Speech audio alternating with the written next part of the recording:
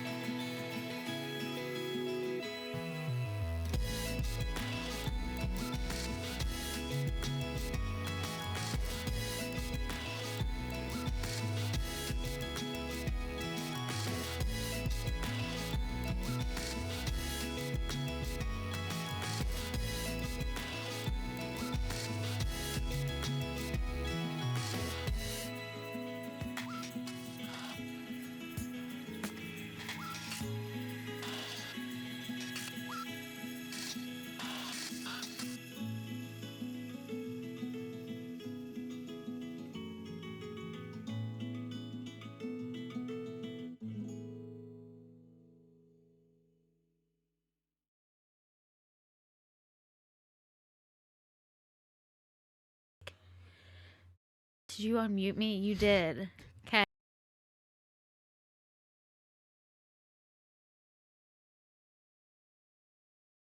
Mute me. Thank you. Hi. It's Emmy. And I don't think people who use cups that don't come with lids are very appreciative of anything around them. I think they're very much so risk takers and not in the good way. Okay, because they're just completely okay with that cup knocking over onto anything. But here's the thing: I have it on a table on a coaster. It's not like I'm Kenny who just puts an open drink on the ground while somebody's playing a VR game. I do that shit. Yeah. So what are you getting at me for? But also, like, I'll knock over. Listen, I told you this morning. I woke up. I stood up. I had not even been out of bed for 2 minutes before I stumbled like 3 or 4 times. And like, by the way, the first time I stumbled, I took a couple steps. Like I thought, oh shit, this might be the time. This might be the time I actually fall. This is the end of Emmy. And then I stumbled after that multiple times. I'm just clumsy with no coordination, and my world has to adapt to fit me, not the other way around. No. Yes. We shall name you Stumbles.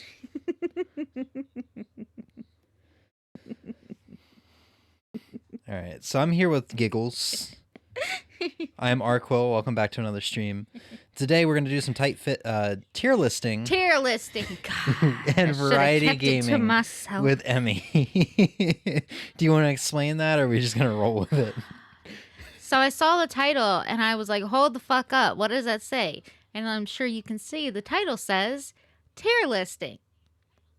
Well, when I looked over, I thought it said tight fisting. And I was like, what? No, it's because I'm blind. And even though I'm wearing glasses, I'm still very much so not a 2020. So. It's 2024. 20/20. Yeah, so today we're going to do I don't know, just a bunch of different tier lists. I've been trying to find something kind of fun like this non-gaming to do. Because honestly, like the KK Slider and the AI Dungeon streams that are just like non-gaming. I guess the AI Dungeon's kind of gaming. It's kind of like text-based adventure, I guess. It's gaming, but not in the traditional sense for your streams. So it feels very non-gaming. Yeah. I've been looking for something fun like this to do for a little while. And today feels like the perfect day to do this because I finished Final Fantasy VII Remake today, and I'm in that like post good game like depression, I guess. That like, oh man, I don't know what to do with my life now. I just kind of want to linger on the game and how it ended and just like ponder it all, take it all in, reflect. I don't know. I don't know how else to explain it. There's not a lot of, well, I guess there kind of is a lot of games that do that. I was gonna say, sorry, that I don't know if I do that with certain games because I was thinking specifically God of War. And I remember, I don't know what I did at the end of the game. I might have, but there's a part before, like near the end of the game, like at end of game, but not quite the end, And 2018 or Ragnarok. Oh. And I texted you when it happened too.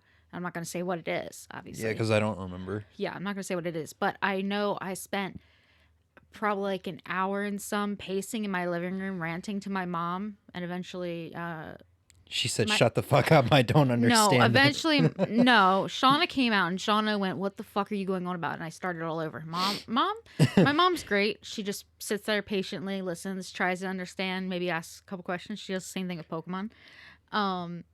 Doesn't fully understand what the hell I'm talking about, but appreciates my enthusiasm for it, which is what she was doing. And I was mad and I was pacing and I was going back because like I was like, that reveal changed everything. And da da da da. So we're gonna get a lot of rants once we get to Ragnarok. No, because with Ragnarok, I can't. There are certain things I will say that are gonna be aligned with my thoughts from the first time I played it. So I'm approaching it as if I don't know the end when we play through Ragnarok, because which is very different for you. Right? Emmy is the kind of person's like, I have to know everything right now. I don't care if the game, the third part of Final Fantasy isn't coming out for another 4 years. I got to know how it ends right now. I do. I really do want to know. But oh no, Ragnarok I played through until I pretty much every day until I beat it because I needed to know. Yeah. But when we do the playthrough on stream, if we're still doing that, I am going to approach my commentary as if that is the first time I'm playing it. Maybe if I see something, I'll go, oh, no, remember that. You might need to come back for that later. I'll see it. I'll believe it when I see it. Based on how God of War 2018 has been going. Because there are things in Ragnarok that you find out later in the game I can't talk about in the beginning of the game because it will change the way you look at the game. Meanwhile, entirely. You're talking about Ragnarok spoilers on the 2018 playthrough. What did I do there? You said there was a bigger one, but the smaller one was like Atreus is a giant or whatever. Oh, that's just 2018. That's not Ragnarok. That's spoilers. End of 2018. Yes. Regardless. Oh yeah. I just think it's funny how you just. I think because for 2018. I think the twists for 2018 of like, giant and all that stuff didn't hit me as hard as the one for Ragnarok. The one for Ragnarok caused him being me a god emotional... wouldn't be too crazy of a twist, but being a giant, even though I don't know Norse mythology and I don't know what that is, I assume it's the equivalent of like maybe a Titan. No, it's just another race. They're not even all giants, like giant in size. The twist was mainly also because like Faye never told them. Like that she was a giant. Yeah. So, but the one for Ragnarok caused me emotional damage. You think Kratos likes giant pussy or tight pussy? I'm gonna need you to not do that. All right, so that's what we're gonna do. Final Fantasy VII Remake is fresh on my mind right now. So I don't think I'm the only thing on your mind. It is pure brain rot mode for you. I have Crisis Core over in the pile over here. I'm going to pick up my file from end of 2021, 2022. You're not going to play Intergrade? Oh, I'm going to play Intergrade, and I'm going to finish up my Crisis Core file from 2022. Oh, boy. Yeah. I just want to do that because I never beat it. I never finished it. You did finish. Crisis Core, the remaster. The remaster? For PS5. Oh, shit. No, okay. I completely forgot that even Zach came out. squeaking. You know that one? I completely Zach squeaking. forgot about that. Yeah. I'm so, sitting here thinking you're gonna sit there and fumble with your PSP. No, I'm gonna. That's what I was getting at. I have the PSP emulator. That's good. That's great. That's the definitive version. I just want to beat the PS5 version so that I can never come back to it. So I can uninstall it from my PS5. Because here's the thing, I In have preparation. Yeah, I have 90 gigs of free space on the PS5, and I have like Prince of Persia, Final Fantasy VII Rebirth, which is like 140 some gigs across 2 discs. And there was something else that I think was going to get installed, so I'm like, I have to start making room. Because here's the thing, for anybody who's interested in getting a PS5, be well fucking aware that it's advertised to have 1 terabyte of storage, but you only have 670 gigs or something like that. Yeah, what are they doing with those other 400 gigabytes? I don't know, because in the storage it does not show you. Yeah, that's what I'm saying. Like the system software does not take up 400 gigabytes. I think the PS5, much like PCs, are customizable a little bit. I think it's easy to take apart, and you can put your own SSD in there. I think like when I worked at Best Buy, they specifically had like 4 terabyte SSDs that were advertised to work with the PS5. So I think it's easy to open up and customize. I'm not too sure, though. Yeah, but still, what is taking up that 400 gigabytes? It's not the system software. Oh, fuck if I know, dude. Maybe they have some application or something that needs to run to be able to open the PlayStation Network. I have no idea. I have no idea.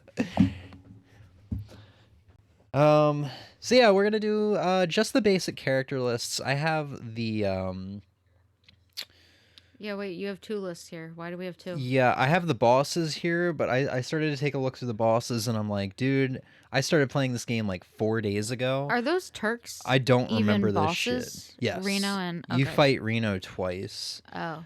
Like, all right, here, we could try to run through this real quick and see who I remember. We've got, I believe this is the Ghost. We have, fuck. So this was probably one of the more annoying fights in the game for me, this Ghost. Chapter 13? Chapter 13, I think it was. 12? 12. 13 is when the plate fell. 12, you go through like an abandoned train yard, and the it gets real spooky and eerie right Well, off the I bat. bet it does. Like, well, no, because like here's the thing: you go in, Abandoned train yard, homie. Like that's when you ghost territory. when you start up the game, it's like there's 2 people keeping watch. It's like, hey, we're not letting anybody in here. Some people have been reporting ghost sightings, and I'm like, okay, well, all right, Scooby Doo, let's go sniff out a clue. yeah. So like, being a fucking RPG, being a fucking non-horror game, I'm immediately like, Emmy, shut the fuck up. Shut the fuck. Mute your mic. I'm so funny. But you're thinking, what's up, Razor? You're thinking, Howdy.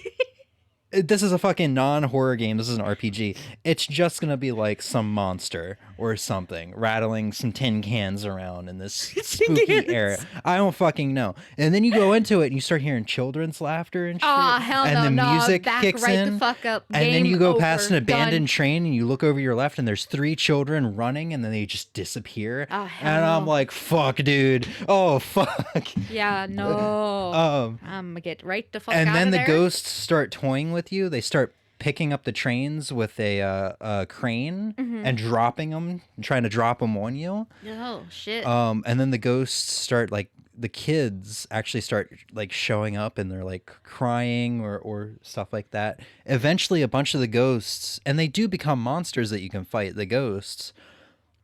And eventually the ghosts form into this one giant ghost, and after you beat it, it disappears, and Aerith like translates and hear what the ghosts say. It's like, thank you. We've wanted to play with someone for so long. Because that was the issue. Apparently kids were going into the train yard and disappearing. Oh.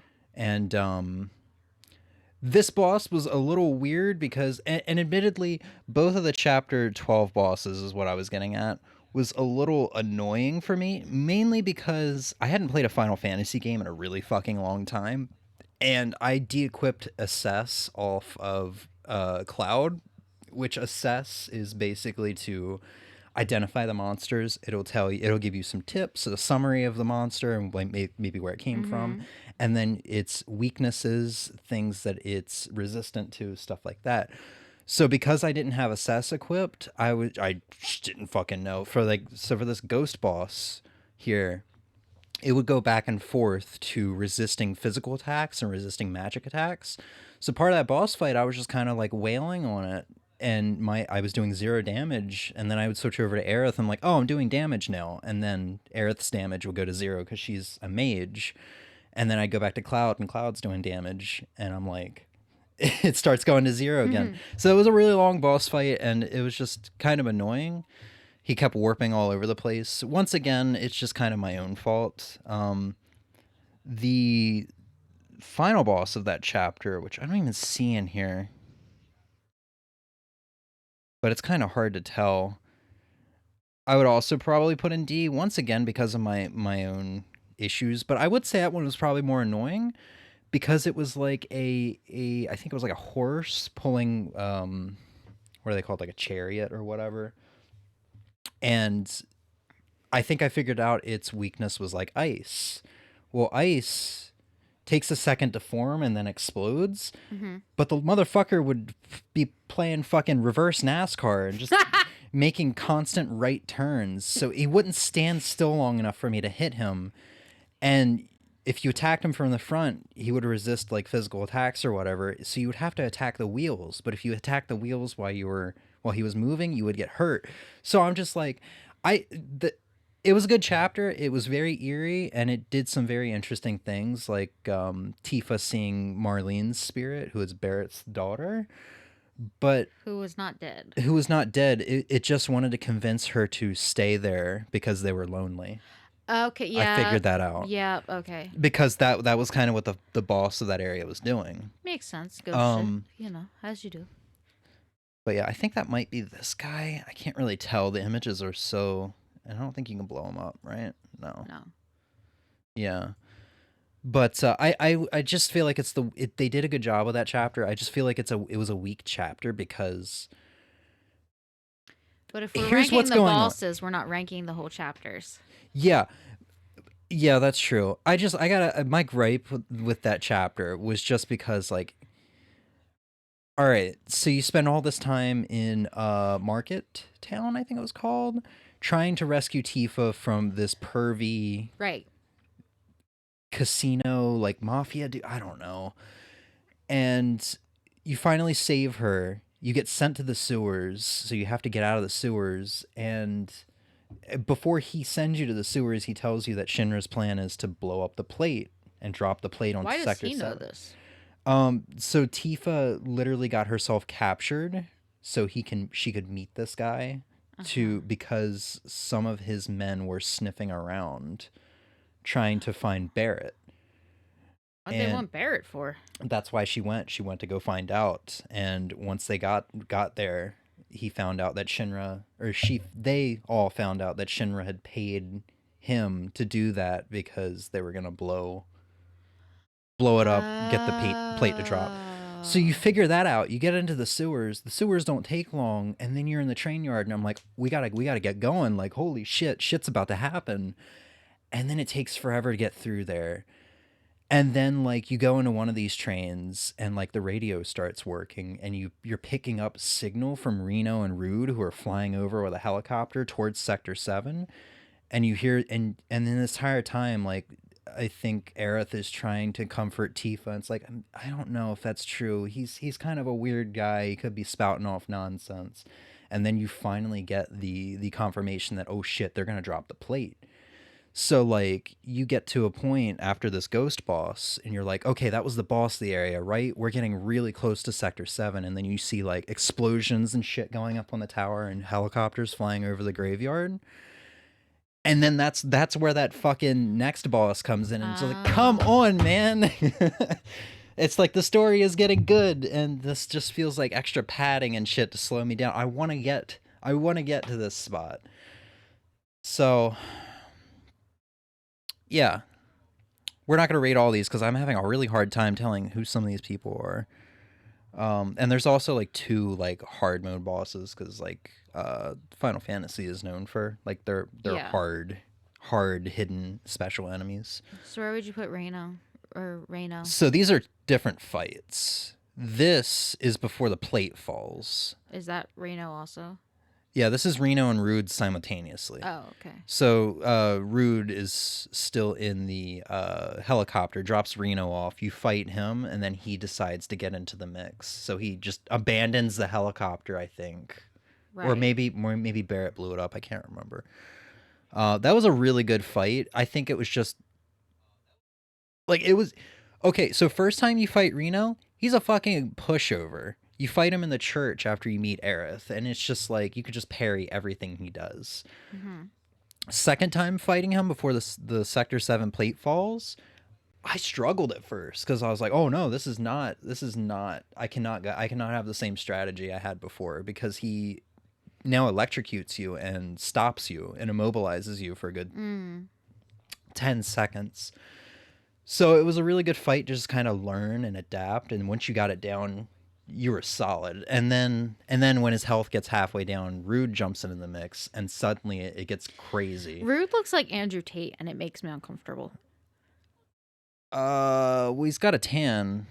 No, do you remember who Andrew Tate is? Yes. You see I remember him being pale. No, he was bald, kind of like a tannish man, and See, he had that look. I don't have that problem because Rude literally looks like somebody that's about to enter the Matrix.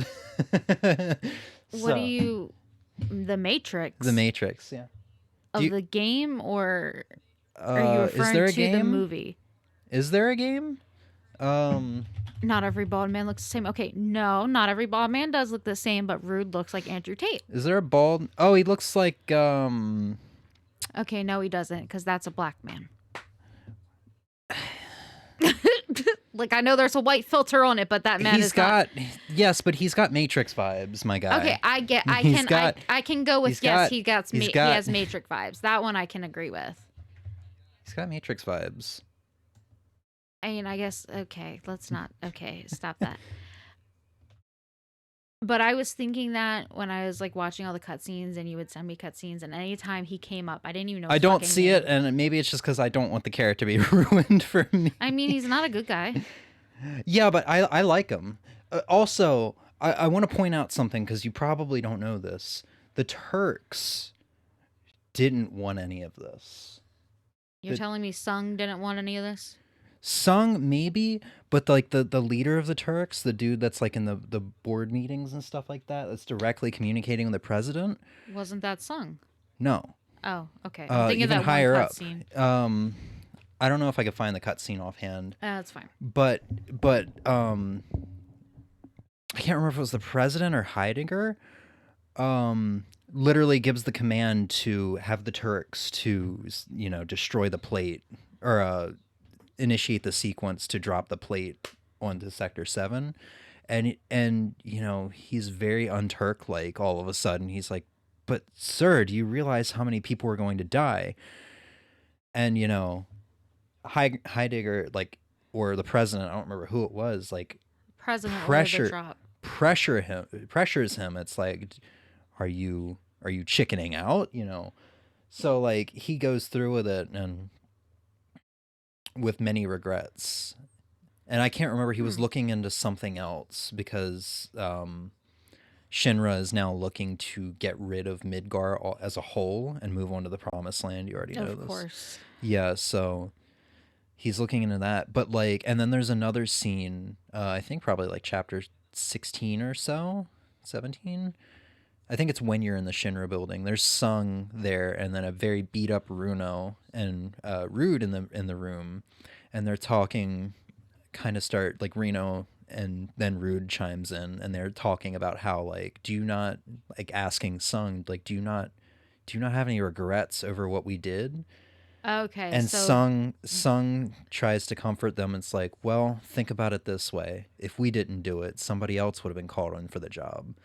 it doesn't make it any better. And he says, you just spared that person of guilty conscience, if it makes it any better to you. So now you get to hold the guilty conscience instead of Yeah, someone instead of else. someone. But the point Someone is, else might not have also had a guilty conscience Yeah. because, like, Shinra, like the president and all this shit, they didn't care. It could have been someone else who didn't care. Yeah, but the point is, I wouldn't be surprised if in future games they become allies somehow. Rude and Rena. Most of the Turks, yeah. We've already seen Cisne in the trailer. Once again, we don't even know if Yeah. she's not in a Turk outfit. But I always just really liked the Turks. I thought they were cool, especially I after thought they were gotta keep cool. in mind I started with Crisis That's Core what I when was they were gonna say. allies. But I still think they're really cool. I thought they were cool. I was really disappointed in seeing Sung in this game because I thought he was cool before, and now he just comes off as this. He comes off as the dude that's actually pulling the strings, and not in the way of in the actual game. I'm not saying that. I'm saying his vibes. He has the vibes of. He has Sephiroth vibes, but like with less of an ego. Just that kind of like very calm tone of. I don't know. It's just his vibes.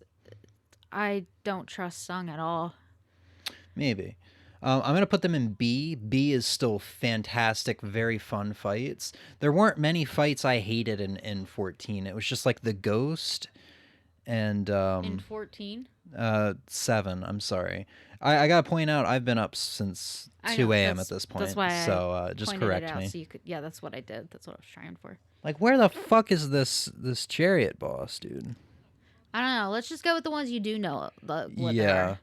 Like, there's the president's son, I don't who is know now the who that the is. regular president. This boss could probably go in D just for being kind of forgettable and maybe slightly annoying because he would just send out a lot of his minions against it. This is kind of like the symbiote. I'm sorry, hold on. Is big that guy. a fat chocobo? Yes. So He's a boss? there's a kid called Chadley. I don't remember. He's a student that is what's the word? Apprenticing? Apprenticing. There's another word. We'll say apprenticing at Shinra, and he collects data from Cloud. So Cloud goes around and he'll like assess 30 enemies and he'll give him some new materia. Okay. Eventually you unlock VR missions to get more summons, and this guy is one of them. I don't really remember this guy. I'll put him into C because he's kind of adorable. But, it's a summon fight. You do it once. It's mainly just Yeah. wail on it in an arena, and Was that's it it. like Ifrit in Crisis Core? Yep. Yeah. The thing about Ifrit is Jesse just outright gives you Ifrit at the beginning of the game. Oh. It's like, Jesse, how did you get this? Yeah, how'd you this get this, summon? homie? You get Shiva here the same way. I'll put her in C because she wasn't like annoying to fight. She's just kind of forgettable, which makes me actually feel like I need to let's put an E in here because I feel like having Fat Chocobo and Shiva that close to great fights like these. Well, I think your the thing is your fights are gonna go probably from great to eh. Yeah. So like there's probably gonna be that big gap. Yeah. So I don't know who that fucking guy is. This fight was pretty chaotic and in a fun way, so I'll put that in C. This fight, if memory serves, which maybe my memory isn't serving correctly because that background does not match. This fight was when you were climbing all the debris in Sector 7. Like the top, you were on top of the plate. You were finally seeing what all the rich schmucks up on the top was, how they were dealing with the chaos and everything like that. Which I assume is not well. They were more like, why isn't Shinra coming to help us, I mean, to be fair, some of those people, it probably isn't their fault that they were on top and they were rich. It Yeah. just kind of...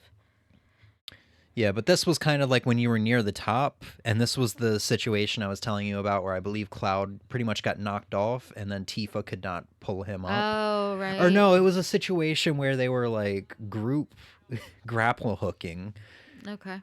Like, can I just show that scene real quick? I wonder if I can find it. I'll show it if I can find it real quick. FF7 remake grapple hooking. This is some playthrough. Not that there was It's from ever any doubt. Intergrade. Motherfucker. Oh no, this is the boss. That's weird. Why does it literally say Intergrade in the title?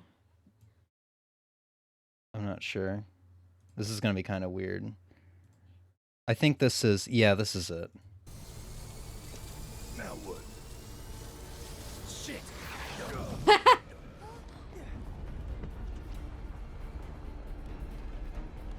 So, you know, they're near to one of the top of the plates. You see all that shit down there.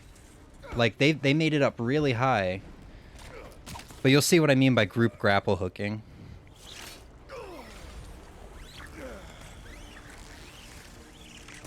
So Cloud's got Tifa.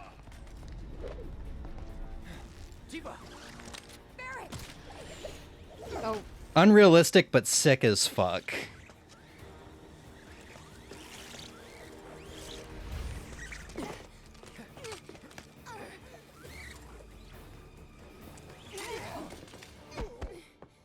That man went flying. Bird up.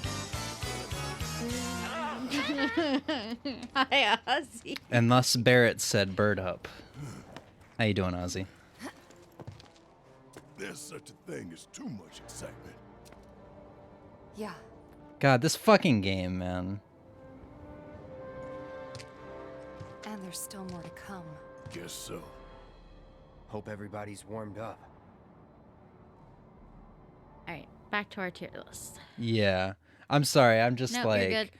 this is going to be I'm going to be gushing about this for probably the next month because of part 2 coming out. Oh no, Ozzy, that was wonderful timing.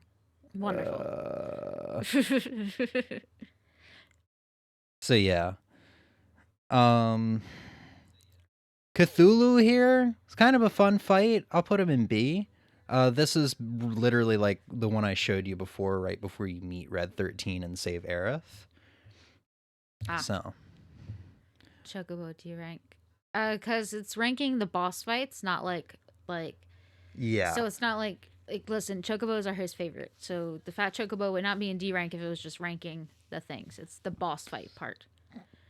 Yeah, it was just kind of a forgettable fight. Like, here's the thing. I used because it's a summon. You get that fat Chocobo as a summon.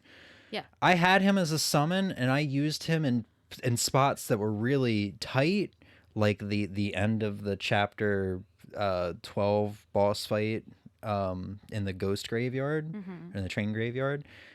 That motherfucker just sits there and rolls around occasionally. Meanwhile, like Ifrit and Shiva here are constantly throwing ice or fire or some shit. This motherfucker just sits here and he's like, if he comes near me, I guess I'll roll over him or something. It's kind of great though. And It's kind of great, but I It's not- quickly decided yeah. I needed to unquip him. See, I can't even tell what the fuck this is. Is this one of the ghosts? It's just lights, man. I don't know what the fuck. Yeah. All right. This might be the end of the chapter. I don't know. This is Genova's Sleep Waker. I don't remember what it was called. Dreamweaver. True Snorlax energy. Pretty much. Yeah. Except, Snorlax would hit like a truck. Yeah. Honestly, Yeah, that one looked decent. just where that was stationed in the game and Oh, it was just good like timing, yeah. yeah, it was just a really fucking fun and challenging boss fight too. And it was just a really good boss fight. Shinra's son, Rice, I think his name is Rice Shinra. I don't think his name is Rice. Rice. There's no way it can't be Rice, right? Like it can't be. It's probably not. Who is I need to maybe pull this over here before I accidentally get Oh porn yeah, or some shit. I discovered that when I went to look for What on if I et- just type up Shinra's son? Fucking Christ. you get Lazard. 7 President Shinra's son. Rufus. Okay.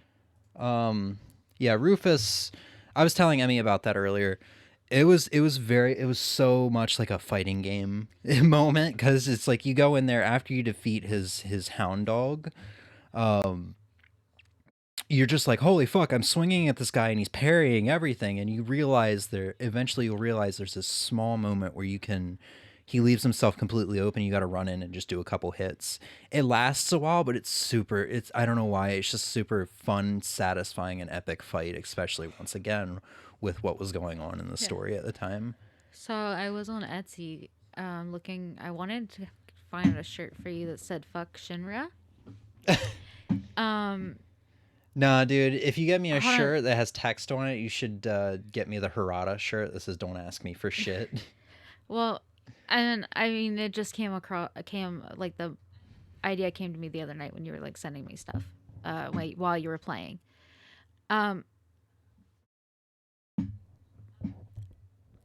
I just watched you like, Dude, put I'm your I'm face looking at right that up there. first one and I'm like, can I figure out what the fuck that is? And I discovered that like one of the main characters from what was that, like the Fire Brigade anime or whatever, is named Shinra. Because when I was looking for a fuck Shinra t-shirt, I got a lot of Shinra from the anime body pillows. And make okay. that connection if you will. Yeah. It's Etsy though, so everything was fine. But Okay, if you look up the bosses on the Final Fantasy fandom, there's some weird ones like the Brain Pod that temporarily like froze Red 13 near the end of chapter 17. That shouldn't be there because it dies in like 2 hits or some shit. Not actually a boss fight. Yeah, Eligor. That's the boss I'm thinking of. This where the the fuck? ghost one. Yeah, this is at the end of the Oh, the chariot. yeah, so just Okay. for reference, this is probably my least favorite boss in the game, and from what I looked up Okay, to that see is- I looked up to see what everybody's least favorite boss in the game was, and it was either Hell House or this guy. So I felt a little justified. Okay. So I just want to point out when you said it was like a horse pulling a chariot. It was something like that. Yeah. I was not expecting this because that looks like half horse, half chariot. Yeah. I gave you the general idea. Yeah, oh yeah, for sure. But I don't I'm know. just still kind of like a little like, what the fuck? I was trying to find this damn boss, whoever this first fucking guy is. It has to be something super forgettable or something. I think this is Elgor or whatever his name is. Whatever.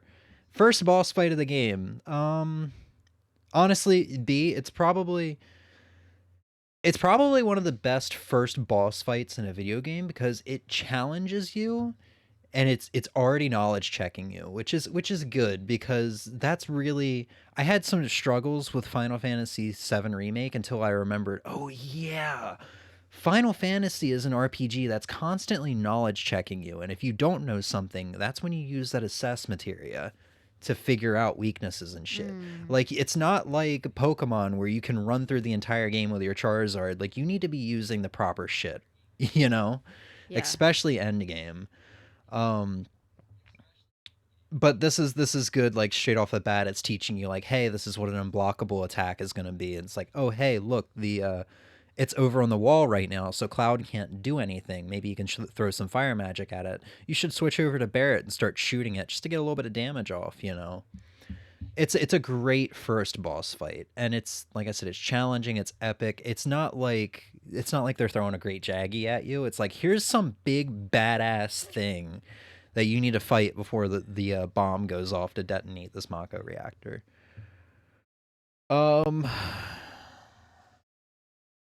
Who the fuck? Oh, okay. Some people, I think I read an IGN article because once again was looking up to see what people were saying was like their least favorite boss fight. I think IGN had this as like number one. This boss, pretty damn satisfying to do. It was hard because you had only Bareth and Tifa. This was a giant. What was this? The end of chapter 17, I think. This was right before Cloud comes in on the motorcycle and saves Tifa and Barrett, I think. So this boss is like some giant Shinra weapon. I probably should be but I can show it off. What are you doing? I'm sorry. Here's the thing about the tier lists. It's going to take a little while for us to do it just because it spawns different conversations. Well, some of them will. Some of them probably won't. I'm sorry. I will try to speed this up for you. Well, no. I wasn't saying that. Uh, you were pulling Arsenal. up videos, and I was like, what are you doing? Arsenal. Oh, you're showing the boss fight. Okay, I got Yeah. you. That's where So, I got like, confused. this is just a strategy for hard mode. So this is just some giant mech, but it's got four little drones surrounding it that's got a force field up. So you have to constantly be enduring these attacks while you're taking out the drones. And these are not easy bosses because they're giant fucking mechs and you're shooting like little bullets at them. So they have a lot of health. How does Barrett reload his arm? Yes. Glad we I have no established idea. that. They don't say. Imagination. But this thing also has like giant beams that you have to get behind pillars for. Sora summons Cloud to fight in the Coliseum. What?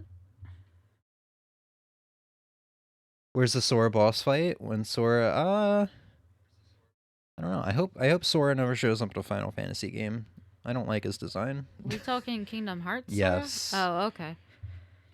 I think that was a big reason why people didn't like 3, because from what I heard, and I know nothing of modern Kingdom Hearts, I know like stuff from 1, but from what I heard, they took away the Final Fantasy characters, and people were like, but seeing Cloud and Sephiroth go at it each game was like probably the best part of Kingdom Hearts. I know there are people that are hardcore over. Yeah, I was gonna Kingdom say, Hearts. I know it's kind of like an unpopular opinion. Yeah, it's but just I what don't I like heard. Kingdom Hearts. Yeah, I do not. I played through the first game. That was enough for me. I couldn't get through the first game. Yeah, I played through the first game when I didn't have a big collection of games, so it was easier for me to commit to stuff even if I wasn't enjoying it. I would always get stuck at a certain part when I was younger, and then you helped me get past it, and I had no interest in it. Oh, the first boss in yeah. Traverse Town? No. It was like a on hand the or some island. shit?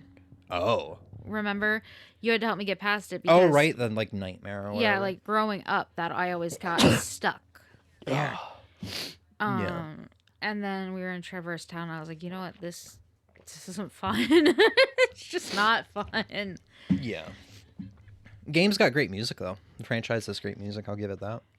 So yeah, boss goes in B tier. It's I can see why people thought it was hard if you don't take cover for its giant beams. Otherwise, it's just gonna keep shooting at you and doing like chip damage. You know. I don't remember having to heal a whole bunch during that.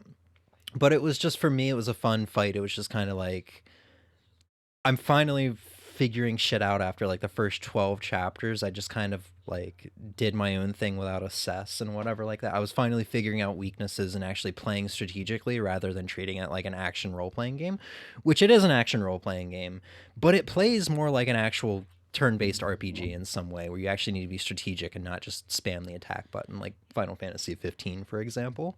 There were other reasons why people didn't like 3. My friend described it as all flash and no substance. Yeah, that's kind of along the lines of what I heard, even from people who were very excited for Kingdom Hearts 3 to come out. 5-hour cutscenes. God. So it's Metal Gear. Like, they were so excited for it to come out, and then when it came out, they were just like, it's hard to explain what's wrong with it. It's just disappointing. It's just not really there. That's what I heard. I gotta show this next one off. I'm gonna put this guy in C. I enjoyed the fight, but it was the hardest fight in the game for me. I struggled with it, and I looked up to C just out of curiosity. Low self-esteem. I have to know, am I just genuinely terrible, or are other people struggling with this too? I need that comfort, that reassurance. If you're struggling with something in a video game, there's always someone else who's also struggling. Well, I looked it up, and like the first things I was finding, I found like 2 Reddit threads immediately. People saying, "I'm fucking done with this game. I can't take this anymore because of this fight." Yeah. And then it's just one of them was a game. There was another one that was a game facts thread, and typically to game facts, you see people saying, "Get good, get good," and that's about it. Is that boss next to Sephiroth, Blu-ray Quaza? Oh, that's fuck. One of the staples in the series. What's his name?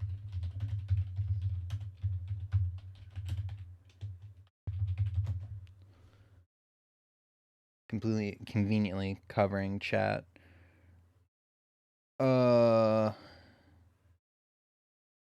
Not here. What the fuck? Can you just do dragon-like boss? I like how you just got Serpent, Final Fantasy VII. It's just, his name is Serpent. Great. Look, there he is. Oh, hold on. Second result. He's usually a summon.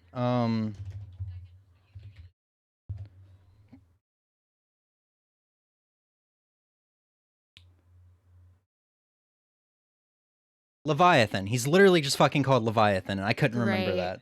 Yeah, no, that's Leviathan. What's a Rayquaza? Huh? What's a Rayquaza? That's a legendary Pokemon. Oh, okay. Pokemon Emerald, you know the box art for that?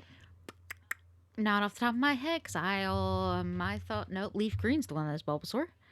Not Bulbasaur, Venusaur, but There you go. whatever.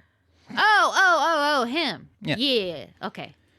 Anyway, I didn't have, like, I had troubles in 7 Remake just because of my own stupidity for the most part. Some fights were genuinely challenging, though.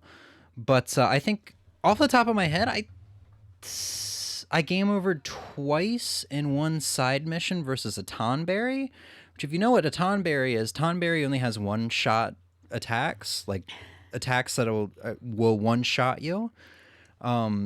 It was a challenge fight, basically. Yeah. So you go up against 3 thugs, and they're like, "You don't want to mess with us." And Cloud's like, "I bet you we do." And he's like, "All right." And then they turn around, and there's the tiny little Tonberry, and he comes hopping forward all joyfully. He's like, "All right, go get him." And then you fight that, and it just one-shots your team. That's another staple in Final Fantasy. I game overed once in chapter 17 with Tifa and Aerith, but that's because I was trying to get Aerith's skill up on one of her new weapons, so that it would become a permanent skill, so I could switch back to another weapon. Yada, yada, yada. I game overed twice on this one. Motorball, which in my defense, this thing drains your health kind of fast, and this is the second bike sequence in the game. I probably should not go full screen. This is the second bike sequence in the game, and the first time you have to fight a boss. And also, like, the first bike sequence was like in chapter 4. This is beginning of chapter 18, the final chapter in the game.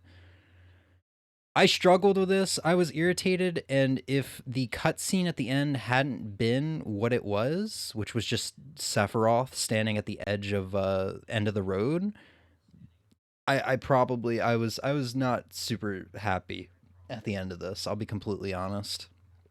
It was a fun fight. It's just some of the attacks it does. Is this after you escape? Yes, this Okay. is after that cutscene I sent you. Yeah. Some of its attacks, because it's weird, you can break, but you can only break so much, That's weird. right? And some of its attacks it does, like it shoots a giant beam out, and I would hold break down, but I was still in the way of its fire. I could not block it, so instantly, like, a good chunk of my health would just be gone. This attack right here, I would get close. And see, the motherfucker braked there, but I'm over here holding down L2 trying to brake, and he doesn't brake. Well, he still got then brought back up into it. Yeah, but It's like your brake stops working. yeah. And I was saddened that I didn't get a trophy for this boss, because you see how the stagger is at 470, 480, 500% there? You get a trophy for getting the stagger up to 300% on an enemy. But I guess this one doesn't count because it's so easy to do. Oh. Stagger starts at 160 and is really hard to get up. I had to do a challenge to get stagger to 200% for a Bradley, Chadley, whatever his name is, materia challenge. And it took me a while to figure out how to do that. And even then, I was like, man, I can just barely get it up to 200% in time. So there's probably some boss in the game, maybe one of the hard mode bosses that you have to do that for. I'm sorry. Let me try to speed this up. We got another staple, Bahamut? I don't know how to pronounce his name. Behemoth? No, Behemoth. Oh, is Behemoth on here? Is Behemoth not on here? Motherfuckers. Behemoth is an S tier. It's probably the only S tier aside from, of course, Sephiroth himself. What the fuck? He had the same reaction to us not finding Saria on a Zelda waifus tier list earlier. Just throwing that out there. I'm a little confused. I did not mean to put him here. I'll put him in like, I'll honestly put him in D. Because it looks like there's a summon version of him that's probably unlocked in like hard mode or something. I did not unlock it. That looks like that's in the VR room though. I put him in D because there's a lot of this fight where it's just like you can't do anything. He's just going to constantly attack you and stun you, and you can't do anything until he decides to let you do something, if that makes sense. Oh, I hate that shit. Yeah. There's a lot of bosses. There's a lot of bosses in this game. Game's so fucking good. And here's the thing. I have the PS4 version. I popped it into my PS5 and I'm like, huh, why is it not upgrading to the PS5 version? And I got sidetracked. I was like, oh, I should probably get the DLC if it's on sale. I was like, oh, the DLC is $15 right now. Buy the DLC. Turns out I just bought Final Fantasy VII with the DLC. Oh, yeah. On PS5. And I was like, well, you know what? It was $15. So yeah, it worked out the fine. fact that that's $15 is a steal, dude. Holy shit. So I would highly recommend getting the game if you are interested. I don't think you said you don't have a PS5 though, so oops. Yeah, because he hasn't been able to play Spider-Man yet. Oops. Leviathan. Leviathan's pretty. You can't put him in E tier. I won't let you. This is an annoying fight. Because here's the thing, he flies around. I don't think I'm interested in this game. That's fair. The story's so good. Yeah, but I couldn't play through it either. Well, you could play on easy. No, I don't think. I think there's also a classic mode that the battles are turn-based and not. I don't. Well, first of all, I don't care for the game style. Mm-hmm. Not that it's a bad game style, but as in like my own personal interest, it just doesn't jive well for me. But then also to stay the whole time, because it's a very big game. I just don't think for me personally, my brain doesn't want to do it. Yeah, in terms of a modern RPG, it's very actually good. pretty short. Yeah.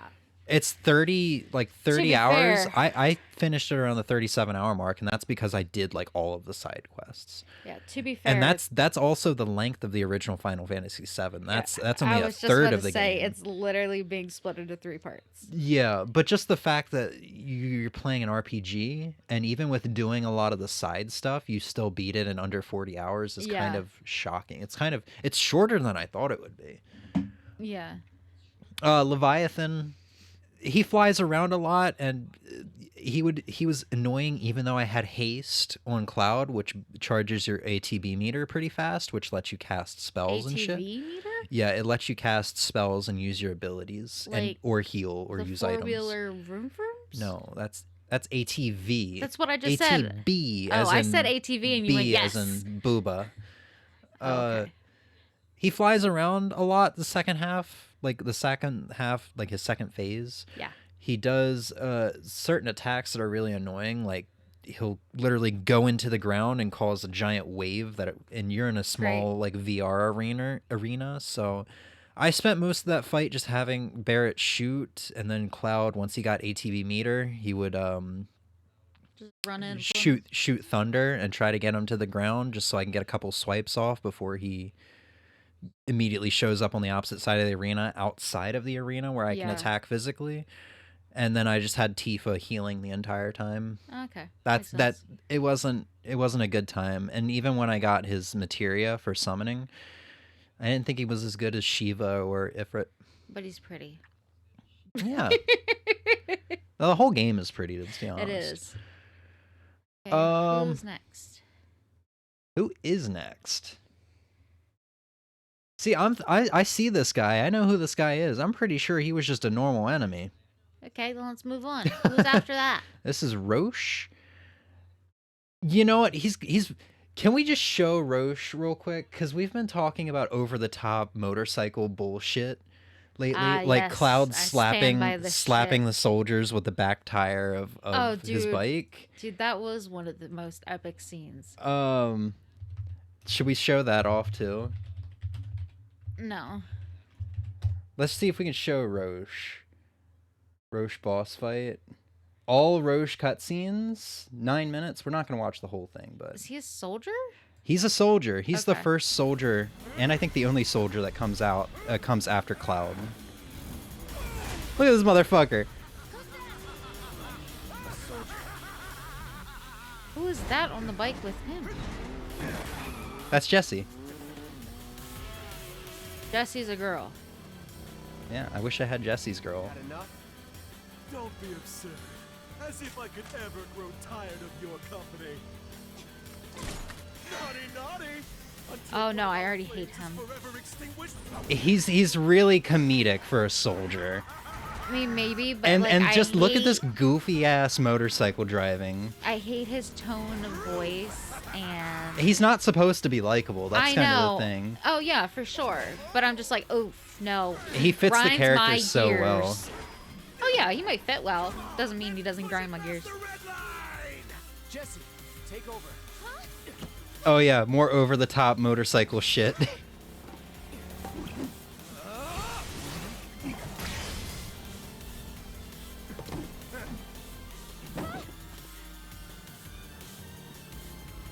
Well. I do believe this round. I want to show the next one too because it's hilarious. Because you actually have a boss fight against him. Keep it just between the two of us. So at this point, like the three are surrounded. Biggs, Wedge, and Cloud are surrounded in near a Shinra base. Oh, and he just pops up out of nowhere. Yeah, he's like, I am on no one's side. Wonderful town, kicking the hornet's nest.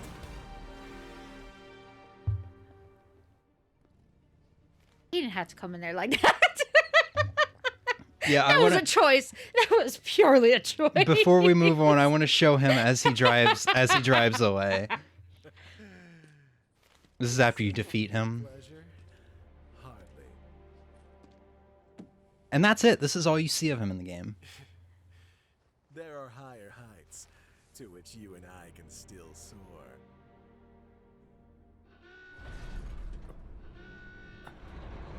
Because, see, he's so different from soldiers that I'm used to, because I started with Crisis Core, so I'm thinking Soldiers are just first class. Copies. First class soldiers. Not even that. No, they're just calm and badass, honestly, aside from Zack. Like, you got to think Genesis, Angeal, Sephiroth, they were never... Sephiroth was a perfectly normal person before he went crazy. yeah.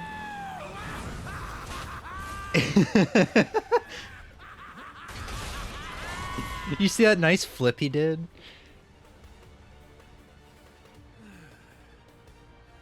We really must do this again. Okay, who's the other dude there with them? Wedge, Cloud, and who? That's Biggs. Until He was the then, one you saw laying in the bed at the end of the game. Okay, I'm gonna be real with you. I thought I'll Biggs see was you a on the cat. road. That's Kate Sith, you're probably thinking? Nope. I was just thinking it was another cat, like one of Wedge's cats. Big the cat? Yeah, but like one From of the Sonic universe? Yes. Dude, it's that flip. That flip that I always think of. There's no reason for him to do that. Oh, I love him so much, dude. And he just leaves. He does. He's a soldier with his own agenda. Yeah, like this is a man that's gone completely AWOL at this point. One thing I also love about the Final Fantasy VII universe in general is how bad of a shot everyone and everything is. Well, these are machines, so I guess they have an excuse. Can I show the example I always think of, though? What are these search predictions? Zach speaking. Oh, well, yeah. Here we go. We gotta have the good voice acting version. Is this it? Is this the scene? Oh no, it doesn't. It cuts off too soon. Okay. Not the original audio. Okay. Me? Go right. Yeah. Yeah, Yeah. this scene. To be fair, wasn't this a simulation? So I can cut loose, right? Use some discretion. It's showtime. You know, I've never. That scene right there. Yeah. Wasn't that a simulation, though? Yes, Wasn't he in training? that Yeah. was simulation, but still, just the fact. yeah. That's just how it is in Final Fantasy Yes. VII. Nobody can shoot worth shit. Yes. I've heard people compare them to the soldiers in Star Wars. Yeah. Okay. Star Troopers or whatever they're called. Yeah. Apparently how they can't shoot worth Yeah. Okay. That that tracks. That adds up. shit. Big defeats chaos by catching Froggy, his long lost friend. Oh man. Can you believe that he has the same voice actor as Duke Nukem? Who? We literally Oh, Froggy, right. yeah. I don't know who Duke Nukem is. So I've just continuously been like, all right, okay. You gotta at least hear his voice. I'm just picturing. I want you to know that every time you say Duke Nukem, I'm picturing the yodeling, screaming guy. Those damn alien bastards are real. The government confirmed it. Well, that's a little bit too accurate. It's a little too accurate, honestly. Why don't I feel anything? Is it just because I'm so used to hearing new headlines supposedly confirming the Okay, this is AI. But you get the idea. And then we've got Big the Cat Froggy voice clip. Huh? What? Froggy, is that you? Actually, yeah, I can hear it. You're looking kinda weird, good buddy. Yeah, you can kind of hear the undertones. And now this man is licensed to get people married or whatever that job is. He's I can't an remember. officiant, Sure. unless he's a whole ass minister. Holy shit, we've been on this tier list for an hour. All right, Yeah. let's speed run the rest. Roche, honestly, A tier just because comedic as fuck and I love his character. But you know what? This is boss fight. You're too slow. So we'll put him in honestly, I don't even remember his boss fight. I think you can just parry everything he does and he just never gets to hit you. And put him in C tier. Ghost? Or no, that's a whisper. That must be an extra boss or something. Yeah, I don't remember. Unless this is one of those like immortal specters or whatever they were called, where you had to beat the specters around it to be able to attack them. I don't remember that guy. Is that the car you were just talking about, the truck? No, that's up here in that's this Oh. guy right here.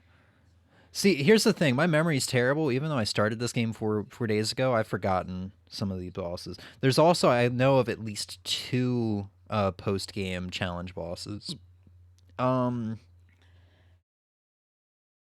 this is the boss that when you fight a blow-up Mako reactor, Mako Reactor 5, thank you, before you meet Aerith. I ain't afraid of no ghost. Man, the You missed the train segment. Honestly, I might pull it up just to kind of give you an idea of the vibe. No, I Um, don't want to see it. this is probably Too spoopy. a C. Go with C. It was your first. It's probably a C. It's a hard fight. It's probably one of the harder fights in the game that I had to do. But there was a lot of cool shit going on at the time. Like they were apparently broadcasting you guys bombing, or like Cloud, Barrett, and Tifa bombing the reactor and publicly shaming them. Okay. Nobody ever That makes mentions sense anything now. that again, so I don't know if that was a truth or a lie, but apparently you were like communicating with Heidegger and the president through that, you know. Hell House. People say this is the hardest fight in the game. This is the first knowledge check for you, so it's like the house, and I gotta show this because this is one of those fights that people were like, I'm really curious how they're gonna translate this to the remake when the remake got announced, because this is one of these weird Final Fantasy bosses, kind of like the cake in Super Mario RPG, which is, I know is not a Final Fantasy game, but it's made by Square, and it's got the same kind of ideal, the kind of same kind of vibe. And we shared your disappointment, ladies and gentlemen, when we told you that it was coming to an Yeah, you're in an arena. Nobody felt Oh, we were fighting a house. than one Don Corneo, who has decided that a bonus. Okay.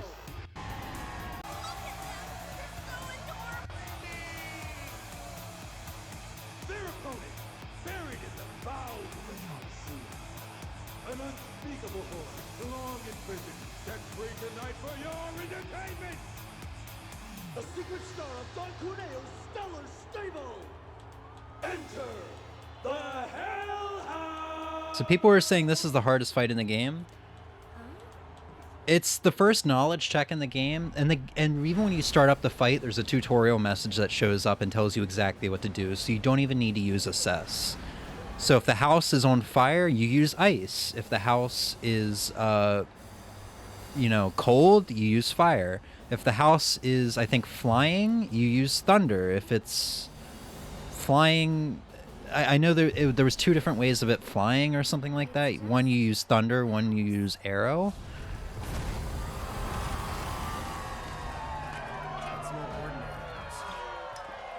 The manifestation of pure evil versus the most badass couple this side of Midgard. Have you ever seen a fight more incredible? That house is in Latrion. It really is. It has all of the You elements. have not. They'll be singing songs about tonight for generations to come. Here, let's... Glued to the action, ladies and gentlemen. The Cup's final battle begins. I swear a tutorial message popped up for them. Maybe they have tutorials off. And already I can tell you this. So yeah, you see it's on fire right now. They're going to use assess. And it kind of tells you what to do. When it shifts barriers, hit with the opposing element. The people said this was the hardest fight in the game. It was a little... Yeah, you told me you weren't looking forward to it, Yeah. and then afterwards you were like, "Well, I beat it."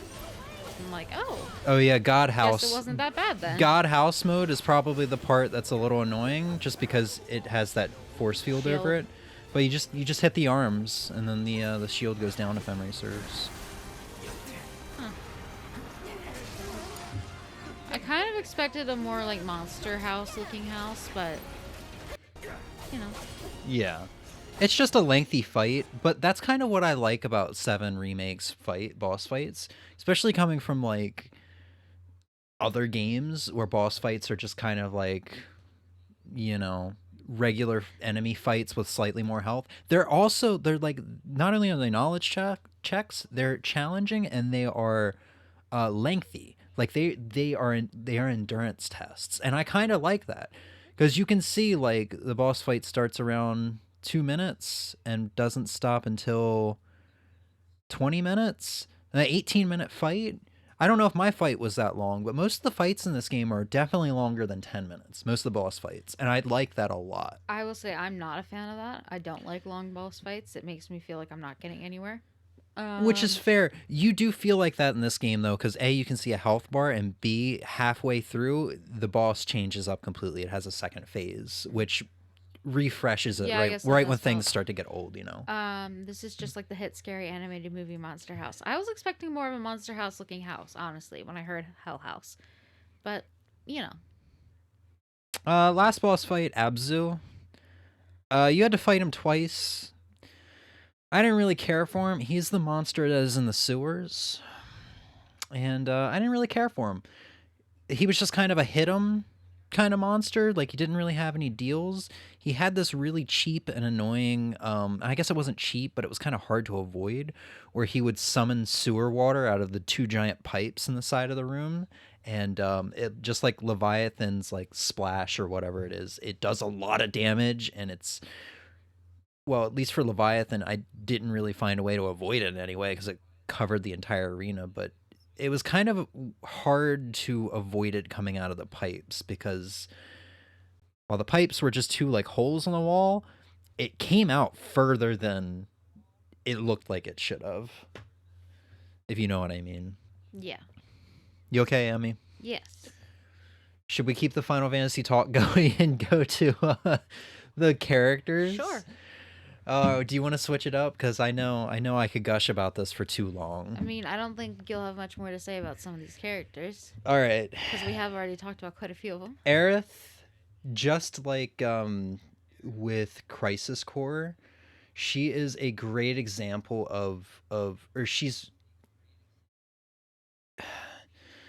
I can't remember how I worded it because I had the best like analogy for her, but basically she was just like a ray of sunshine in a very dark and bleak world. Her and Zack both. They were both they're very pure. Pure was the word. They were both very pure. And they radiate like good sunflower energy. Yeah, and in It's this good. game, I really like the added detail that you can't even see the S. I really like the added detail that she's picked up on some of Zack's charm and quirkiness and way of joking. She was very like... She's more evolved as a person. In Crisis Core, she was very... Timid. Not timid, it's... Preserved, sheltered. It's an O word. It's not obscure. It's oblivious. She was very oblivious to a lot of Zack's like charm and jokes and flirtation. In this game, she has that. When because Cloud is always about money in this game. He's a mercenary. He's like, I'll do this for 5,000 gil. When he falls through the church and then shit starts happening, he promises to be her bodyguard, and he says, "But you're gonna pay me." And she's like, She does the Zack thing. What Zack says to her. It's like, how about one date? Oh, yeah. And then like and it just keeps coming up throughout that chapter. It's like, you are paying me, right? And she's like, what are you talking about? You're getting paid right now. You have the luxury of being with me. See, I hear you say this, and I want to point out that you didn't like that at first.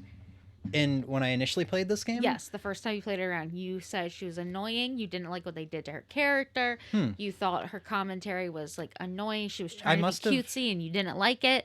And I was like, bro. It must have taken me some time to fully understand why she's like this. Probably, because you never brought up anything about she Zack. She never stopped thinking about Zack. You got to think, he died 7 years ago. She never stopped thinking about him. You never brought up any of that before. You were just like, no, she's annoying, and I don't like it. And I was like, you know what? She's not. And then I watched you play someone. I was like, she's not even that bad. And now understanding her backstory, hearing Elmira say she was nothing but a chatterbox, I'm like, oh, she's basically Emmy.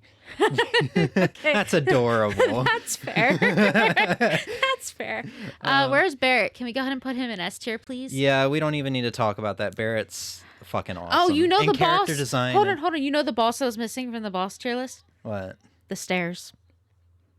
All right, so I put up a YouTube video. And I just posted it into Facebook messages for Emmy, and I didn't say anything. Yeah. I didn't say anything. I will put this in chat. I recorded, so when you infiltrate the Shinra building in Final Fantasy VII Remake, it's like chapter 16. You have the option to take the elevator or take the stairs to the 59th floor. So I know of the stairs. Yeah. So my thought, being blind, is, oh shit! If I take the stairs, I'm gonna have to do I'm gonna do a harder fight. Everyone in the building is gonna be alert that I'm here. Let me take the stairs. I shit you not. More security and restriction. 5th floor. 13 seconds in. Yeah. So this entire almost 9-minute video is me climbing stairs. Yes. And I it doesn't watched seem all of it. it doesn't seem that long at first. Look how fast Cloud is moving. Let's go to 7 minutes. Oh, that was the best But part look how too. Cloud is actually slowing down. But you get commentary this entire time that's hilarious. Here, let me Another day, another struggle. Climbing stairs, so much trouble. Oh, that set me. Like, I loved Barrett's commentary throughout the whole thing when he would bicker with Cloud and Tifa going, "Stop arguing, you two." And he's just like, "Tifa, I will." Okay. Yeah, I didn't include the initial cutscene of when you walk in there and Barrett just looks up and he's like, "You sure we got to do this?" It's so funny. I love Barrett and him breaking out into song. That was it. That set me. See, I had to, when you said they didn't include the stair boss in there, I actually had to think because there was a fucking house boss. I'm like, stair boss? No, I started the thinking of a stairs. stairway that They was... almost took Barrett out. I was thinking of a stairway like in Kirby Forgotten Land, where Kirby becomes the stairs. Is that the one? Or is it Mario Odyssey? Where you Forgotten become Land. I was thinking of that, but with a giant evil mouth that was just moving around. No. What's the point of this? Was this a reference to the original game? Or was this an original joke for the remake? I have no idea. I've never played the original. So, but holy fuck, this was... It's so funny. It was worth it, but I was also like 2 minutes in, I was like, oh my god, what have I gotten myself into? Cloud is already starting to go slower. Yeah, I spent a good portion trying to figure out if you were going slow or if Cloud was doing Nope, that. I stopped at one point to let Barrett catch up so I could hear him better. Yeah. And see if he had anything else to say, because he was the one that was making this a lot easier to watch. Yeah. I also forgot we said we would show off the bike scene. Or no, we didn't. You said, should we? And I said, no.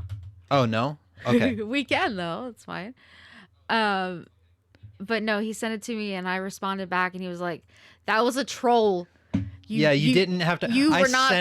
I sent it to see if you would say anything. Like, bro, did you really just send me this 9-minute video of you walking upstairs? I'm not watching this, you know? No, and I just watched it and I thought the point of me watching it was for the amazing Barrett commentary. I thought that was the point. And you were like, no, it was a troll. And I was like, well, you know what? I'm not mad about it because commentary was gold. Barrett's my favorite. Yeah. So we got Andrea here. I should just leave fucking YouTube open. And there's a good reason why I'm putting him in A.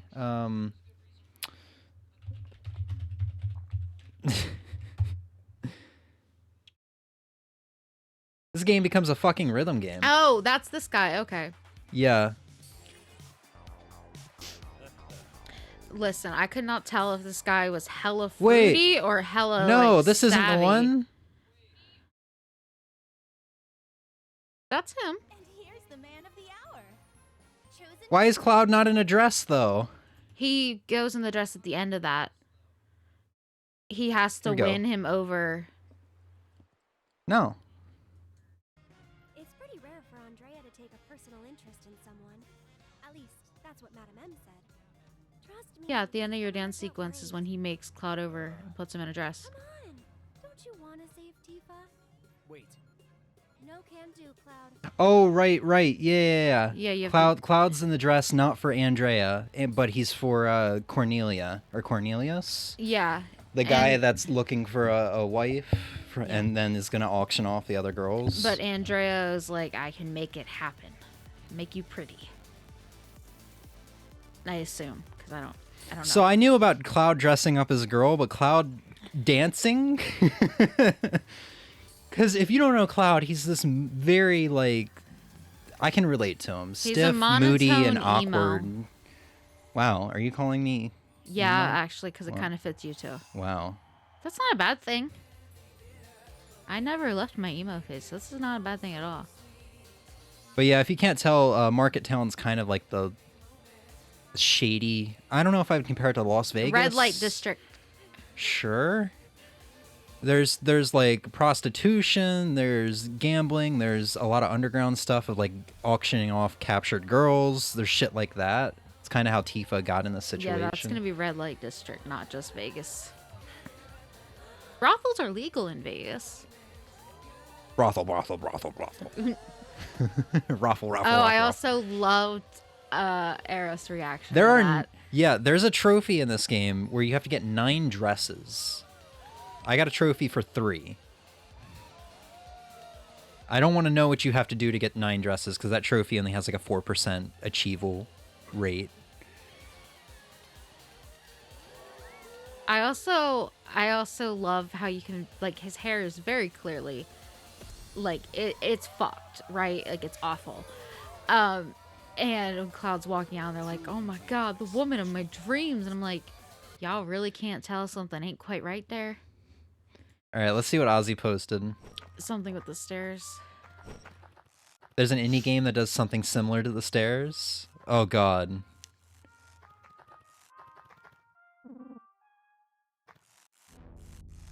Oh no. Oh no. The endless rope. Is there a 4 times speed? No, 2 times is as Fuck. quick as it goes. There you Can go. I hold it down again? Fuck. Is this literally a reference to 14 or to 7? I think it also just might be Its own thing. Its own chaos. Keep Ozzy watching. said keep watching. Can I skip? Probably. Here, I'll 2 times speed from this point on.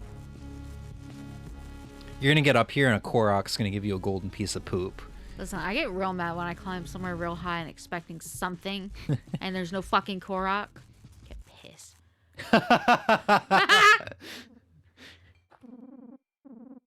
Oh no, and they won't let you jump off. Oh, oh. And he cut the video too. What a good guy. That's great.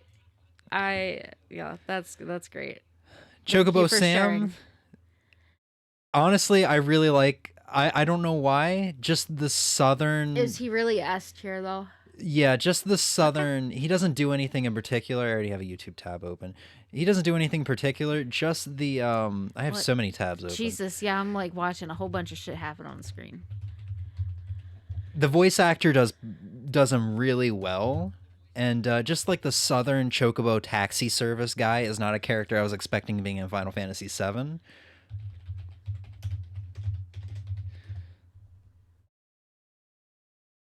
You want in now? No can do, sweetheart. Already recommended Tifa, and she's got this in the bag. How can you be so sure Corneo will pick Tifa? You never know, he might pick me. Damn, you really do want in, don't you? I think I just like the voice. Okay. The voice is very smooth and buttery. We play for it.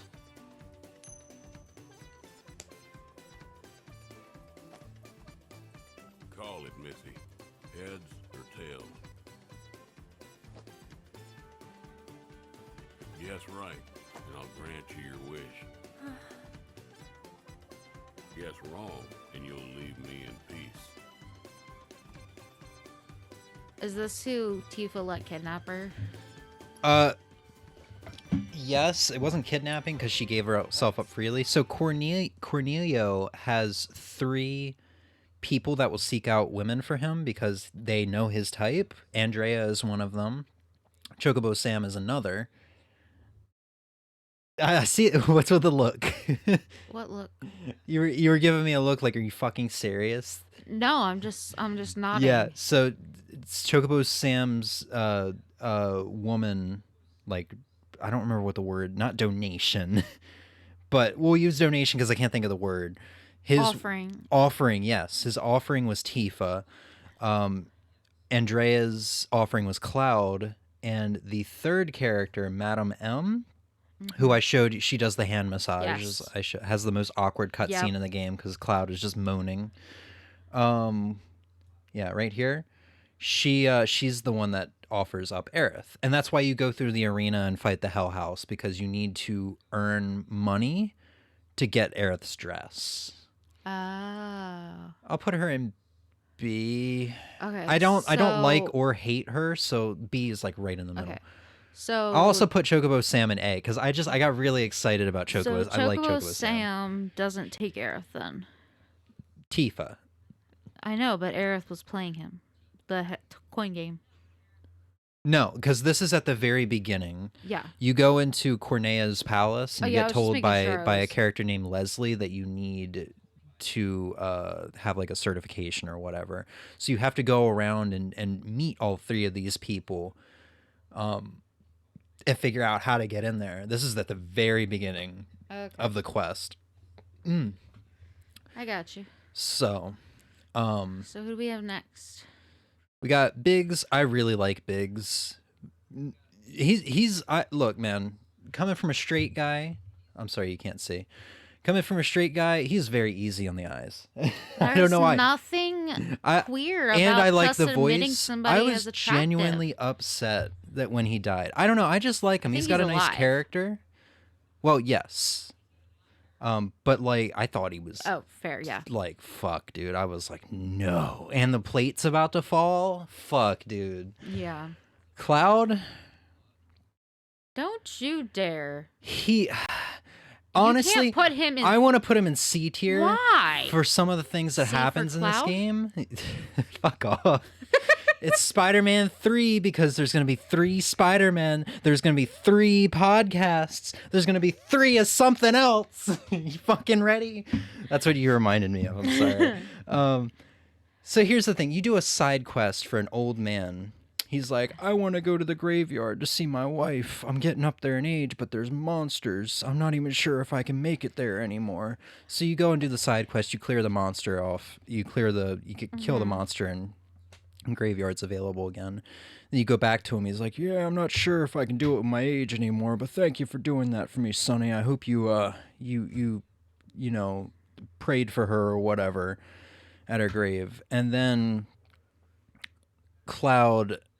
It's like the most dickish interaction in the game is like Cloud's like fuck, what did he do? Because you need like a key to get into the graveyard. It was locked. So you hand him the key and you tell him to go give this back to this kid that you bought the key from, and he's like, but I'm old. I have a hard time walking. And he's like, all right, I'll do it for you. 5,000 gil. And it's just, and even the younger guy, the like 20-year-old guy that's like right next to him, straight up calls him a dick. And I'm like, Cloud, what the fuck, dude? There's so many dickish situations from Cloud in this game. By the end of it, he kind of has redeemed himself. He's still got his walls up and shit. But I was gonna say, I think that's because Cloud is not supposed to be a perfect character. No. He's very much Scott flawed. Pilgrim. He's very much Scott Pilgrim. He's not a womanizer, but he's not Scott dick. Pilgrim, but he's very flawed. Yeah, but there's just a lot of situations where I'm like, Cloud, what the fuck, dude? You're such an asshole. Yeah, and I didn't like Cloud at the beginning. I mean, I knew I would like Cloud. Like, it would get to the point where Cloud was more likable. But at the beginning, he wasn't likable at all. But I also think Cloud's not even really sure who the fuck he is sometimes. Yeah, and he grows really well. The way you kind of gush about Kratos growing is the way I imagine Kratos growing with Cloud. You know what I mean? Cloud actually has growth. Kratos, I don't really see it thus far. Aside from slight like interactions with Atreus, but like you start to see it. I will say a lot of Kratos' growth comes because Mimir kind of is like, nope, I'm gonna make you my best friend. That's what's gonna happen. Does Kratos' growth come because he can't come anymore without a wife? What? Okay. Point is, Cloud's not a perfect character, but I think Don't come. But I think... Well, you heard him. His growth, there's something to be said for his growth and the character he grows into. All right, Corneo. Who? Corneo. This is the man that's being... Yeah, all 3 of them are being offered up. D tier. I want to put him in C. No. Man, I'm glad I just He fucking... buys women. D tier. There's a cut scene. He chooses Cloud, right? Sure.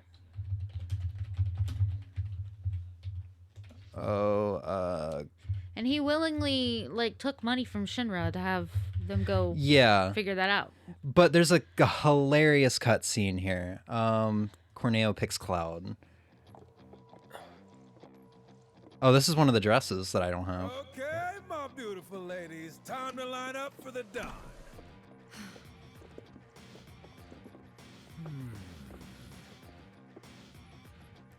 We're gonna skip forward.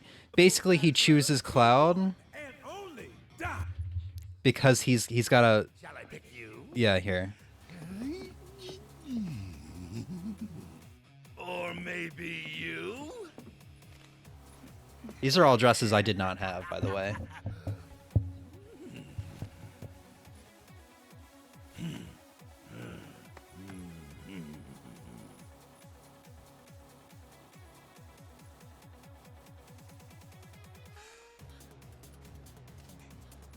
You can tell this guy's goofy, though. I've got it! I've got it! They didn't... It's clear that they didn't want him to be... They didn't want him to be like a real life, like... Creep. I mean, Yeah. he still is. He is, but he... At least there's some comedic value here, and it's not, like, realistic. You know what I mean? You know what I'm trying to say? Yeah. Like, they tried to ease they up tried on to a ease kind of up serious the topic. creepiness of him, but I think it just overrides it because like bride to be, like you're buying. You know who he reminds me of? He reminds me of Booster Who? from Super Mario RPG. Remember the one that takes Peach to the church and tries to marry Oh, her? And That's who he no. reminds me of, because he's a creep, but Or the day after. You know. If the dawn takes a shine to you. Pathetic. that's what makes him choose Cloud. Which one of you Cloud's said got a that? bad mouth. Was it you? Ooh, you got a mouth on you. I'm going to enjoy breaking it in. So basically, Oh yeah, see, gross. yeah, but it's this cutscene that had me laughing pretty hard. Is kind of why I want him in C. This was a really funny cutscene. Y'all coming with me. Don't be shy, little kitten. Shimmy on over and give Daddy some sugar. Oh, No need to play coy. Nobody here but you and me. Oh, you're even cuter than I thought. Instantly Z tier. This kitten's got claws. I love it. The belly jiggle. yeah, he just seems like an absolute creep. Don't you worry your pretty little head. Just a picture to preserve the moment. And to ensure you don't do anything inappropriate like say no. Asshole. Oh, praise me more. Oh god. Hey, yo, fella. Meanwhile, I hope Leslie is on this tier list, because I ended up really liking Leslie. What the hell? I also love how Tifa and Aerith have this growth as well, where they instantly become like gal pals. She had a whole ass chair. Yeah, she's got the chair. Good job, Eric. Hit him with a chair. Nothing compared to you. Like, for instance, they just met here. Yeah. This is their first time meeting. They oh yeah, instantly no, they're start bonding. girls. That's sometimes how it goes with girls. You meet and it's just like, hello, you're my best friend. Here we go.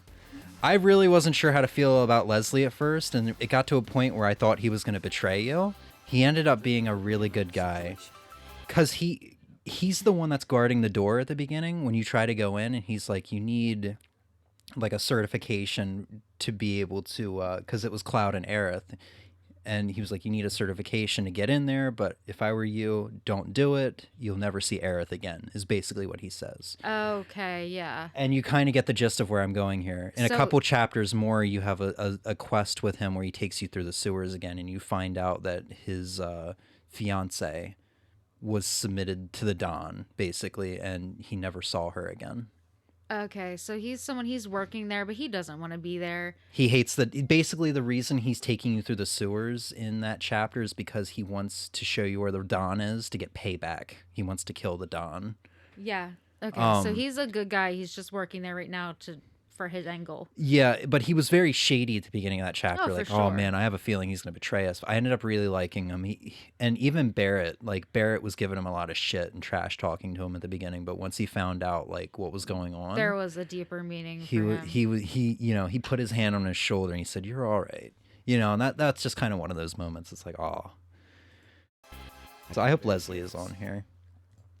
But yeah, I think like I said, like S is absolute best. A is really good. B is like neutral. C is not that great, not the worst, and then D is the worst. I would put the Don in C just because of he's just kind of comedic. Okay, but is there anyone on this list you would put in D? Maybe, I don't know. Let me think. But because I gotta point out, like, I saw people complaining about chapter what was it, 6 or 7 when all this takes place. After Cloud falls from Sector 5, after the reactor where he falls through Aerith's church. The 2 chapters after that, people would complain about it for being like a lot of side quests, which are optional. You're not obligated to do them, and just being a lot of padding and stuff like that.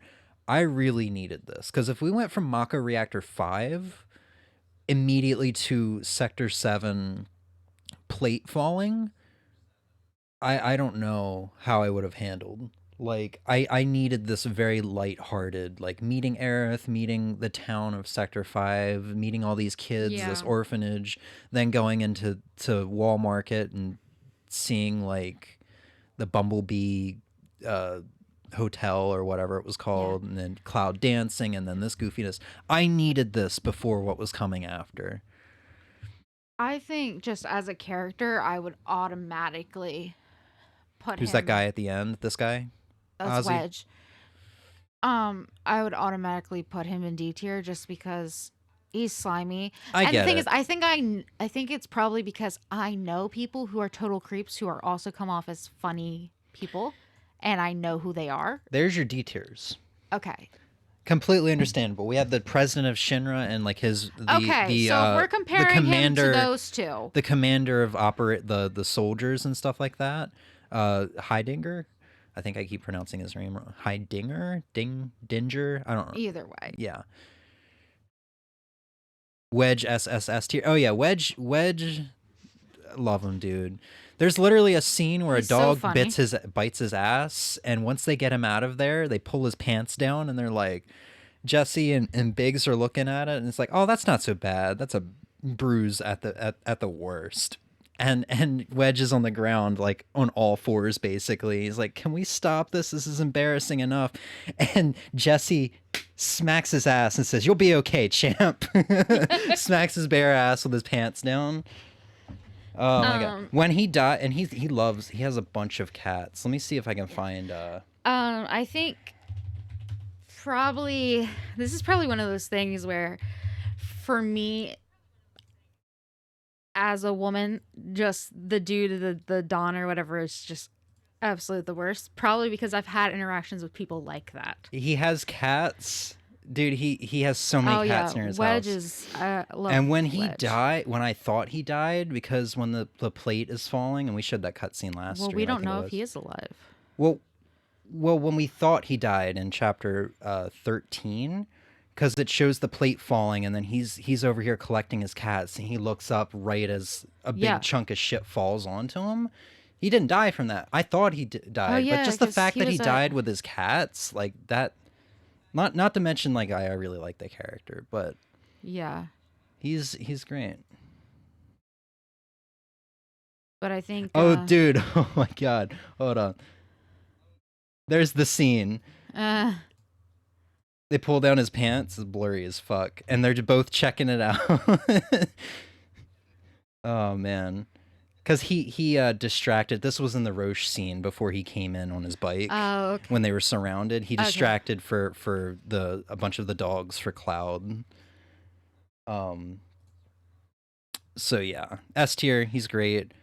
Elmira, here's the thing. early on in the game, I really didn't like her. She seemed very strict, especially when she told Aerith to go into another room and then told Cloud that you will be leaving here tonight without telling Aerith and you'll never see her again. And I'm like, wow, this is But then you know her reasons for yeah, it. yeah. I think she's a great mother. I think she raised Aerith. knowing just the Aerith backstory Yeah. about her husband dying How she and I was also- very happy for her that she had Aerith to take in now that she no longer had her and husband. the fact that she And did now that everything she's to taking- keep Aerith safe. Yeah, and now that she's taking in Marlene, seemingly, now that Aerith's not there, and Wedge, and I guess Biggs, and maybe Jesse while we're at it, I really started to like her. I feel bad putting her in the same tier as Cloud. Well, I'm putting because- Cloud there because of his growth, just like her, he I has guess. growth, but she also has the growth. You don't really understand it at first, but then, you know, Hojo, just like you thought the goat dude Leslie was yeah. awful. Okay, and yeah, if you compare, see, here's the thing. All three of these characters are meant to be unlikable. Yes. They're the most antagonist of antagonists. Yes, but here's what I'm saying. With Dawn,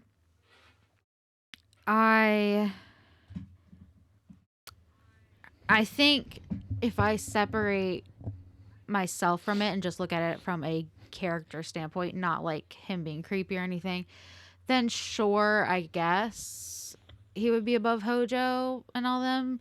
But then there's the part of me being like, hold on, that Leslie dude literally said his fiance was smitten and he never saw her again. We don't know what happened to his fiance though. But I'm saying, Apparently, from the way it seems, she never made it to the Dawn or anything like that. Something happened to her. yeah, but She it's, disappeared. It's like- also kind of like what happened to those girls that get submitted and then the Dawn doesn't choose. Do they go back? They don't go back. Yeah. What do they do? You know, it's very awful. And Remember when we said we would speedrun the characters because I wouldn't have much else to talk about? yeah, whatever. Hojo's gross. Everyone knows that. They're meant to be unlikable though. Jesse S tier. I love all of Avalanche. I don't really like how flirty Jesse is with Cloud and stuff like that. It's a little over the top, and then you realize that, oh right, she's an actor. You know, she originally was doing theater and shit and was like getting the main role and shit and decided to it's join. part of her personality to be a bit. Yeah, and then you just find out she decides to join Avalanche because her father is bedridden, and it's because he was working on Mako reactors for Shinra and stuff like that, and she believes that his soul is like between like the life stream and our world or something like that, and she's trying to figure out how to get it back. She becomes really likable, and then like by the time I kind of figured all that out, it was like, oh well, Cloud's now with Aerith, and we're not going to see her for some time. Next time you see her, she's dead, or presumably dead. Yeah, right when the plate's about to She fall. might be. Which how the hell Biggs and Jesse survived that when they were on that tower? With the thing is- plate falling, they not only did they have the plate fall on them, they fell as well. They probably fell to the ground and then had the plate. We fall only on them. saw Jessie. We saw. It looked I mean, like we her only headband saw- and her gloves, Yeah, but I what- guess they have the same headband and gloves. We only right? saw Biggs. Actually saw Biggs because he was in the bed. Yeah. Jesse, we Maybe it's only just saw the Biggs. headband and the glove thing. So she could be dead. I hope Jesse isn't dead because here's the thing. Jesse died thinking that Mako Reactor 1, I think it was 1 at the beginning of the bombing mission, was she believes that her materials that she used for the bomb was the reason that entire like people died. She thinks she died No, it was thinking. Shinra's fault. Well, she doesn't. Nobody knows that. Well, Nobody yeah. knows that at all. But In if fact, she- from what I understand, in the original Final Fantasy VII, even the player doesn't know that until late game. But in this game, they show that they send out all these armored units and shit to start like blowing up the reactor to make their explosion seem so much worse than it was. Yeah. So she died believing that. You know, like that's depressing. I hope she isn't dead for that reason, so she understands what But if happened. their life and their afterlife system works the way it hints at, she would know then afterwards that it wasn't her fault. Well, she returned to the planet. Yeah. It's not like she's gonna get knowledge. I don't know. Leslie, I don't want to put too many people in S tier. I really Yeah, like. I was gonna say, I feel feel like for the you're guy. maybe going a bit hard on I that. really feel for the guy. I guess we'll put him. He's kind of a minor character, just like Chocobo Sam and such. So we'll put him in A. Yeah, I'm not sure I agree with the Chocobo Sam placement because I feel like he's so minor Cock to and put ball. him up I there. I think it's the accent. I just Yeah. cock and ball torture, brother. Hell yeah. Red 13. He literally shows up at the like last 30 seconds of chapter 16. He's not a playable character in this game. I'm gonna put him in B. He's probably B tier, but it's only because of his placement for the game. Yeah, it's where he's placed in the game. I'm very interested in this character. Oh. I'm very interested in this. I I'm wanna so know. excited for the end of the month to find out more about Because his that backstory. dude most definitely used to be an actual human. Yeah, you hear the way he talks too. He was somebody. He was probably a scientist or something. He's very sophisticated. He's got a big vocabulary. See, I'm sitting here thinking, I don't know if he was a scientist or if he was just someone who was very, very smart. A scholar. Yeah, no, I want to know, that man. Shinra then experimented I don't on think him. he's got the typical backstory like a lot of people up here where they grew up in the slums and shit. No. Like I mean, Jesse didn't, but yeah. I think even then, even the people that grow up in the slums end up being very smart. This guy, his name is Reeves, I think. Reeve? Yeah, Reeve Tuetsti. That is the leader of Turks, right? He's in charge of urban development. Oh, okay. So he's not part of the Turks. I thought he was a part of the Turks. So it is No. Sung. Sung is the head. I misunderstood. This is the D guy. tier. Do you even know who he is? He's part of urban development. He's going to be working with Shinra. He's going to need the Mako. You remember how I told you there was one guy who was given the order to destroy the plate and give C tier. and he shows a lot of character promise, and I think just like Red, that's really going to flesh itself out in the next game. I feel really like we're placing way too much importance on him.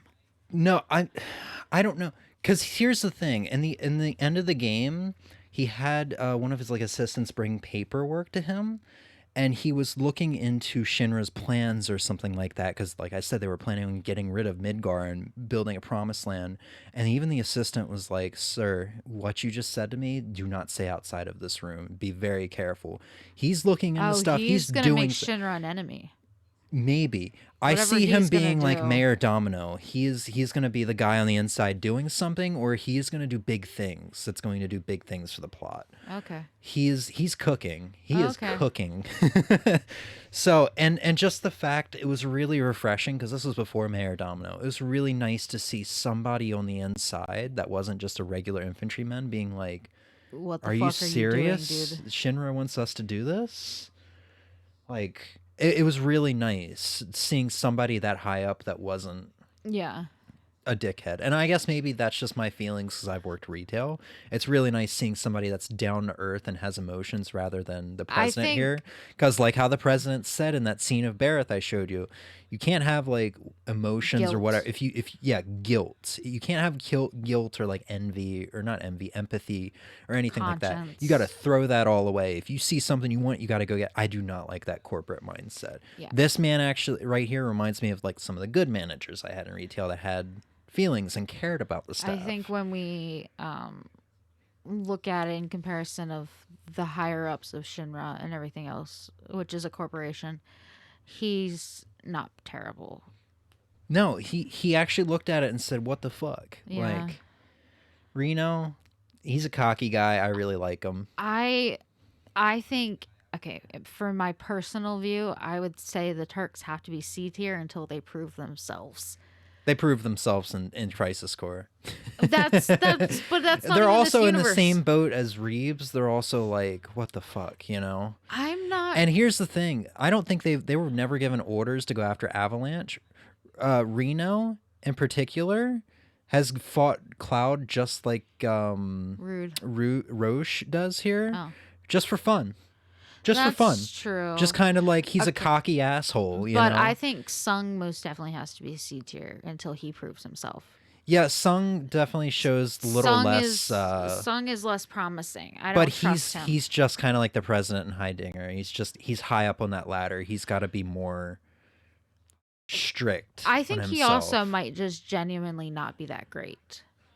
Like Maybe Reno yeah, probably and compared to Rude- Reno and Rude. Yeah, we'll go and put Reno and Rude right here as actually well. looked. You told me they looked at Sung and went, "You were okay with that?" And he's like, "Well, if we didn't do it, someone else would. You save someone else the guilty conscience." And it's like, you can't say that if you had a guilty conscience. Like, I don't think Sung cares that much. I think the other two maybe, but I think it's kind of probably a situation like most of the time, like in the real world, where you can't get that high up without knowingly and willingly stepping on people and being okay with that. Yeah. Roche, he got that. He's got that fucking motorcycle skills that makes me laugh. We're gonna What are we doing? we're gonna make a new row Why? We were doing because good. Rufus needs his own. Oh no, Rufus is D tier immediately. He's not as good as C. He's not as bad as D. Here's the thing. We he's- haven't seen what he's capable of yet, and He's gonna honestly, step right into his father's role. He had one of the most fun boss fights in the game. Yeah, but I think he's gonna step right into his father's role with absolutely no guilt or remorse, just the same. Yeah, I don't know. We haven't. He doesn't piss me off as much as the president does. Oh, his That's face it. makes me angry. He looks awful. He looks evil. I stand by my decision. Oh no, I know. I think you both should make a tier list, then let chat vote. No, What would the tier list be? I'm interjecting my opinions as we do this. Um, Stop. No. What are you doing? I can't even remember this woman's name, but she Oh. almost stepped on us, and I really Oh, okay. I really dig that. Okay. Square Enix knew what they were doing. I don't remember what this chick's name is. Fuck. Get this shit out of here.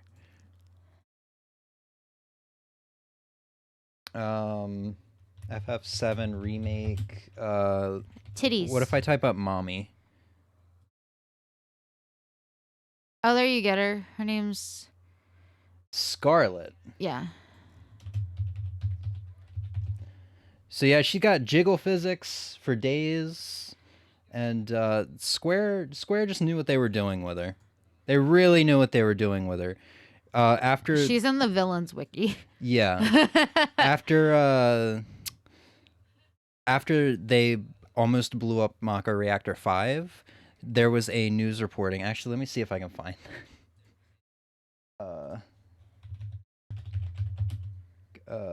Scarlet news interview. Here we go. They knew what they were doing with her. 720p? What the fuck? Volunteering for the watch, As you can like see, you. there's still a lot of smoke rising from the rubble. While fallen beams and other debris continue to hinder rescue efforts, the vision isn't it? Excuse me, ma'am, but would you mind answering a few questions? But we're safe down here, right? Can you give us any updates on the status of the reactor? What kind of damage did it suffer in the explosion? Are we in any danger? Mako reactor God damn. has been temporarily shut down, and all fires have been They knew what they were doing. extinguished. The situation is under control, and the people of our fair city need not worry about any additional complications. Oh, the titty slap. Did you hear that nice sound effect? Conducting a full forensic investigation, but we suspect the device used was similar to that employed in the attack on Mako Reactor 1. The perpetrators of that atrocity were filmed making their Let escape. me in, I'm trying to fuck! Let me in, I'm trying to fuck! Let me in, I'm trying to fuck now! Two reactors in quick succession. He's not even looking her in the eyes. I can't blame him. Strike again. What do you think? And then she pulls a Lady D move, kicks the cameraman down. Come on! Step on me! What are you doing? What are you waiting for? Okay, listen, but she Step would not on be me. able to get away with that shit in real life. Like, that's just gross. The Shinra Power Company?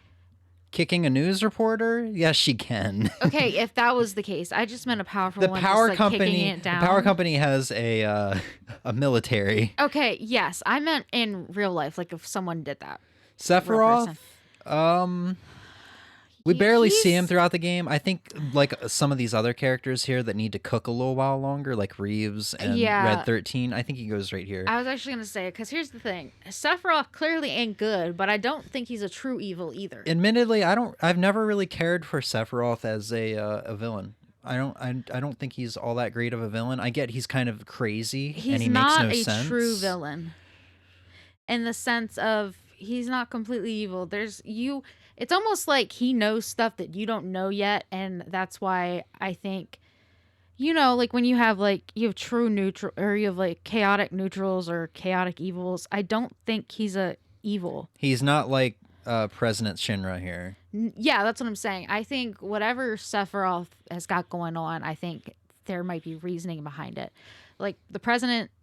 And I mean, keep in mind, President because is literally just like, I want money and I want power and I want all of that. Yeah, and I don't care who I kill otherwise. Sephiroth's like, homie, I just found out I was born in a test tube and I don't know, the world might explode. I don't know. And I need to replay maybe Crisis Core to fully remember, but I think Genesis has the S cells.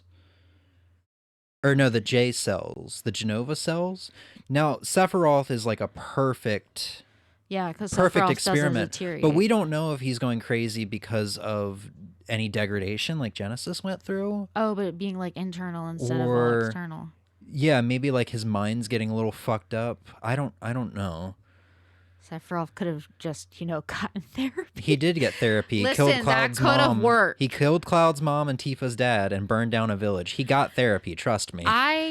Tifa's S tier, I don't really need to explain it. She's just likable, and the growth between her and Cloud and everybody else as they go through hardships is great. I think that, especially with that whole scene with Cloud and Join Me and whatever, I think Sephiroth is going to be one of those villains who they have enough of a plan and a coherent thought put together that it actually kind of makes sense. Now, whether it's for the better good or it's just blinded by whatever, then we will see. But I don't think he's a true evil just for the sake of being evil. Yeah, I mean, everything he's doing is for the planet and for his mother. But it's twisted. Aerith is doing the same, has like the same goals. But to quote Sephiroth from Crisis Core, he referred to humans as inferior dullards that stole the planet from them, and he's going to take back his birthright, which is the planet. Whereas Aerith is like, I just want to do what's right and make this world a better place. Now Emmy and I are going to switch up. We've got some other tier lists kind of bookmarked here. Barrett said to Aerith, you and your people. Because then they belong hold on. Ozzy wants Wedge at the top. All right. Wedge doesn't go in boobs. I don't know. He probably got some, though. Hold on. What are you doing? There. Okay, that's fair. Yeah, so Emmy and I are going to switch it up now. We got some other tier lists here that we're going to just go through. We might not even play any video games today. We just kind of want to... I'm still recovering from beating 7 Remake, so I'm in that, that mood where you just beat a really good video game and you're just not sure what to do with your life now. Yeah, so Emmy's going to take over, and now she's got full reign, so... I don't unless you move. I got that chair nice and toasty for you. Okay.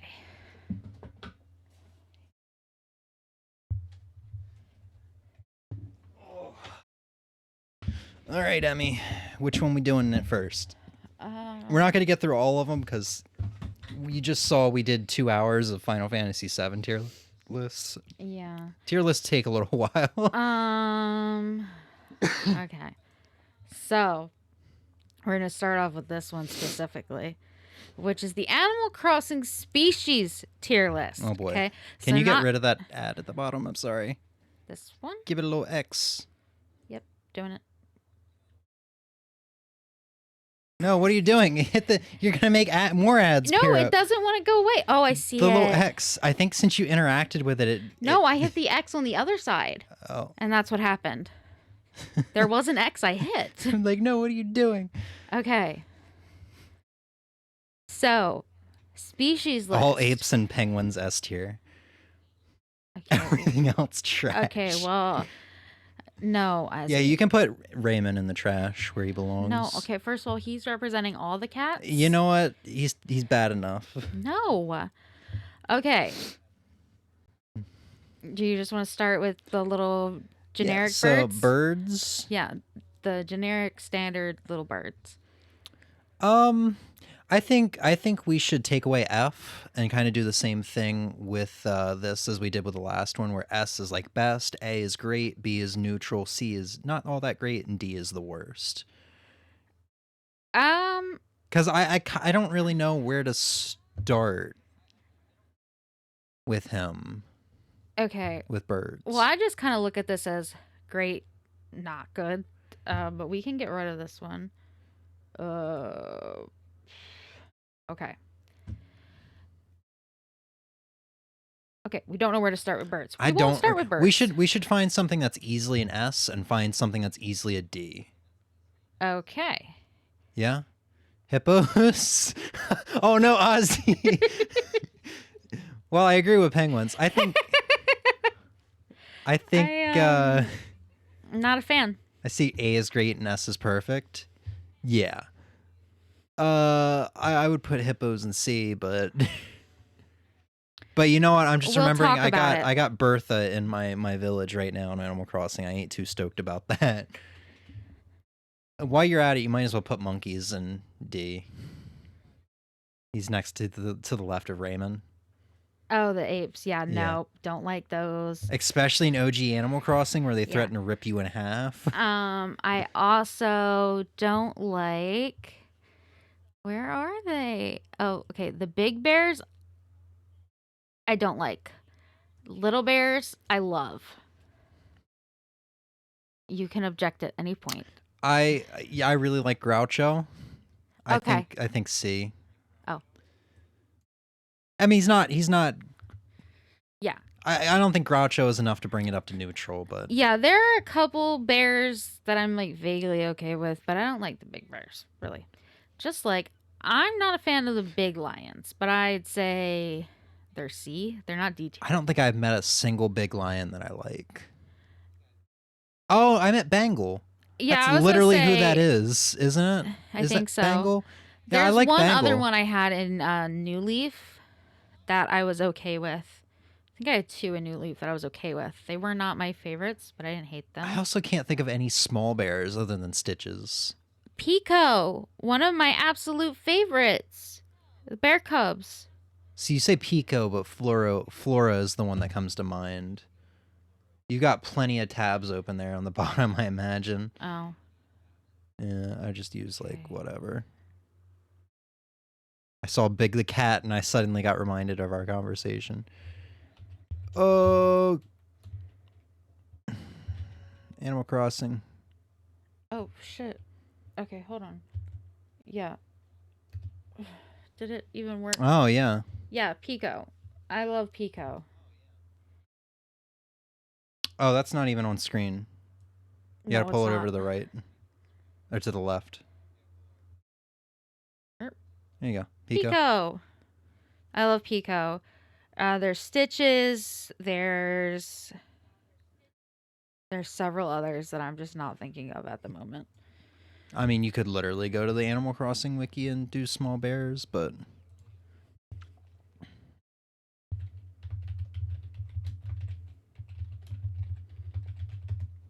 Yeah, I never really realized there was multiple kinds of bears. Or we'll just do images. I think I had that panda bear. You might want to pull it over to the left screen so everybody can see what we're looking at. Okay. Oh yeah, is that blue bear on the bottom left? Oh fuck! What the fuck I do? Yeah, okay. you might want to hit the window icon again. There you go. There we go. Okay. Is that blue bear at the bottom left? Yes, right? blue bear. I liked blue bear. Maple. Oh yeah, and then Love the one Maple. on the middle to the far left. Oh yeah, maple. Okay, yeah, S tier. I can agree with that now. Yeah, I love her. I had her too for a while. Cherry If you click on her, it doesn't say her name. probably does. No, it No. doesn't. Because of it just doesn't for her. Oh, this is just from the Bear Cub page. Yeah. Yeah, they're great. Love them.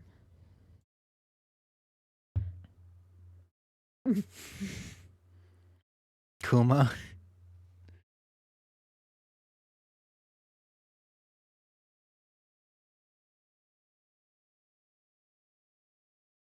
What kind of lions do you have over there? I don't know if Emmy knows how to stream. I am. What do you mean? I'm doing it. I lost all sight of everything. Oh, because you're seeing that. Okay. I'm seeing your right screen. Yeah. Emmy, What did I just minimize it. You guys have no idea what kind of Cool. destruction and chaos I'm seeing. If stream stops, we know why. Okay, squirrels are S tier. There's so many good squirrels. Yeah, I think now I have a better scope of what's going on here. I think we should do maybe A or B for birds. Yeah, Jay is a bird. Yeah, Jay is literally who I'm thinking of, and I love Jay. We'll do A tier. But it's kind of hard to scale it off of one animal, you know? Yeah, that's why we're, you know. I also love how the images are just cut off, so we Some don't of even get to them see are. this man's eyes. Yeah. Okay, I think ducks are A tier. They're not quite S tier, but they are A tier. I would say they're S, but fair enough. Okay, we can move them to S. Nah. Thinking Nah. mainly Molly and Ketchup are my two favorites, and that is Molly right there. Nah.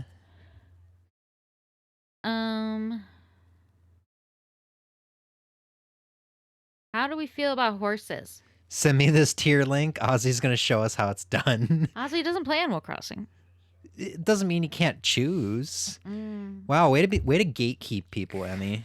You are a true gatekeeper. That's not. That's it, Emmy. How do we feel about horses? You are not a real Pokemon fan unless you can name every Pokemon right that's now. not the same thing. In one breath. Okay, but you can't judge the animal species on a game you've never played. You don't play Animal Crossing, he says. How do we feel about horses? They have long schlongs. Wait, there are horses in Animal Crossing? Yes. Oh, right. I don't think I've ever had a horse. I've had D tier, Elmer. honestly. Okay, I do not agree with that. Honestly, like they're right there with hippos and Oh apes. no, because they would have before if I hadn't had Elmer in New Horizons, because he's great, and I loved him, and he's childish, and him and Zucker would just run around all day, together being airplanes. So See, I don't like him just because of his name. It's fucked yeah, up. no, it's very fucked up. How do we feel about bulls? Same as horses. I don't think I ever had them and don't really care to. I had Vic. I think when I was island hopping all the time in New Leaf, like searching for or New Horizons, searching for villagers, bulls were always the ones I just took an immediate look at. And I said, didn't nope. like them. No, the only bull I've ever liked was Vic, and that's because I had him. Are they new to New Horizons? No, because I have Vic in New Leaf. Okay. He's in my town currently, still, somehow. And he's kind of like a Viking.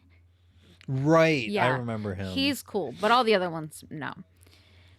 I'm like, so far I'm looking at this tier list. I'm like, yeah, no, I'm fully understanding how this is starting to work. And then I see horses in B, and I'm like, no. Okay, I'll move horses to no, C. it's okay. No, I No, will. I will concede. No, get the horses out of that C. Do not get it out of there. Okay, I felt neutral about horses. That's what it would be. Anyway, what about frogs? How do we feel about A. frogs? A tier. Okay, I agree.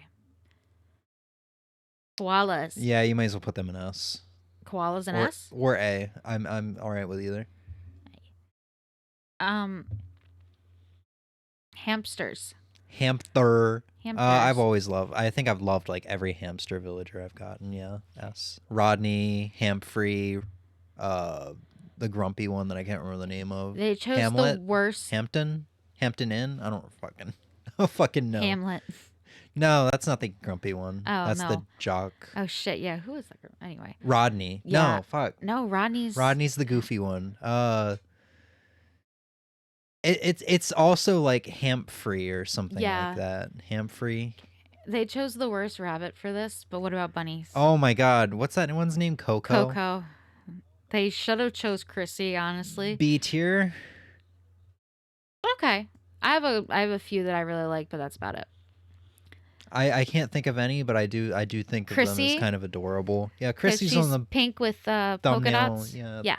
She's on Bubblegum KK. Yeah. Same Love with Chrissy. the blue one. Yeah, because that's her like best friend or something like that. I see Dizzy. I think Dizzy should go in A tier. Just because Dizzy's awesome. I will say elephants. Actually, no, there are a couple elephants. Margie is one of my favorites. She's also in the Animal Crossing movie, and that's part of why she's one of my favorites. How do we feel about anteaters? I've never met an anteater I liked. Maybe C or D. Okay, cool, because I got beef with some of them. I honestly C. For me. You're not obligated to move it.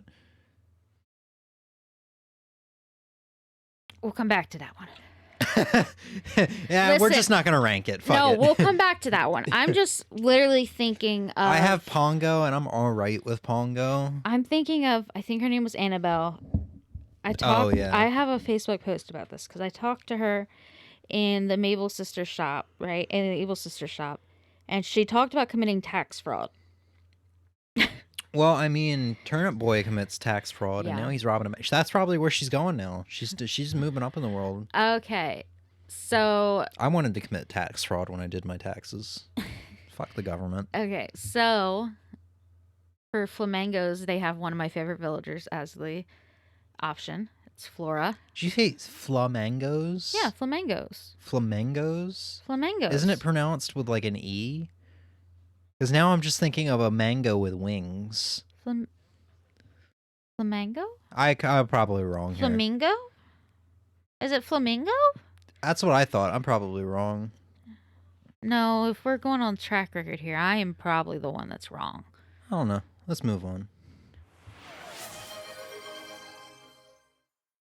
Flamingo. Flamingo. Shit, that does sound right. God damn it. Flamingo. All right. Conveyor belt. Yeah, look at those flamingos on that conveyor belt. There was like a third one. There was another one. Compilation. Yeah, man. I can't wait to watch this compilation of flamingos on this conveyor belt. I still think there was another one. But... There is. There's a couple. I don't remember what they are off the top of my head, but I say everything wrong. What do we want to do with sheep? No, we didn't decide on flamingos. Oh, right. I said let's move on, and you didn't move on, so I had to take things into my own hands. She's one of my favorite villagers. I don't think I'm a little biased. I've never had any flamingos. She's so. going in A tier. Yeah. Because I don't really know of any other flamingos I like, but well, then I guess that would make her B tier because it's not her specifically. Okay, you said sheeps. I love Babra. Oh, I have Dom. I love Dom. I say I love Babra, immediately just drops it in the S tier. Well, because I love Dom. Babra was the sheep that said the N-word in official Nintendo copies of Animal Crossing Wild World. What about rhinos? I feel like there's a rhino I like. Tank. It's Tank. I like Tank. I would still probably do like B. Maybe no higher. You would do B? Yeah. Okay. If you want C, I can settle for C. Well, where are we going with eagles? Apollo. Not Apollo, eagles in general. There's also Keaton and some others that I can't remember.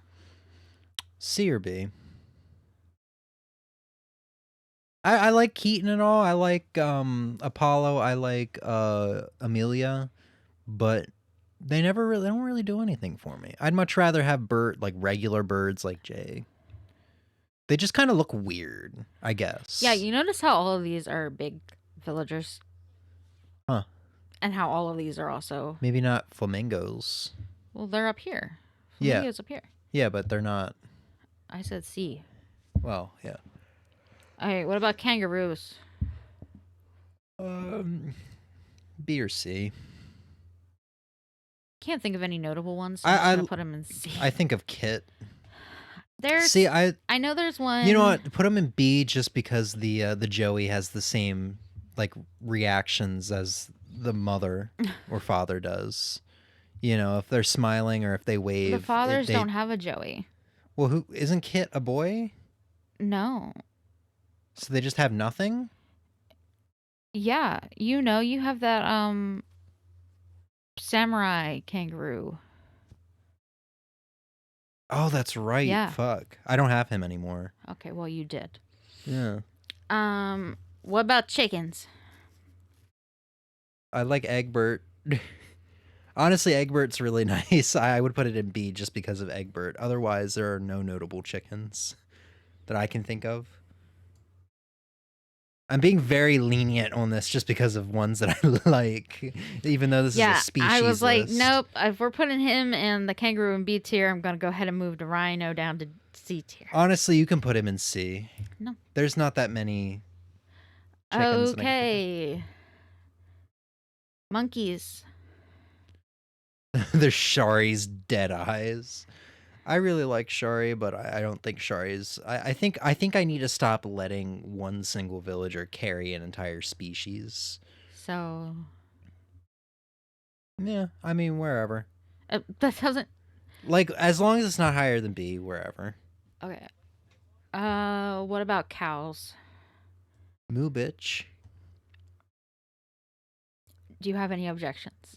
Moo bitch. I'm genuinely trying to think. I don't know of any cows off the top of my head. Okay. What about the lions? Is this Mott? Yes. I forgot how much he looks like a freshman in high school. He looks or like a freshman college in freshman, college. yeah. That's what I meant to say. Yeah, I forgot how he oh fuck. D, I guess. I can't think of any. Okay. You know who should be a lion? A guest character in the next Animal Crossing? Who? Fuck, I can't remember his name. The dude with the lion mane from Guilty Gear Strive. You know who I'm talking about? Yes. He should be a guest character in the next Animal Crossing. So the octopi. Fuck, I want to say S just because of Zucker, but A is fine as well. No. Once again, letting one villager them. carry an entire race. Octavian's pretty cool, yeah. I love all of them. You have that one pink octopus. Marina. Marina. Yes, I have on the corner of my island is the little octopus corner because it has. Yes. Zucker, Marina, and Octavian on it. Octopus corner sounds like something kinky.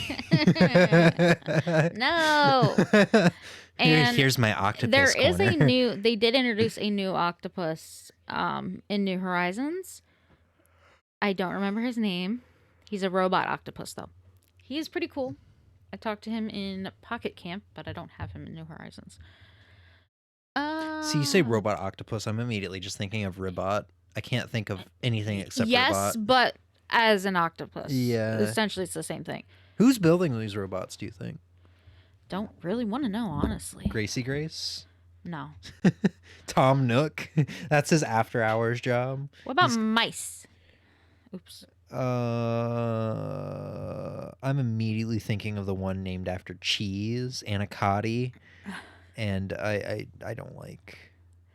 I don't like. I feel like C tier because I think there is a mouse or two that I have liked, but overall not like super stoked about them. Yeah, I had Raz, I think his name was, in New Leaf as one of my earliest villagers, and I liked him. Just Anacotti recently having her in my OG Animal Crossing town kind of left a bad taste in my mouth. What about pigs? Oink.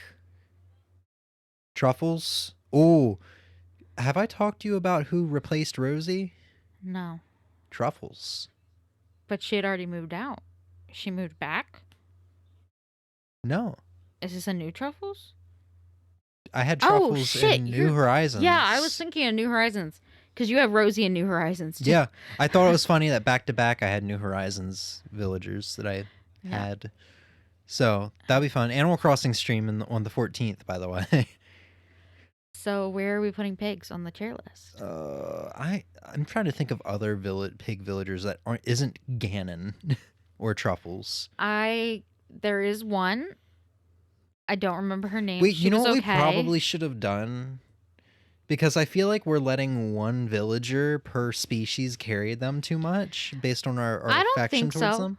You know what we should have done on the second screen? We should have pulled up the Animal Crossing wiki and then pulled up all the species and just went through them one by one and took a look at all the species to fairly judge. Well, I think, these tier lists are going to be personal, you know?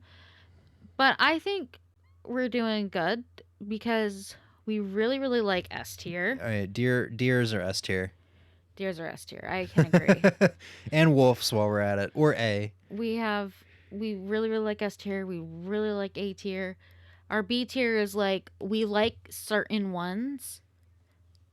It's either an overall- extremely hit or an extremely miss, but most often it's like extremely miss. Yeah. But this one's like, we like certain ones, and this one's like, we don't like the most of them, but there's like one or two redeemers. And this one is no. I think we're doing okay. I'd say A tier. Alligators. A or B. A for Alfonso. And alligator. Dog. Yeah, what about dogs? A? A. Yeah. Cats. S. There's like so many good cat villagers. Because there's the most cat villagers out of every other species. Yeah, it's just like it feels like a lot of the quality villagers are in cat. Yeah. Also tangy. Do I need to mention tangy? A fucking tangerine, mango, orange. It's like cat? ketchup as a duck, because ketchup is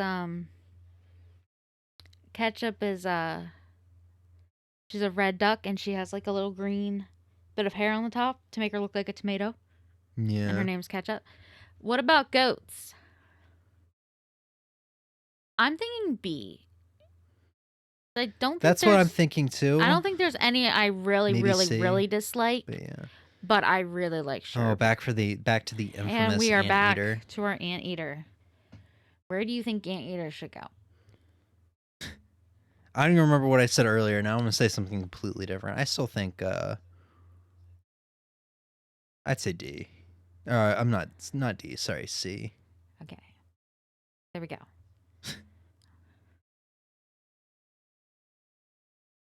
Yeah, I'd say this is pretty fair. Yeah, it's pretty, I guess, even somewhat for each category. I guess it just feels weird that we blitzed through that in 20 minutes compared to each of my tier lists taking an hour apiece. Okay, but you were also like dissecting the game and everything else. Gushing. Wow, we literally didn't choose like for it to be the separate Animal Crossing characters because we would have had more personal opinions there. Yeah.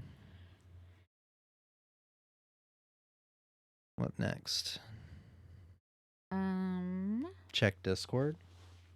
I can do that. Oh, he says now. Urgent.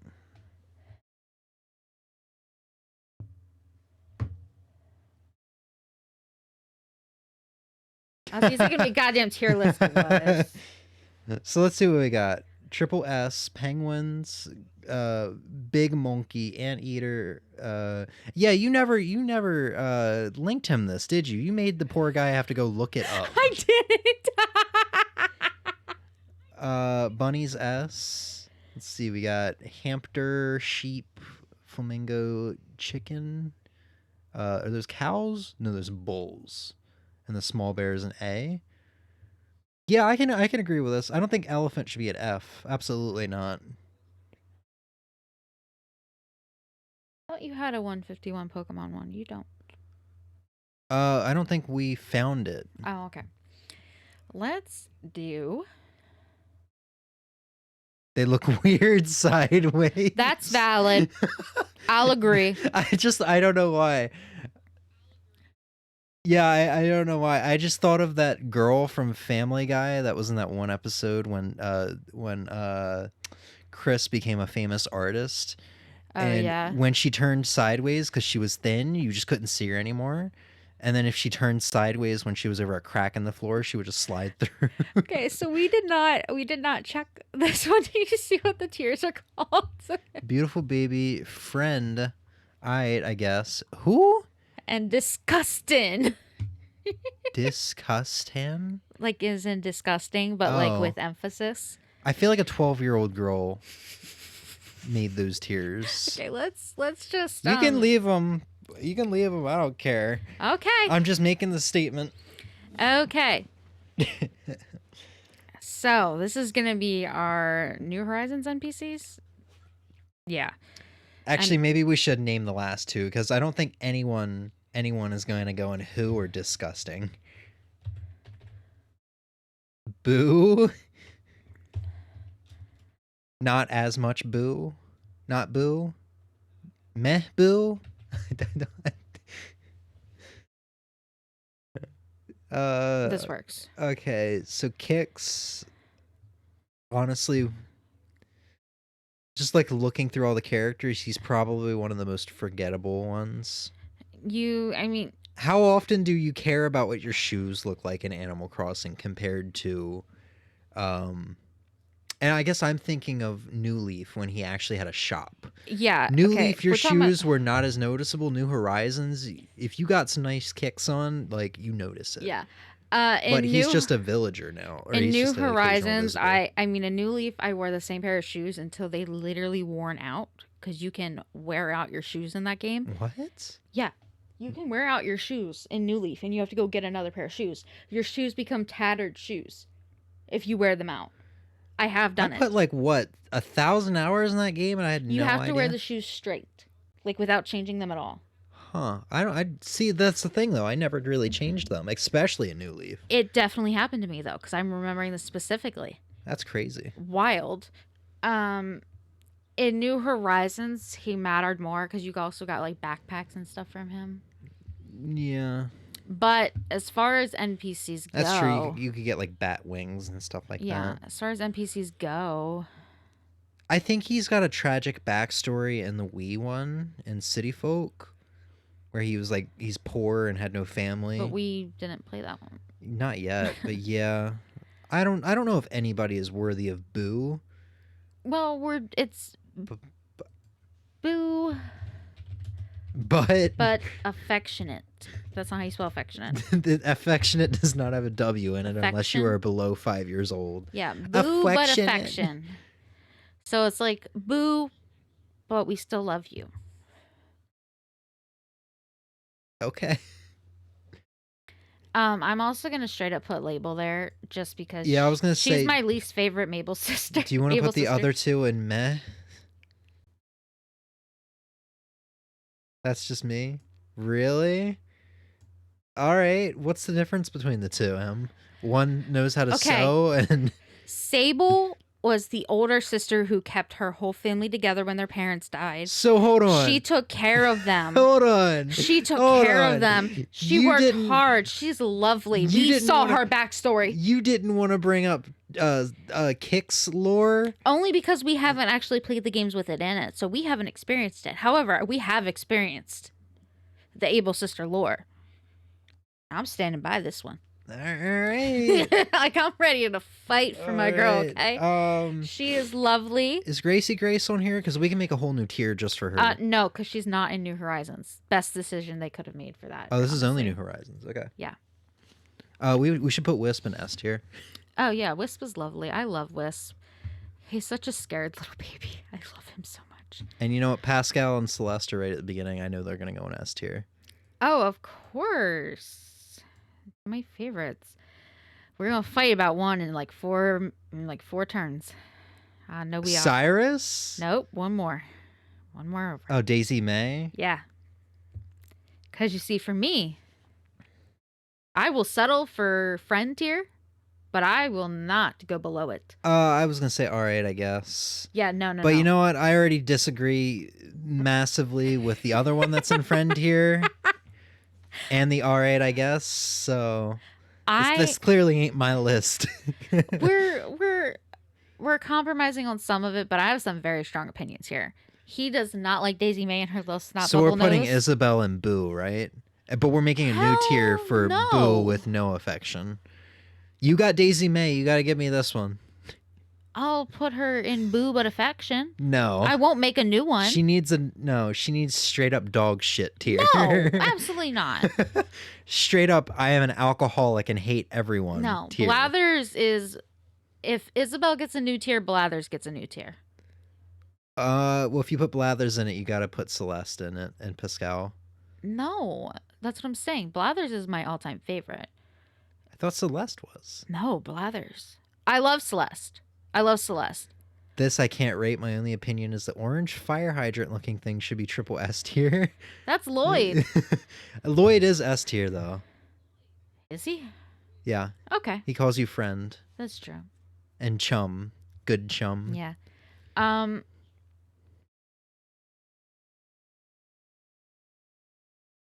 Emmy. Can we talk about what you just did? Can you talk? Can we? I'm gonna need to get a priest in this house. I love Flick. And I'm I gonna know need you to get a hate priest in this house because of the things I'm about to do to you. I love Flick. I love Flick. You know what? Hold on. You're right. Isabel is in Boo but affection because we need that new tier for Flick. For absolute dog shit.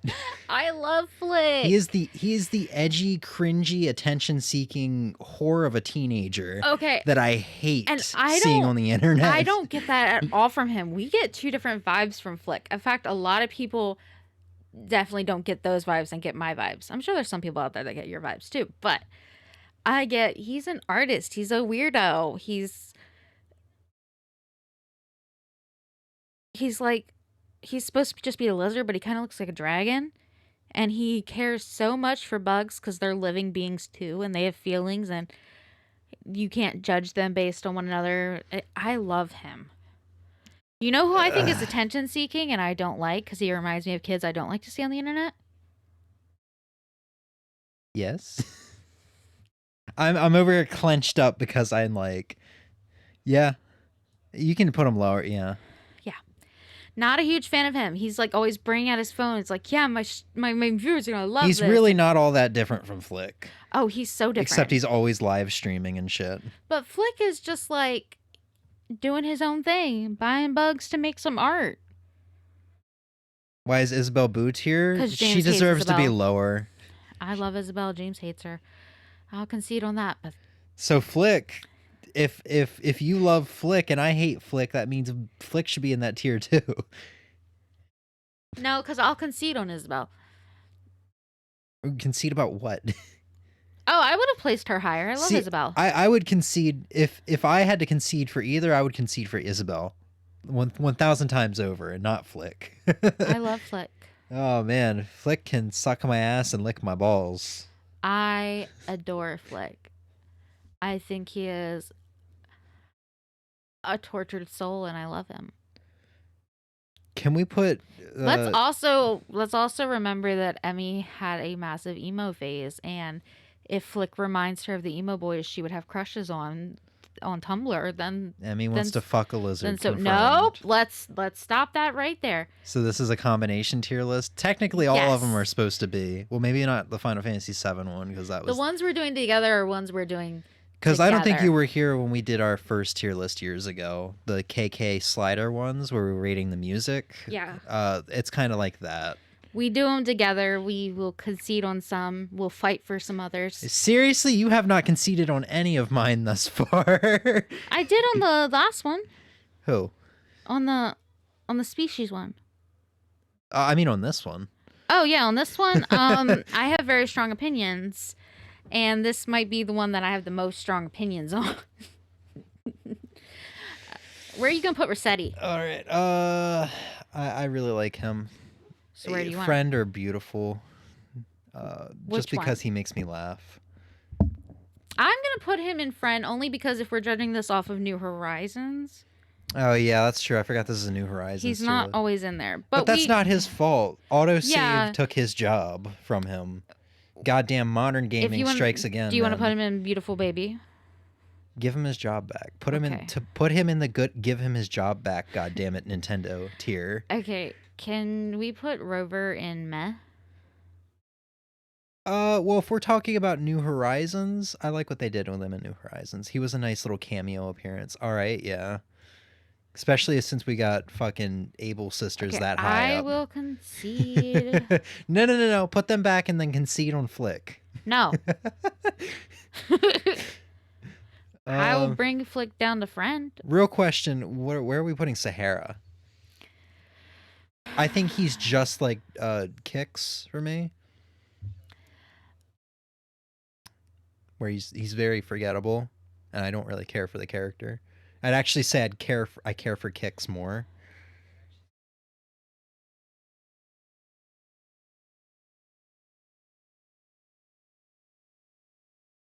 I'll go with that. You like Sahara? I'm not sure, honestly. Once we got the little like commune thing and we could Oh, just yeah. go to Sahara, it was better. But when I had to get the mystery stuff from Sahara, no. But see, I don't remember Sahara really showing any more personality. Yeah, or I was about to anything say, like that. and then if we talk about that, no. Because if that's the case, Kicks would be higher too, because I liked being able to have my bags and stuff. So yeah, we can go with that. Okay. Pilot one. I can't remember. Fuck, I can't remember his name either. Because that's Orville. Yeah, Orville, and then the other one's Revenbacher. Nope. I think Revenbacher should be higher than Orville. Just because he likes to spout random nonsense, just like me, I can relate to. No, he doesn't. Cranberry Cheese Toast Alpha 1. Yeah. No, when he does the stuff like November something, that's the whatever language that like first responders and pilots use. It only Really? corresponds with the first letter of each word. Oh, I never deciphered his shit like Yeah. that. Huh. I wonder if he ever said like large breasts or something like that to me No, and I never He noticed. didn't. But where do you want to put him in all right and Orville in meh? I would put both of them in all right now that you kind of broke that down for me. Okay. Because I like him. I like his little desk personality. Yeah, dude. I think he's... Dude. Yeah, dude. Dodos are my favorite bird. If I could adopt a bird, it would be that one. All right. I will someday. Where's... You always said it would be a penguin, so I'm No, very it would be a confused. dodo. Okay. Just because, I will do the impossible. Yeah, clearly. Where are we putting Oh, Cyrus? meh or lower. Really? Yeah. You know what? No, all right. Because I'm remembering, I was thinking of like what he does for you, which is just like gold furniture and shit. But his little banter with Reese is funny. Yeah, I'm not thinking of New Horizons. I'm thinking of New Leaf again. Oh yeah, and in New Horizons, but he I like can the way- customize it way more. Literally, the thing that made me bump him up one was because he calls us Squirt. Yes. Okay, and while we're on the topic, where are we putting Reese? Same. Or one up. I don't really care. We'll put it there. All right, what about Pirate Gulliver? Gullivar. I like him more than regular Gulliver. Really? Yeah, I'd say so. Maybe I'm just kind of sick of hearing the same thing from Gulliver in every game. It's like, oh man, I was fighting a giant monster. No, two monsters. And then I was thrown overboard in a harsh fight when clearly he's just passed out drunk on your beach. I think I'm tired of hearing that every game. And Gulliver is very refreshing. Also, I'm glad that what is Gullivar? Gullivar's go swimming for the phone. I think I'd much rather go Yes. swim for the phone than dig up 5 pieces from the beach. No, hold on. Yeah. Yeah, okay. So where are we putting him?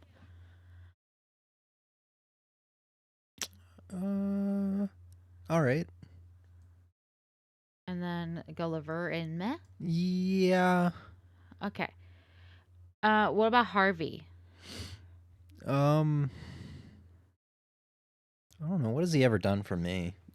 You know, he's got an alright He personality. made the whole commune. Yeah, but I don't know. Once again, I'm thinking a New Leaf.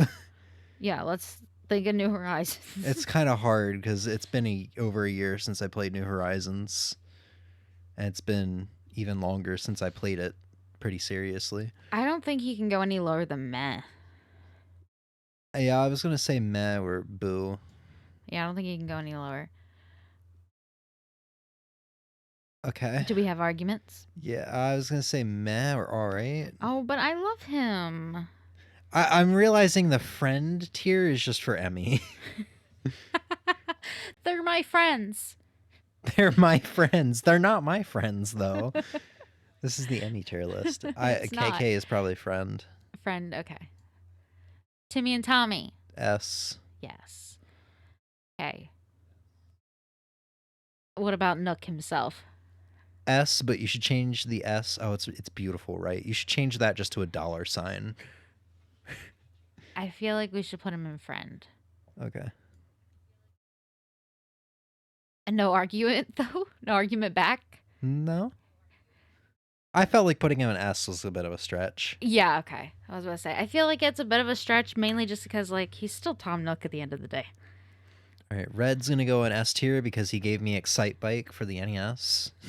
Not in New Horizons he didn't. He sold you a lot of fake art. Fuck, that's right. I mean, I'm always pretty meh or boo about just the way he acts. See, I kind of love him as a jerk. How is Tom Nook that high, but Isabella is low? Have you seen her in New Horizons? She does nothing but drink red wine all day, while Tom Nook does all of the jobs. She is that lazy coworker that I have come to despise. Okay, no. Neither of them do jack shit. Except Isabel at least does the morning announcements. And you know who records her? You know who gets the camera set up and shit for the morning announcements? Isabel. That's right. It's in Tom Nook's seat, baby. I think Zipper T Bunny needs to go in Tom Nook tier because he is Tom Nook. No, he's not. Yes, he is. No, he's not. Yeah, he is. This has never been confirmed. It's heavily theorized, and they literally like make Tom Nook disappear when he's around. Okay, but what about Zipper T Bunny himself? He's energetic. Look, man, if Red is going in alright, I guess, I think Zipper T Bunny should go in alright, I guess. I don't even know why Red is in alright, I guess. I don't think you explained yourself on that one. I said I kind of like his little jerkiness. And I don't know, you can finagle if you understand how to look for the art. You're not going to get screwed over. Yeah, I just don't I like his the attitude. fact that he's a little thief, little black market running little dude. See, foxes are supposed to go like he, you know? He does not go he. Okay, we'll move Zipper up. Listen, I also love Isabel. Can you do me a favor and ban Ozzy real quick? I At least also time love him out. Isabel, but James is bitter. Hey, you can put Isabel in S tier if you put Flick in E tier.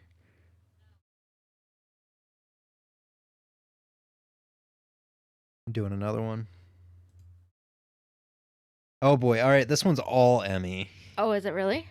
I've put only like 30 hours into Tears of the You Kingdom, can have which opinions on some of them, though. which is the equivalent of putting like 30 seconds into any other game. To be fair, I also haven't fought all of these yet. Because some of these are going to be things I haven't got to. Yeah, like Ganon. Yeah. Okay, but we have all the different shoes, which is interesting. Yeah, there's all the Octoroks too. Holy shit. Yeah. Okay, well, some of these are like shared ones. So okay.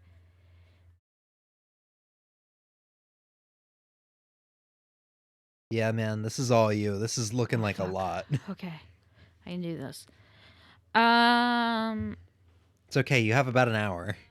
If I could spend an hour on my Final Fantasy VII tier list, you can spend an hour on this.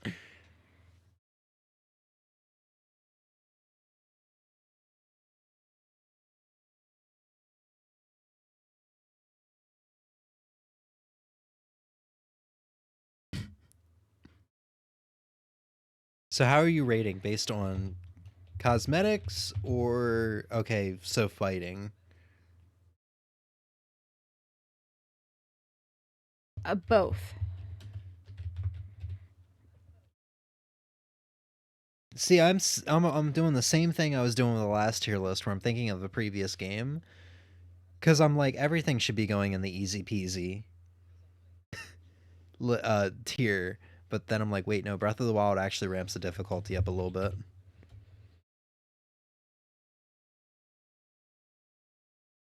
Are we doing it on fun factor, or are we doing it on easy or on difficulty factor? All of it. I understand what this means. I don't. Because if we're doing it on fun factor, easy peasy should be at the bottom.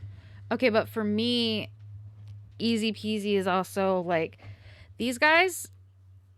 Fuck, what are they? Keys? They're easy peasy. You hit them, they're done. There's some of the most boring I'd rather, like, if a swarm of them come near me, I just let them attack me, because I'm just like, I can't even be bothered. You guys are so I like boring having to the fight. equipment or the parts, their eyeballs for arrows. So where would you put a Lionel? Would it go in easy peasy or fun? Because I think that's the only example of where something can be easy but fun. I think it's just because the Lionels have a lot of health and they don't die immediately. Is there no Lionel on here? Hold the fuck up. Yeah, they put like 17 Octoroks and 17 chews and shit in here. Oh wait, found one. He's down here. Man, what the fuck? You've never even fought a Lionel. I have. I also just fought one the other day, by the way. A Get silver outta Lionel. here. Thank you. Get out of here. Very much. No. Silver Lionel. Tier list is trash. Ozzy, where's your tier list? I need a decent looking tier list right now. So I'm actually going to change this to Meh. I know, okay, Meh's going to go, okay, annoying. And this is going to go hard, but rewarding. And that's in the middle? Hold on. That's where the Lionels are going. Because, hold on, I'll explain. Annoying are these skeleton dudes. Okay, look, I hate them because you get barely anything from it. They just pop out of the ground and they're fucking annoying. There's no reason for them to be there. They don't offer any real challenge or anything great. Like, you don't get any good rewards from them. They're just fucking annoying and I don't like them. I can agree with that. I would say Keese isn't the same because for me, it's just like if they show up, I just ignore them until they become unignorable anymore. But in Tears of the Kingdom, you can at least use their eyeballs on arrows to make sure you get a headshot. Oh, well, so, I always get headshots anyway. I didn't know you could do that. Skill Look at issue. me, I always get a headshot. Okay. Also, these motherfucking trees, annoying. Can we make a daddy tier and just put Ganon in it? Nope. And the Tektite, or not the Tektites, the likes, because they give you the suck. Once again, annoying. They're just bones. Dumb. Don't like it.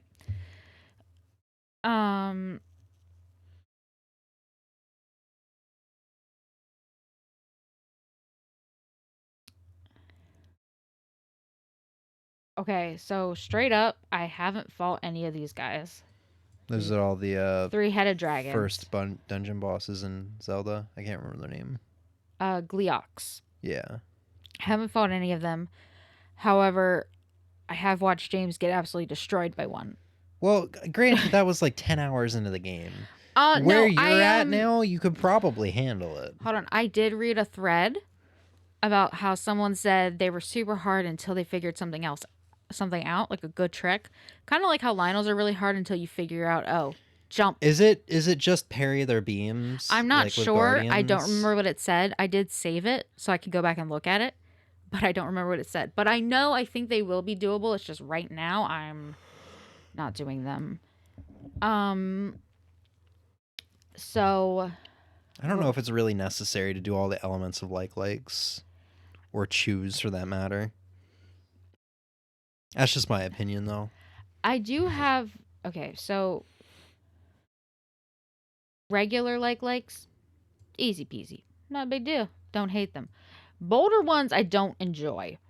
Okay, because... you can get damaged a lot more. Like, those guys, you just walk up to them, you shoot their little uvula, and then you wail on it, and you're good to go. You'll probably get a reward out of it. Maybe some arrows. The other ones, the ice one has frozen me before, and the electric one has shocked me. I have not met the fire ones yet. But those two I have opinions on. Listen, chews are annoying. The regular chews I am routinely getting pissed off at because they just pop up out of the ground. I'd say they're far easier than anything else to avoid because they can't catch up to you. They can't like spit attacks at you or anything like that. But they're just kind of a fucking nuisance sometimes. They're cute. Yeah. But if I'm going to fight a chew... They're like the baby chews from Wind Waker. If I'm going to fight a chew, I'd rather get a reward from it, like elemental stuff that I can actually use. Okay. It's decent. Because that would create a fire arrow or an electric arrow or, something like that. I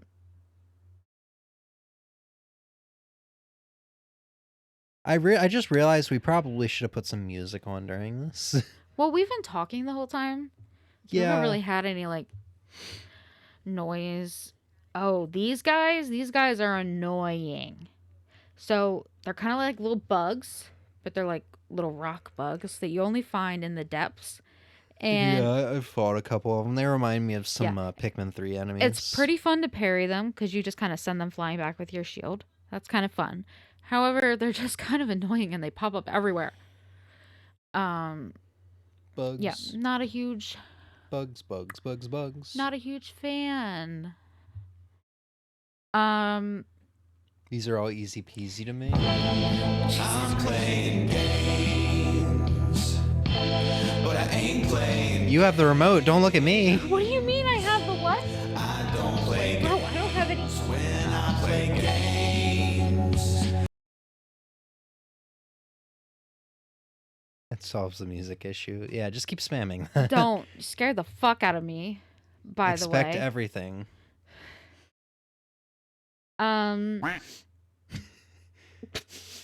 Yes, spam it.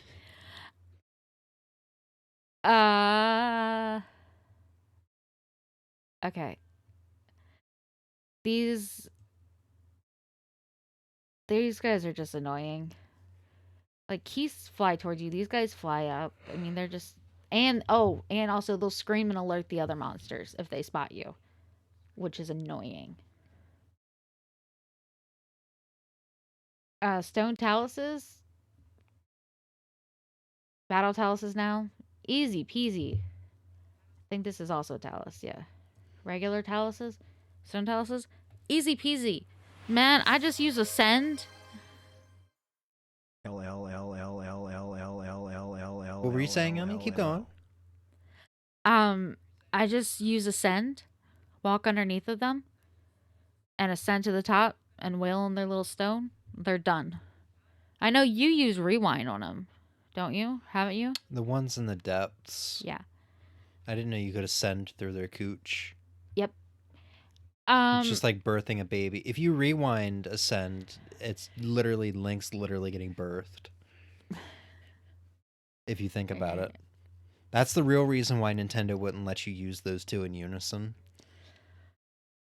So... Just ignoring the elephant in the room? What elephant? Oh, Em, you gotta do a thing. What? Read my message with delay. I don't remember how to do that. Oh boy, you better get figuring it out.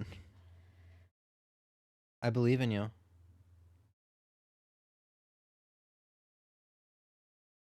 What are you doing? Why are you opening up Google Chrome? I think I need it. No. Don't I? No. Twitch doesn't have access to our microphone settings. Okay, then why would I... Okay. You got this. I believe in you. Getting warmer. Yeah? Yeah? You're getting there. Come on, Emmy. You can do it. No? Yeah? Yeah! Yeah, brother, I'm gonna come!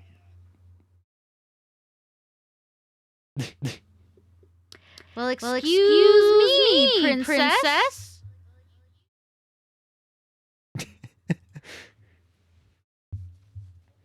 There you go. I love how you caught the butt end of me freaking out. I decided I'm going to put the enemies I haven't fought. I'm not going to put them on here. Because in the no tier, what goes in the no tier? It's the motherfucking Gloom Hands. Now, Oh, yeah. I will say... You should rename the no tier to Nope the fuck out of there. That is the vibe. That is the vibe of the no tier is the... Nope, nope, nope, nope, nope, nope. Nope the fuck out. I have discovered that if you encounter them and you run far enough away, they turn into dark clumps. They just disappear. Yeah. As well as if you're running, say it's cloudy and the sun comes out. Oh, that's cool. Yeah, the light immediately banishes them. It's kind of... So you get a light shield. Can you do some weird shit? Haven't done that. Should find that out. I wonder if you can attach I wonder if there's something you can attach the shield to make it constantly reflect shit. That was possible. Like maybe electricity. I don't know. It also could have been like conveniently placed where the light came out and it looked like it burned up. Like I've not looked it up to confirm, but that is what it looked like to me and what it felt like and what it seemed like. Phantom Ganon. Also, just note right the fuck out. Now, granted, I did beat him. I did fight him. Was not expecting him to show up, and then he showed the fuck up. We should have M do Ocarina of Time. At least play up to Phantom Ganon and Ocarina of Time. Thanks, Razor. I was absolutely terrified of Phantom Ganon. What the fuck am I looking at underneath of Ganon? Dwarf. Right there? To the left, 2, and down 1. The fuck am I looking at? Oh, Master Koga of the Yiga. Oh, from my distance, it looks like I'm looking at Sora from Kingdom Hearts, but with an oversized head. He looks like he's got Mallow's head, but he's pale as fuck.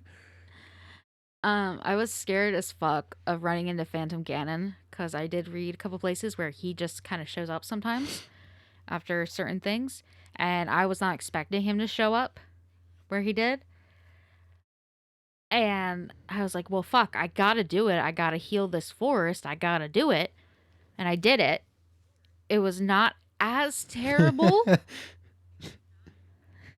I just realized we're getting pretty far into this tier list, and there's not a single thing in the fun tier. Tears of the Kingdom's a terrible game, confirmed. I didn't mean Look how that. massive that annoying... No, there actually is going to be, hold on, there's gonna be... You can put all of the likes in there? No, there's gonna be, hold on. Oh, you should put the Scootin' Octoroks in there. Okay, hold on. The Redeads. Hold on. Ganondorf. Phantom Ganon. I was terrified because I read of people absolutely terrified of it. But I did it. I think I died twice, and then I got the gist, figured out how I could beat him, which was still by just spamming some like explosions and lightning and shit. But it worked.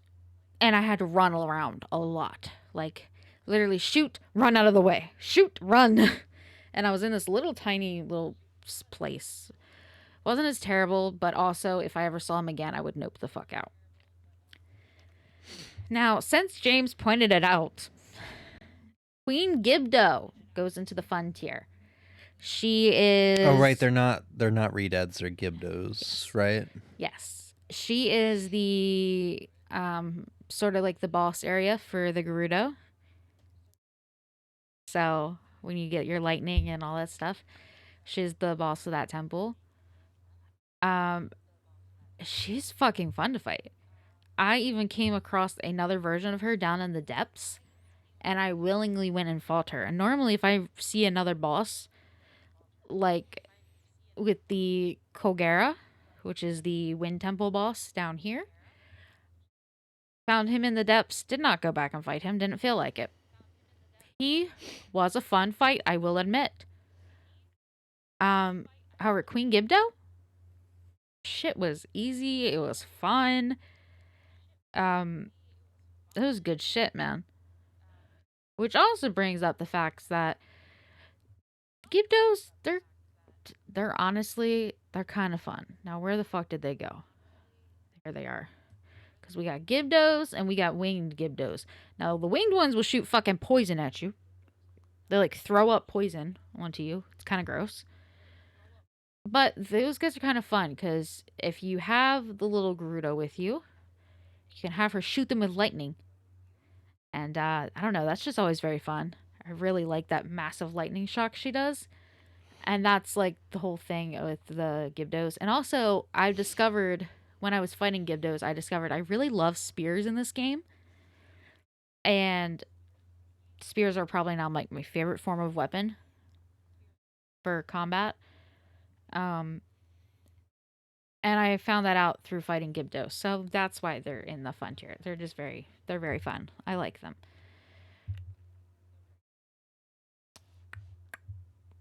Okay. So I have fought Master Koga once. I think you have to fight him again. And honestly, he's not anything. He's not hard and rewarding. He's not like if I didn't have to fight him, I wouldn't. But I had to for the one thing, and I think I have to for another side quest involving him. But like, he's just kind of is annoying, but not in the same way these guys are annoying. It's like a different annoying. Meh.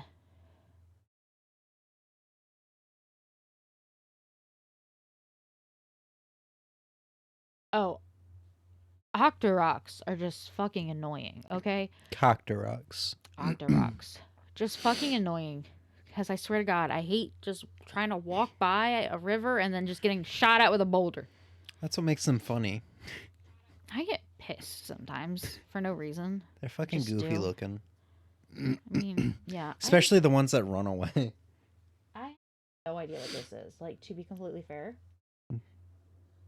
The windfish? You see, you fucking doing the same thing I am, man. Yeah. It's okay, I couldn't figure it out with the Final Fantasy VII Remake bosses either. It could be a Modolga. It's probably a Modolga. In which case, I'm gonna note right the fuck out. I can fight them. I have fought them. But you know what? If I don't have to, I'm not gonna. I don't fucking want to. They're annoying and I don't like it. They're not hard though. That's the thing. Because you just stand on some ground they can't get to and you throw some shit out there. They go to eat it and then you shoot them with a bomb and like it's chill. It's whatever. But also like, I don't want to.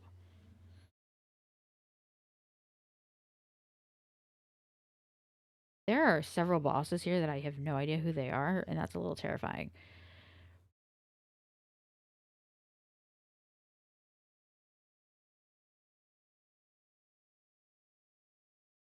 What's happening?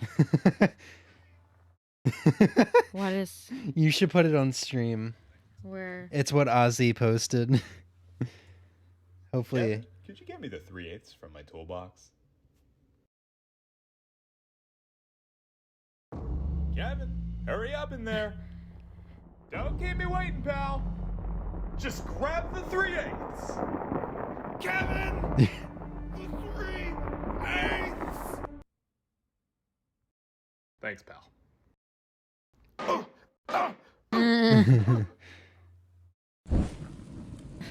Kevin, could you get me the fire extinguisher? You found it yet, Kev? Oh no. Hurry up in there! Kevin, the fire extinguisher! Kevin!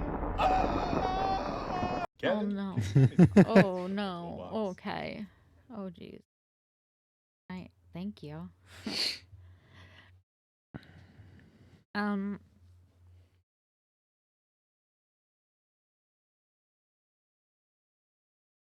So we should do a tier list for who has the best ass in Mario Kart.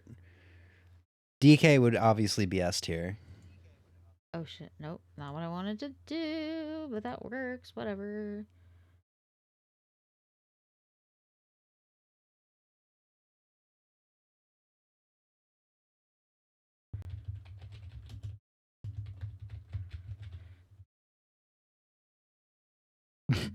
Shut up. Just like our text messages. Oh fuck! There's a typo. Oh, I I didn't thought even that's realize. what you. Okay. How do I spell it? Are you asking me how to spell annoying? Use spell check. Yeah, Full- whatever. It's good enough. Because these are annoying but different. They're not hard and rewarding like a Lionel, but you gotta fight them sometimes, and it's just kind of like I don't want to. That's really it.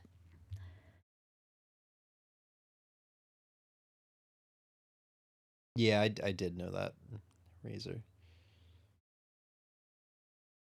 I also just like to imagine that him walking in there and seeing nothing but rocks is kind of relatable to people like me, who's just like, this shit looks the same. Which one is the 3/8? I'm so confused.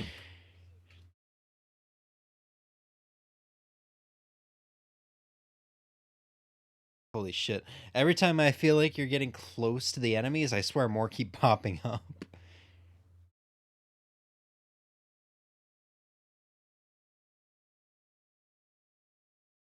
Yeah, I gotta admit, I'm kind of stumped. What was that you had? Hinox? Oh, also, I like how this picture isn't an actual Yiga. That's Link.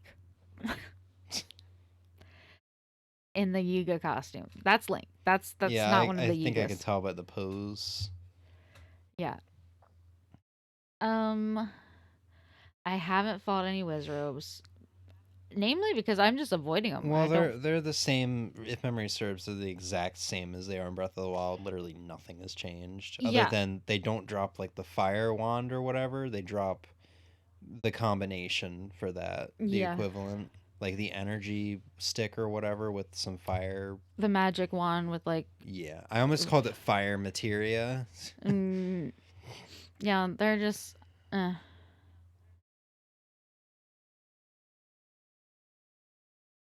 Yeah, I don't really know. With some of the. See, I've only fought a Frox once, and to be fair, I've been noping the fuck out of all the rest of them.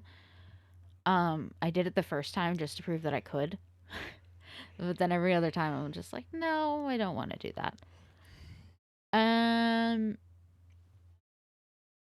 Normal horde goblins are completely fine. They're whatever, honestly, to fight. Kind of slutty, huh?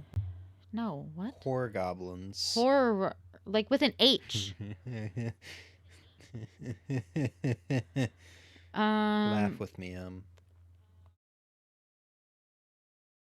No.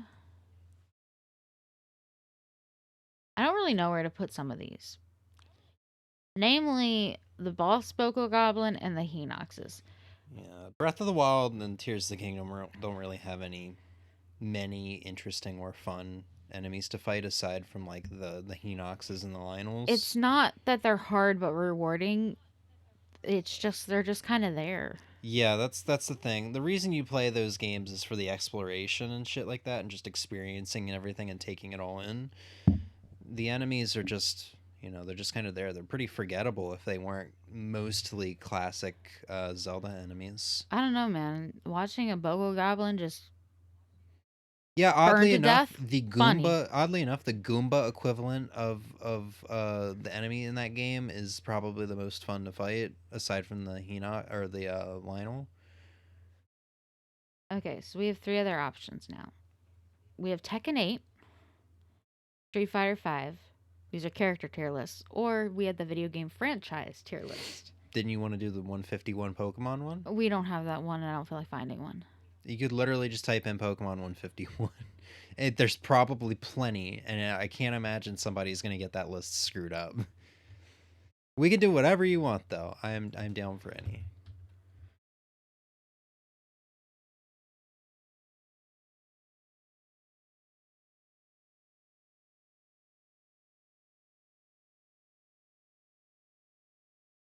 Oh, okay. All first generation Pokemon. Hell yeah, brother. Let me sit back up. Okay, we also have some variants here that I don't know, though. Oh, this isn't first gen. This is Pokemon Go shit. Did you see all those Pikachus with hats? Here we go. This is better. Yeah. Okay, let's start off. Oh, and we have a double S. And You we should just go ahead and go to the bottom. Go to the bottom. You see Snorlax? Yeah, you put that in E. We don't have an E tier. What the fuck? It goes D and then F? A, B, C, D, E. Oh, shit. Yeah, there should be an What E. the fuck? There? Somebody Well, doesn't know their alphabet. Fucking Pokemon fans. Bulbasaur is SS tier. Ivysaur is SS tier. Venusaur's S tier. What? All right, like I was just like, okay, she's just putting the entire line in the S tier, and then you did that? What? It does grading scores like in school. I never have gone to a school or a college that goes D and then F. I don't think I've never had a school or college that does Fs, actually. Yeah, no, it's always just E's. Okay, here We're 3 Pokemon in and I'm already disgusted. like Listen. The middle evolution for Pokemon are almost always like forgettable or just really? meh. I love Ivysaur. You don't like Venusaur? I do like Venusaur. That's why he's still S tier, but those two are cuter. What E? The one that's partially in the game with A.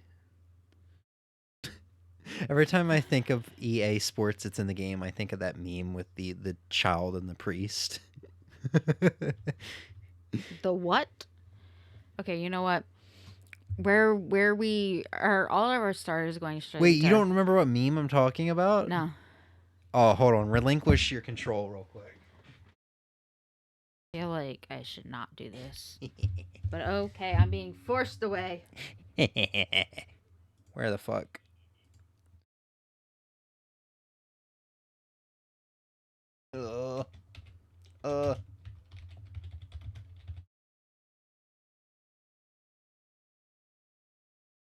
Super Bowl night, you're gonna get Super Bowls. For EA Sports? Yeah. This isn't the exact one. Oh no. No. Bad. This isn't the exact one, but you get the idea. No. Bad. Okay. Bad. Oh. I love that there's different variations of that meme too. Where are we putting Charmander? My school graded A, B, C, D, F. Yeah, no, I've never gone to a school that has done that. It's just A, B, C, D, E. Like when I watched Fairly Odd Parents and Timmy always got Fs, I always just assumed that was a cartoon thing. Okay. Because I had mean, never seen Fs as a grading score. Fs and Es are kind of the same thing. They're both your failing grades. Yeah. It's just some schools will do the F because that's like it. So your schools need to count to 5? No. Keep in mind though, my dude, 3 of us went to U.S. schools. So, you know. It says what it says. What do we do next? Charmander? Charmander. SS. Double S. Okay. Charmeleon.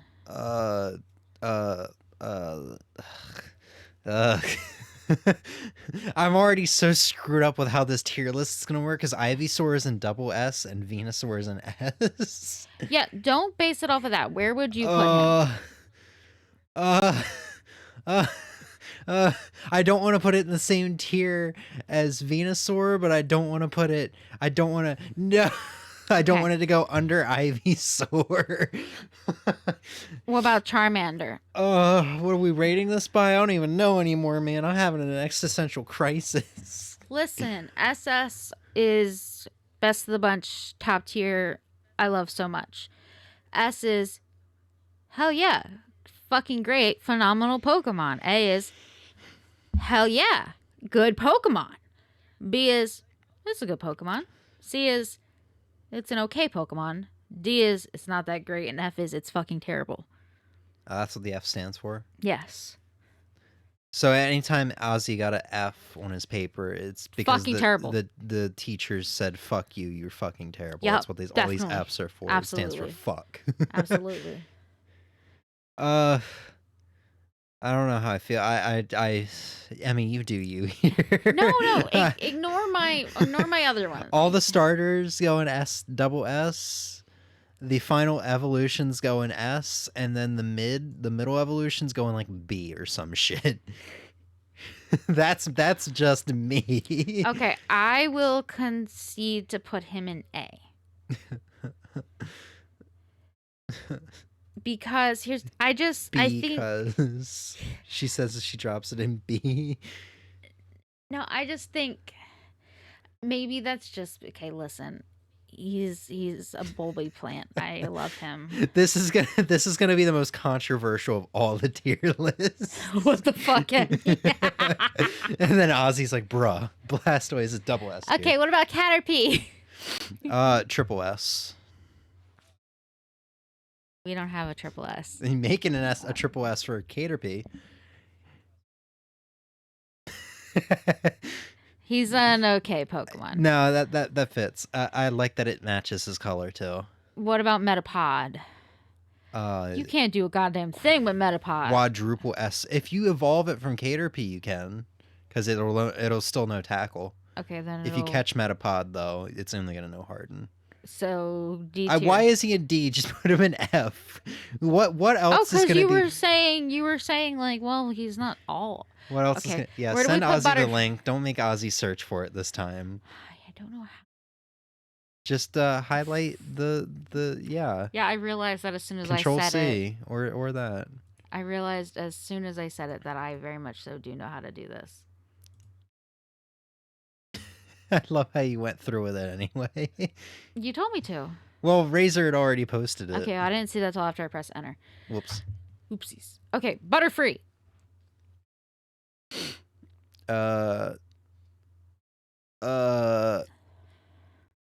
Honestly, I'll give it C just because it can learn Confusion for whatever fucking reason early on in the game. I love how Razor was faster. Okay, Weedle. Probably F. Okay. Kakuna. Yeah, F. Beedrill. D at best. Yeah, Are we just going with my picks now? If I have anything opposing, I will say it. But I'm also going with some of your picks because you put Caterpie in C because he's actually kind of okay, and Butterfree, you're like, yeah, No, Caterpie is not okay. Actually, I feel like we should put him in D. Okay, we can do that. Because now that Butterfree's in C, I'm just like, it's too high. Yeah, see, on some of these Pokemon, don't have too much of an opinion on.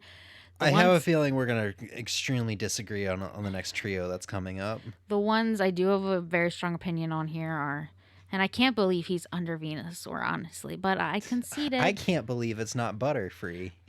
So where are we putting Pidgey? Is that Pidgey? Yes. That's Pidgey, yeah. A. Okay. Yeah. Also A. And then double S. See, I felt like this is where we were going to disagree. I love Pidgeot. I will allow it. It used to be a main team member of mine. I mean, to be fair, you only have like 2 choices without the excluding the legendaries for flying types in the original. Okay. Where are we putting Rattata? Well, I guess you got Golbat and such, but I mean, who's going to use a Golbat once Crobat was like invented, you know? Because you always just have that disappointment. You feel like you're using an uninvolved Pokemon for the rest of the game. Rattata, probably like C. Is he good enough for C? Yeah, because I mean, he learns like Super Fang or Hyper Fang or whatever the fuck. He evolves pretty fast too. No, Eradicate, which is pretty good. That's just me though. C as well. Okay. This is Spearow and that's Fearow, right? Fearow, or is it Fearow? Fearow. Surprised you don't know that many Pokemon. No, I thought that's what it was. I wasn't sure if I was mixing up the names between the 2 evolutions. Yeah. Sometimes I will do that, but I had it right the first time. For me, Spearow would probably be like C, and then Fearow would be B. Really? Fearow's really good, especially in like Fire Red Leaf Green when he has Drill Peck. Okay. But that Mon's got a really high attack stat, if memory serves, and a high like speed stat, so he's critting a lot. Yeah, you do know a lot more of this stuff than I do in regards of if Pokemon are good or not. My own things are like, no. Okay, Ekans. Double S tier. OG fans know why I'm saying that. He's overpowered as fuck. Is he? He is overpowered. Okay, let me break this down for you. He can learn a move called Wrap. Yeah. Wrap in newer games, it attacks and then it does damage, a little bit of chip damage progressively throughout the match. And Ekans, I think, can still use other moves.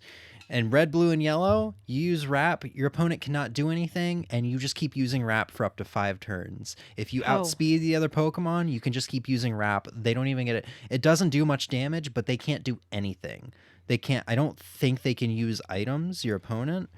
You just bring, I've seen people raging out if you are playing against somebody in Gen 1 and they just bring a Arbok or a Ekans into a match, especially Arbok, if you can use... so Arbok goes up here as well. Yeah, because Arbok can use... And I would even put Ekans down. I was kind of memeing when I said double S. I would put him in S tier or A tier. Arbok can learn Glare, which is a paralysis move, so that's going to lower your speed, and then you absolutely cannot do anything unless maybe you have like quick attack or something. But even then, that's going to be like once every 5 turns, worst case scenario. But that's just me. I just think it's hilarious how overpowered those Pokemon are with terrible moves that only have like 20 power or some shit. Where are we putting Raichu? Pikachu win in double S. I would probably put him in double S too. That's just me though. Okay. Sandshrew. Sandshrew and Sandslash are double S, hands down. For me personally. What are we basing this on? How good they are and how cute they are. And Sandshrew and Sandslash have both. Okay, but Ivysaur needed to go down to B tier for you. Yeah, he doesn't have that. Look all right, at you can put him. him. You can put him S. You put him in S. He's adorable. Just because you see his little fangs. I love how now we have Ivysaur at S and Wartortle and Charmeleon and B. This tier list is fucked. Okay, this one's Nidoking, right? No. That was Nidoqueen. Well, no, their final evolution. Okay. I realize I messed it up. It's because I was. Yeah, it's female.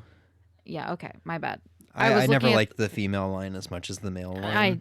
No, it's not. I mean, this one's cute, but like, and this one's cute, but this is not. I wouldn't go higher than C for the first 2.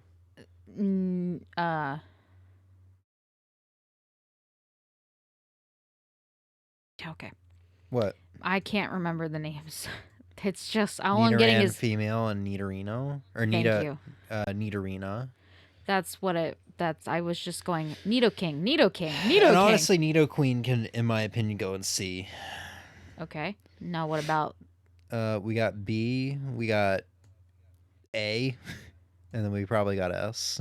It just progressively gets better. Clefairy. S. And then, well, I'm thinking of newer generations. I don't know. I'm thinking of newer generations. I imagine. Hell no. Hell no. Where do you want her? I don't know where you want her. Do you not know how good of a Pokemon that is? It's got a stupidly high special stat. It's like Nidoking, where it doesn't really need to be stuck with moves that do stab. I couldn't really tell what you were going, like what the vibe was from that tone. That Pokemon can use Flamethrower and obliterate everything in its path. You know, Fair. Even though it's not a fire type Pokemon. It is not. Okay. Vulpix. It's not a great Pokemon, but it's cute, so I'll let you place that wherever you feel necessary. I like how this has just become my tier list. Except for like the starters. Well, I'm going off your opinion here because a lot of your opinion makes more sense than me just basing it off of. Do I like this one? I mean, yeah, but you can argue just for that. Yeah, but I will if needs be. Evidenced by S tier right there. Okay. If Vulpix is in C, then Ninetales is in D. D? Yeah. Below? Okay. Just because it loses its cuteness and it doesn't get any better, in my opinion. Okay. What about Jigglypuff and Wigglytuff? D and D or F and F. Honestly. Okay.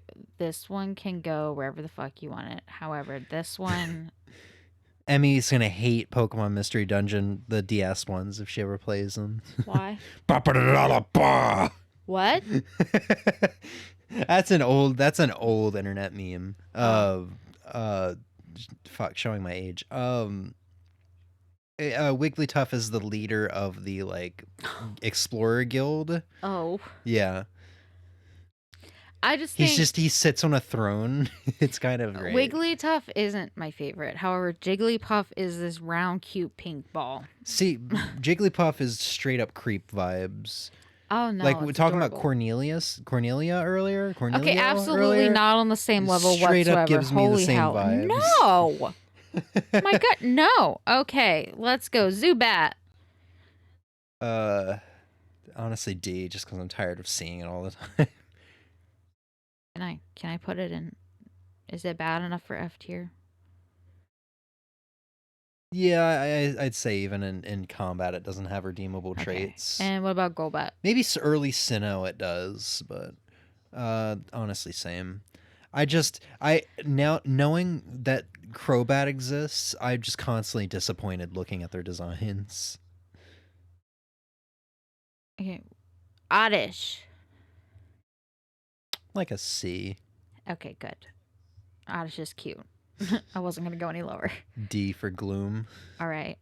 And what about this one? What's his name, Emmy? Vileplume. Ah, yes.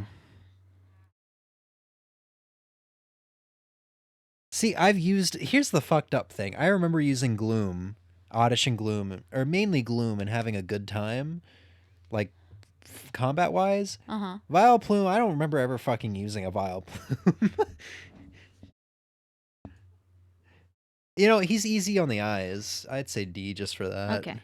Perish. Perish? Yeah, Perish. Paris. Oh, fuck. That's one of the other ones that we were thinking of earlier. Because I always do that. Is just there a like, pair Pokemon? Just like Meowth. Oh. No, when we were saying about things, I say wrong. I'd say for Paris and Parasect, just straight up.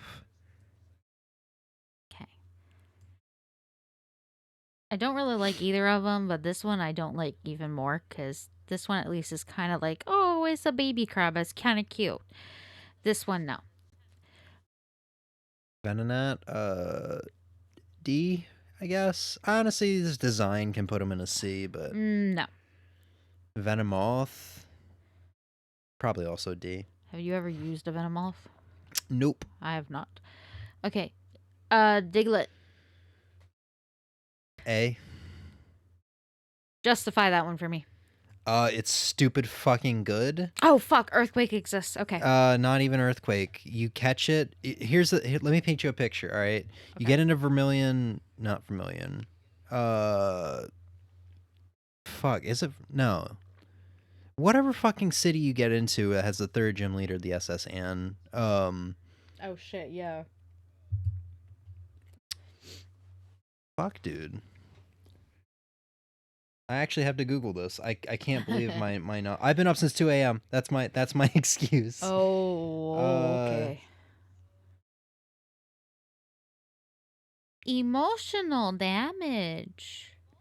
Vermilion. There's too many fucking V cities in Gen 1. Yeah. You get into Vermilion City, you've got that thing has so much opportunity. You have a fresh new dig TM that you don't need to use because you can go catch a Diglett.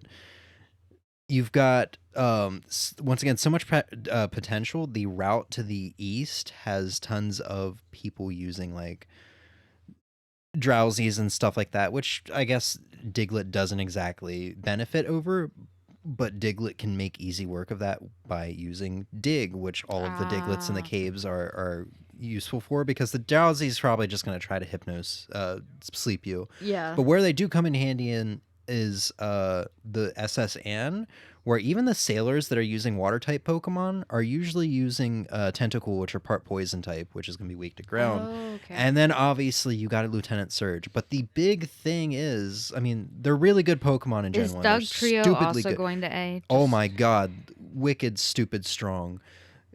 Getting to what I was going to say, you go into Diglett's cave, the Diglett levels kind of wildly vary. Oh. You have a rare chance of finding a Doug Trio that can be over level 30.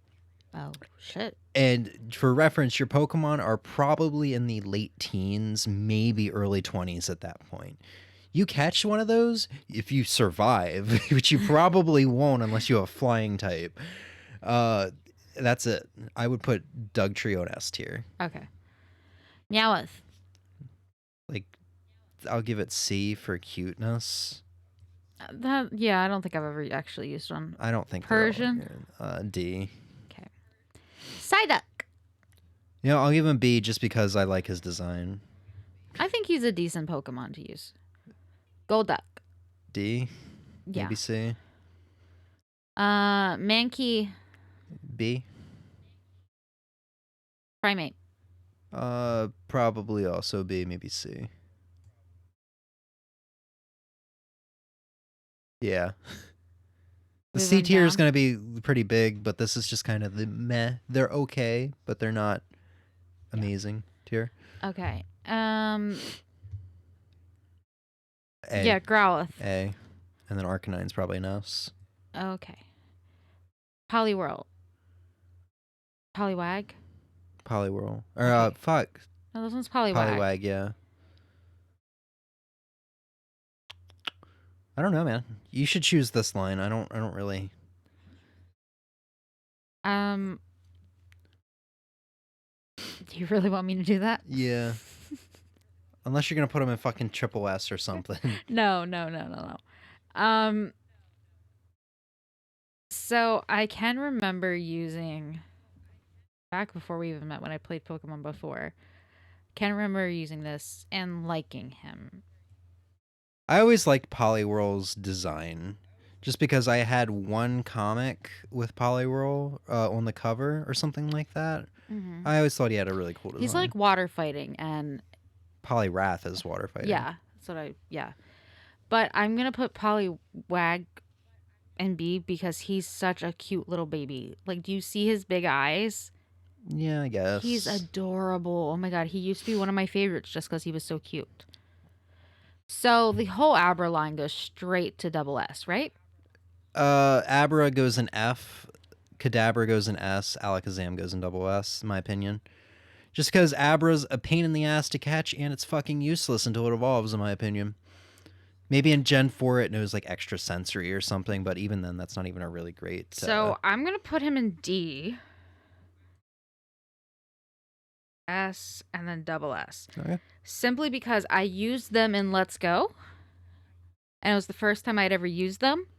Oh, Hidden Power is what I'm thinking of in Gen 4. It was the first time I'd ever used them because I'd never used him before. Mm-hmm. And holy shit, my man can fight. Yeah, and in Gen 1, before the special split happened, and the fact that like there wasn't really anything that could resist it, I don't think. Yeah, there was no dark types didn't exist. The only ghost types in the game was the Ghastly line, which were poisons, so they just could go get fucked 10 ways from Sunday. Yeah, like genuinely the most overpowered Pokemon is in the game. And even then, to this day, I'm not going to say that hasn't changed, but to this day, they are still ridiculously good. Yes. The Abra line made me realize that psychic types were actually kind of good. To be fair, like, if you get a Kadabra, you don't even need to trade for that Alakazam. The Alakazam's overpowered, but the Kadabra is still really fucking good. Yeah, keep in mind, I forgot that I needed to trade you to get that Alakazam. I had no one to trade with growing up playing Pokemon Diamond and using it. Yeah, but when I played Let's Go, I didn't even fucking remember until you were like, oh, you don't have Alakazam. And I was like, what? And I was like, oh, fuck. I forgot about that because he's so good. Yeah. It made me realize psychic types actually did have some use to them because I don't think I really put much worth behind psychic types prior to using them in Let's Go because I just never did. So yeah, I like them. What about Machop? I know I hate his design. I really do, and I don't find Machop to be useful until he evolves. Yeah, you catch my drift. Where are we putting the? Because I was probably like C for me.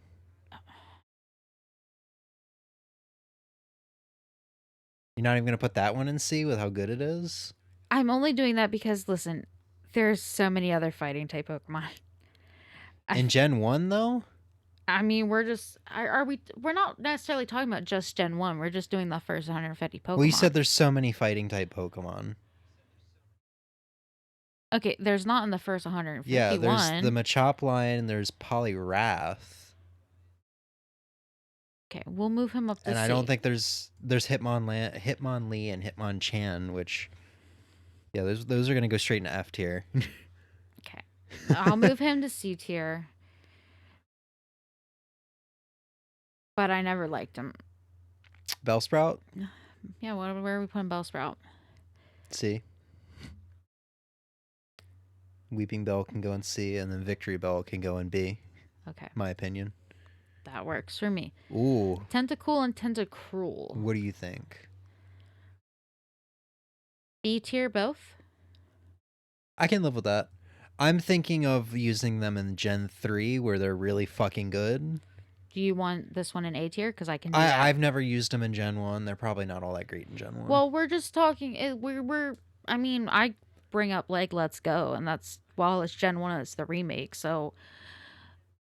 Like... A cool tent and a cruel tent? So, like, putting him up there is fine.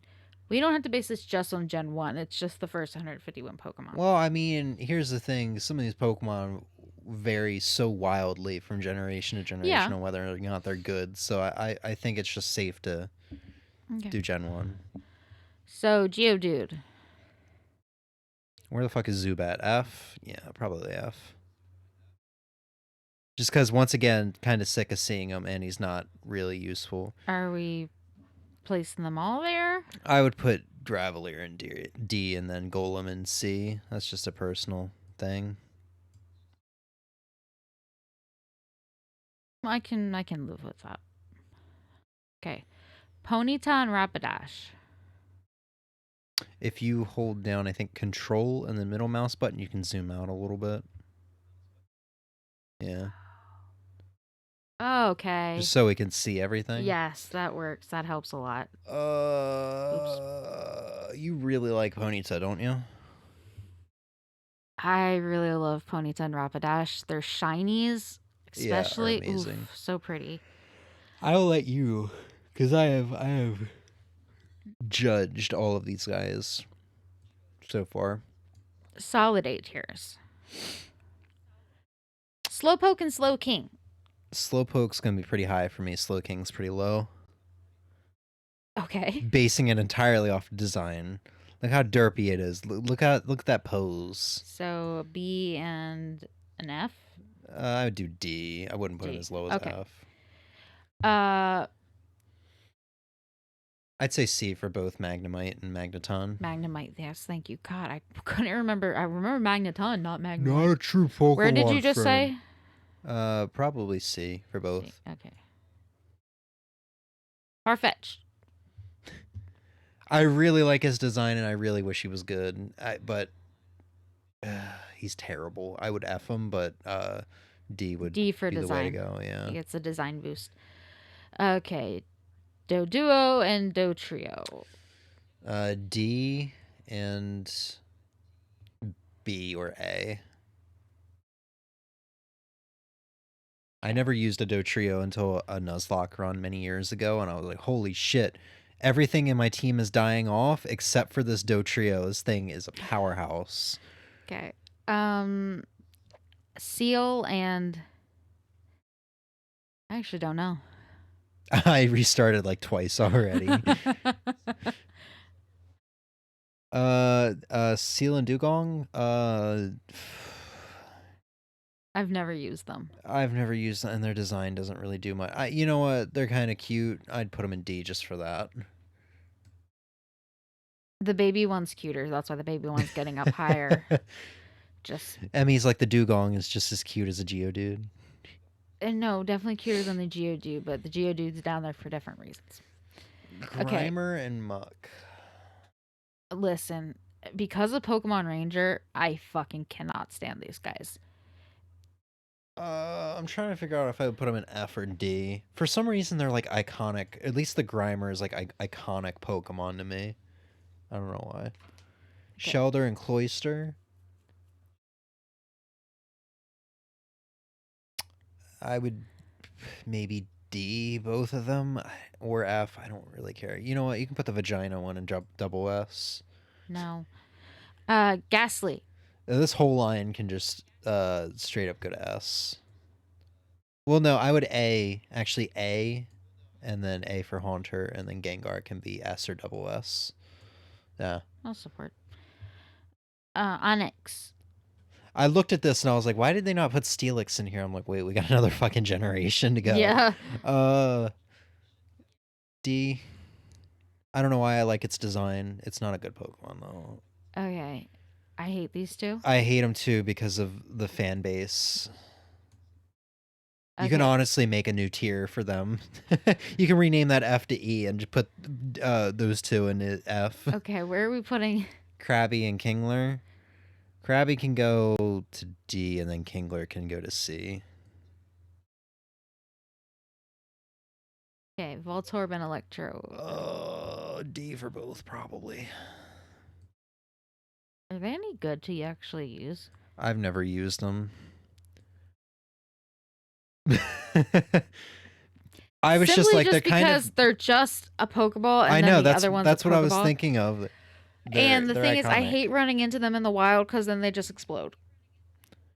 Ozzy, you should just get rid of all the tiers, just have one tier, and just have the best Pokemon. Throw Snorlax in there and just unrate, not rate anybody else. Our little eggy dudes. Execute and Executor. Something like that. No, I'm thinking.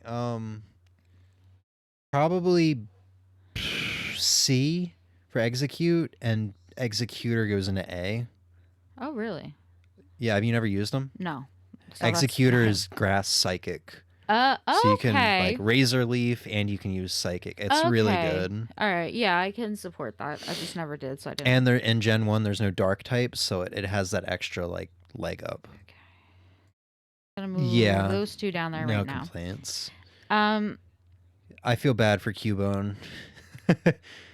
Yeah, I feel bad. Cubone gets S tier because he's so cute. And Marowak gets F for dying on Cubone. No, I'm just kidding. I don't know. I like Marowak's design a lot. So you could do like B for that and I'd be okay with it. Okay. Lickitung. Where would you put this one, Emmy? I've never used him. I feel like I've heard you rant about how you hated how he looks, how he's just fleshy. I feel Or like... no, I think it was the Pokemon Detective Pikachu movie. Yes, that how he one I looks in didn't. that. Because his tongue just, it's kind of gross. He can I kind of like him just because like growing up I never knew this Pokemon existed because it's such a rare Pokemon. So like I would D. Yeah, okay. I don't know. Coughing and wheezing. Yeah. I like their names a lot. I would do D or C just because of that. They do have pretty cool punny names. What is this, Rhydon? Rhyhorn. C. Then Rhydon would be, I want to honestly say A. A? Yeah, he's really good. See, I would put Rhydon in like D tier simply because he just looks like a clone of Nidoking and Nidoqueen. Well, he was the first Pokemon, so it would be the other way around. He was not. Yeah. What do you mean first? Rito D's nuts. So you know the meme of like which Pokemon was the first? Is it Rhydon, Bulbasaur, Arceus, or some other? Yeah, he was literally one of the first Pokemon ever drawn. Or he was the first Pokemon ever drawn. Okay, yeah. So ever created, I think, with the sketches going back to 1991. Okay. Was the first real life design Pokemon. Okay. Yeah. Okay. And then Bulbasaur's first I the was Pokedex, thinking, and then Arceus is God. And yeah, I don't remember what that fourth one is, but it's a trick question. That's what that meme is. Yeah, because technically they're all right. Yeah. That's what I was thinking more so as be Bulbasaur or Arceus because God and number one in the Pokedex. I didn't know that about Rhydon. Yeah. So what do we have here? Is that Chansey? Chansey? Yeah, Chansey. F. Yeah, she's cute-ish, but there are other cuter Pokemons, and I always just look at her honestly, body what as does if she she's fucking balding. do? You see how that she's got the things on her side? It makes it look like she's bald, and she's got hair growing on the side of her head. Okay, what about Tangela? C. Okay. He's got a really good evolution too. Hmm. Kangaskhan, F probably. I'm gonna put him D tier simply because the little Kangaskhan is really cute. My lineage. Well, yeah, where are we putting him? I still have not used it to this day, but for cuteness, I'd put it in C. Same with Seadra. Really? Or coolness for Seadra. I thought you were gonna place him higher. Kingdra would go higher. Goldeen and Seaking. D seems too generous. F seems too harsh. I don't. F works. Well, for I would me. put Seaking in D, just because I don't know. I like the design. It's got the little unicorn horn and shit. Goldeen also has the unicorn horn. Yeah, I don't know. That's fine, because we're probably gonna put Staryu and Starmie in F, right? Yeah. Have you ever used one? No, but I really like getting a lot of experience from my Pikachu in Pokemon Yellow by killing Misty's Starmie. Okay. What about what's his name? Oh, can we get a new tier for Mr. this Mime. guy? And Jinx? No. And throw Hitmonlee and Hitmonchan in that tier? No. Scyther? Okay, you know what? Because I feel like it's a little rude to have Weedle and Metapod in the same tiers. Hold on. We have the garbage tier. Yeah. Which is going to be these two, these two, these two. Yeah. That feels a lot better. Yeah, there we go. Scyther, I think, is an A. Oops.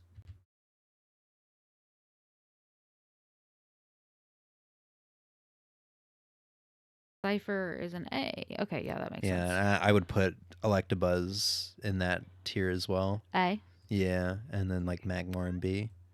Okay. Same with Pinsir, honestly. B? Yeah. Have you used one? I had to use one in. I think it was one of the. I think it was the stream. Yeah. Yeah. Tauros. F, honestly. I'm gonna put him in D just because I kind of like that he has a zodiac background. Oh, I had no idea. Yeah, like the Taurus. At least I think he does. I could be wrong. Double S. Haha, very funny. No, double S, dude. Magikarp is straight F tier. Motherfucker, give me that computer. However, Gyarados can go to S tier. This computer. No. Come here. No. Give me the computer. No. Stop it. I'm gonna prove to you that Magikarp is amazing. I have stuff to show. She's biting me. Somebody called a Paris. What are you doing? I'm proving why. I don't even know what to look up. How the fuck do you spell Magikarp? There we go. Sweet, mystical, bouncing dragon tits! It's Magikarp! Do you understand what this aquatic abomination is capable of? Let me break it down for you. Magi means magic, and carp means fish. What do you get when you put them together?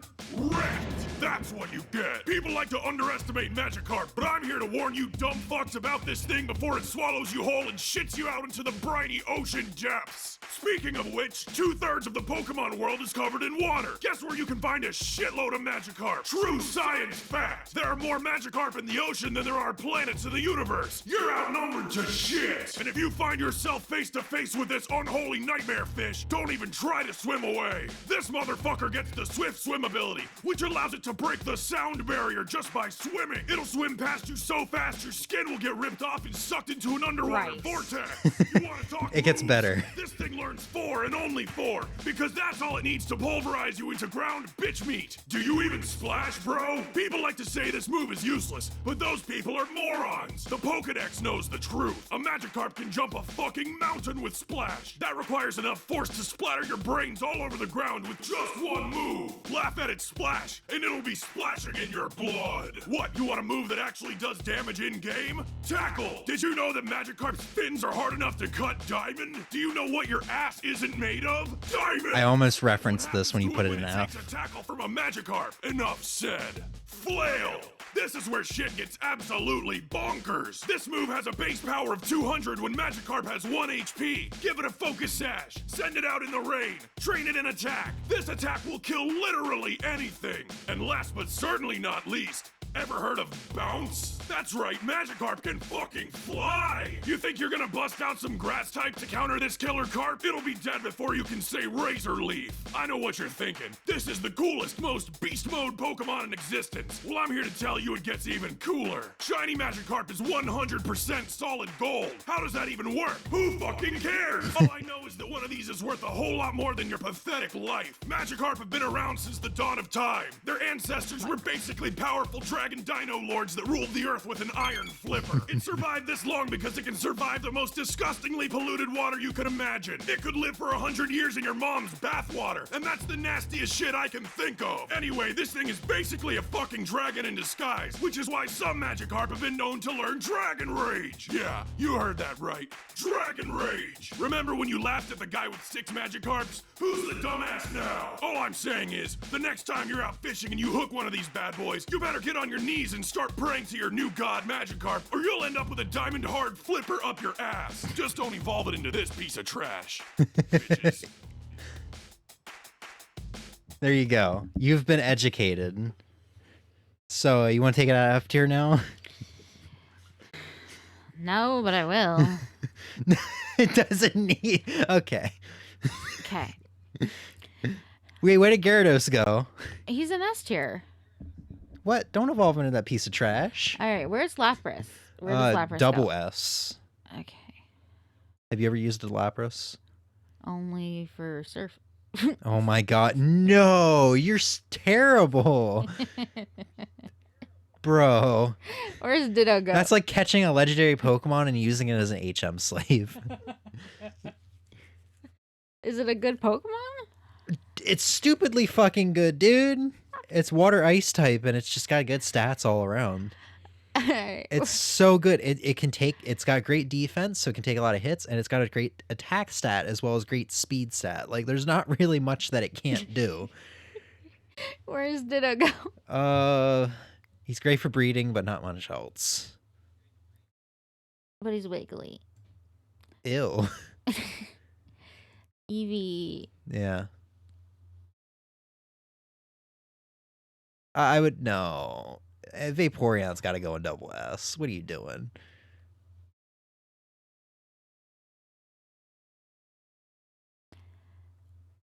Homie, I don't even know what this dude is. Polygon? Close. Porygon. Porygon. I'll give him a D for design. I was expecting this. Do you know which Pokemon Yeah. is better for breeding than Ditto?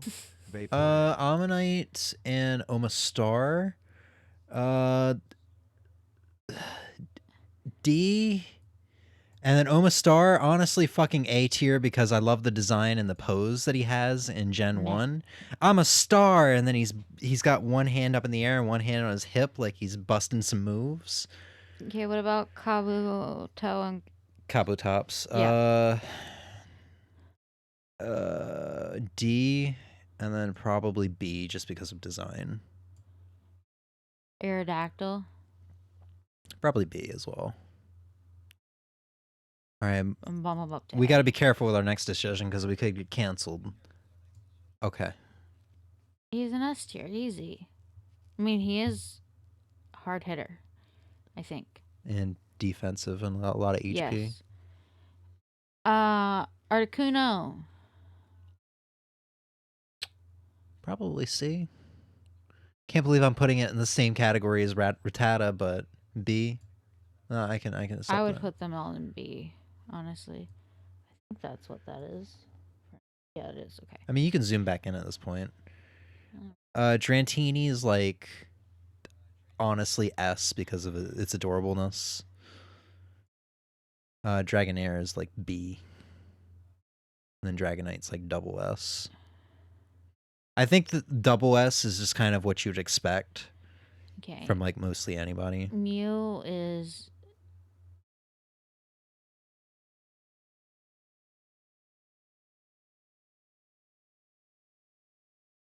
Yeah. okay. I'd put Mewtwo a little lower personally, but that's just me. Put that chunky boy higher. Chunky Boy's already very high. Oh yeah, dude. Chunky Boy's not going higher than Ivysaur. I'm sorry about it. Ozzy, you gotta compromise just like Emmy did. Indeed. All right, Emmy, is that gonna be a stream? Probably. Yeah, I think we're both. Oh, I am. Had a long, hard day of tier listing. Now we gotta sleep. I gotta do my nails first. What ones did we not do? Street Fighter 5, Tekken 8, and Video game franchises. oh god. Those are the ones we didn't do. Well, if we do a variety stream, we could start off Animal Crossing stream with that on the 14th. That's Valentine's Day, right? Yes. Okay. Yeah, I mean, if you want to do video game franchises, that could be interesting. Yeah. Yeah. Yeah. I'm gonna have you come over here and end stream. You don't like ending stream? No, it always feels awkward. Yeah, you tell me about it.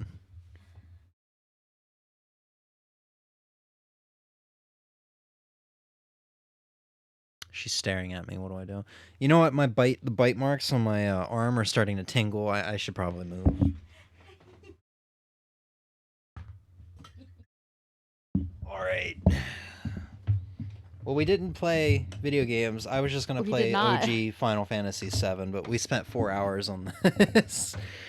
Which I guess is fair. I did 2 hours of my tier list of my choice, and then Emmy did 2 hours of her tier list of her choice. It was so fun, though. Hold on, Emmy. I got another idea. Don't you dare fuck up my tier list. Let's zoom this shit back in. What happens if we type in Hello Kitty? Hello Kitty Squishmallows? Oh boy. Oh. Oh boy. No, yeah? because some of them are cool, some of them aren't. I don't think there's enough variety there to rank. No? Listen, if we're ranking Sanrio characters, all I Hello Kitty Island Adventure? Yes, hit that. Do this shit. Oh, Where God. the fuck is Peckle's dumbass? Oh god. We should do it in order because I don't know shit. Okay. So first one? First one's Hello Kitty. What are my tiers? Do we start with A or do we have an S tier? S, A, B, C, and D. Oh, you can't see that, sorry. All right. Okay. Hello Kitty. You guys are getting bonus content right now. Hello Kitty does S tier, for sure. Choco Cat, that's the next one. A tier. My Melody, S tier. Karumi, A tier. Pompurin, A tier. He's a sleepy boy. I relate. Pochaco, B tier. He's dope. Cinnamoroll, double S tier. I know we don't have one, so just put him in S. Okay, or give me a double S. Emmy really wants the stream to be over. Wait, you're speed running through it. Oh no, I just have like my opinions here are set on some of these. Okay. Okay. Batsmaru, A tier. I like him. Tuxedo Sam, probably B tier. He's still a really fun character. It's just there are other ones. Now see Peckle's dumbass.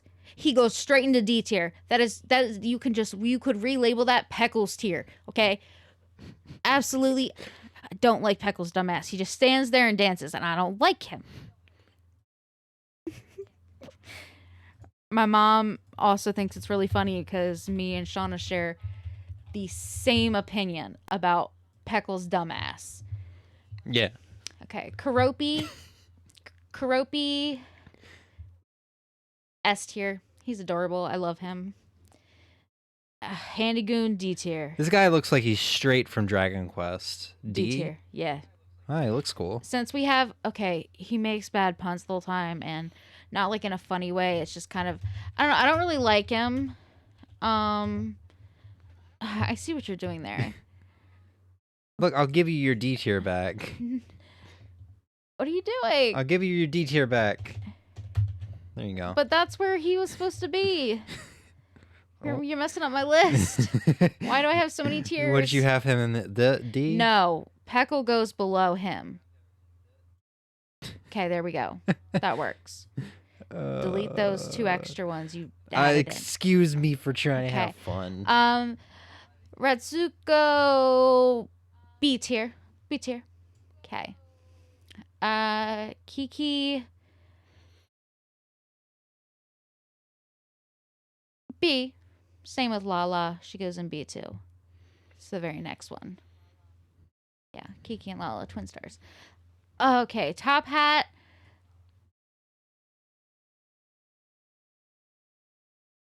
C. Yeah. Big Challenge. His name is Big Challenge? Yes, he's very small. That's the joke. Okay. C tier. Yeah. My Sweet Piano, A tier. Okay, Azuki. A lot of these characters are starting to look the same, I'm not going to lie. Okay, we've gone through the main ones now. Azuki. I love Azuki. A tier, because I think she's the cutest of all the Senna Angels. So she goes A tier. Okay. Then the next 4 go in B tier.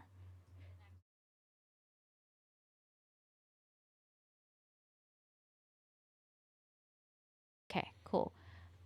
Cherry. B tier. With a big B tier. Yeah. Actually, this is starting to look like a penis. Berry, also B tier. This is a berry? Yes. What Berry with fuck? like an A. Barry. Oh. Baku. He goes in B tier too. Okay. Dear Daniel. Dear Daniel. You know what? You can put him down there with Peckle's ass. Is that D? Yep. But that's just a male Hello Kitty. That's Hello Kitty's boyfriend, actually. Oh, is he a slut? Is No, he an he's just asshole? annoying. I don't like him.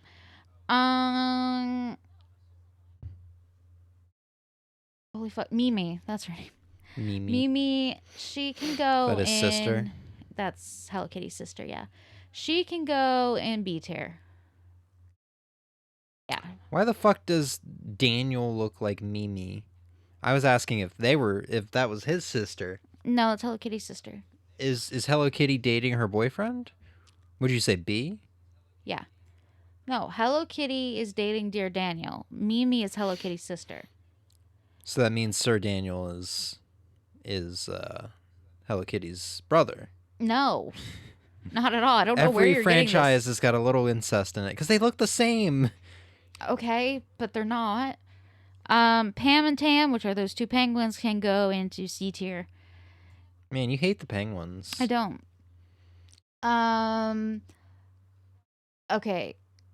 The third one over is Grandma. Is that Snoop Dogg? Yes, third one. Yep, she can go in B tier. The rest can go in C tier. Only because she gives me... she can go in B tier, too. I had to move people around for her ass, so she can go in B tier. That's fucking Snoop Dogg. Okay. Put the grandma in B tier. I mean, C tier. Yep. There we go. There we go. There it is. Cool. So, if we want to extend the stream even more,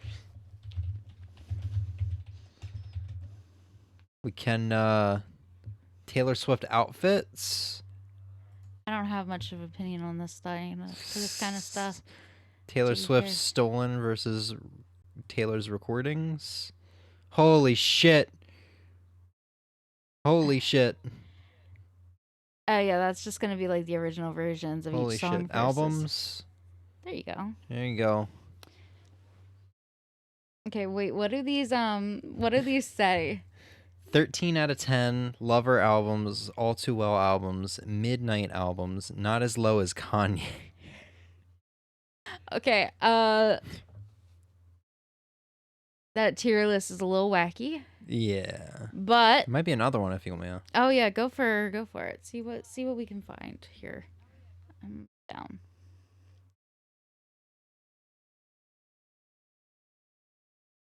There's multiple Taylor Swift albums though. That would work. Going ham for real, pretty darn good. Okay, bad.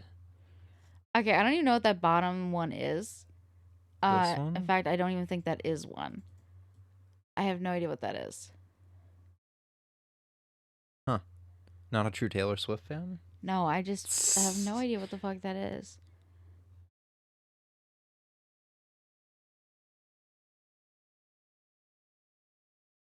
Do they have more tiers than they have albums? No. 4 or 8 of each, right? Hold on. There's 9. Yeah, something's not going right There's here. 9 here. There's rank A, rank B, rank C, rank D, and then there's just a D. 6, 7, 8, 9. Someone fucked up. This person was drunk and high at the same time. Do you want to do that one? I can rename the tiers. Or should we just abandon ship? You know, now that we're here, let's go. Let's rename the tiers. Okay. You only need 3 tiers. So here we got rank A, we got rank 2. Everything. Rank 4. You only need the top 3 tiers. I'm not going to need all these tiers. Okay. There's way too many tiers.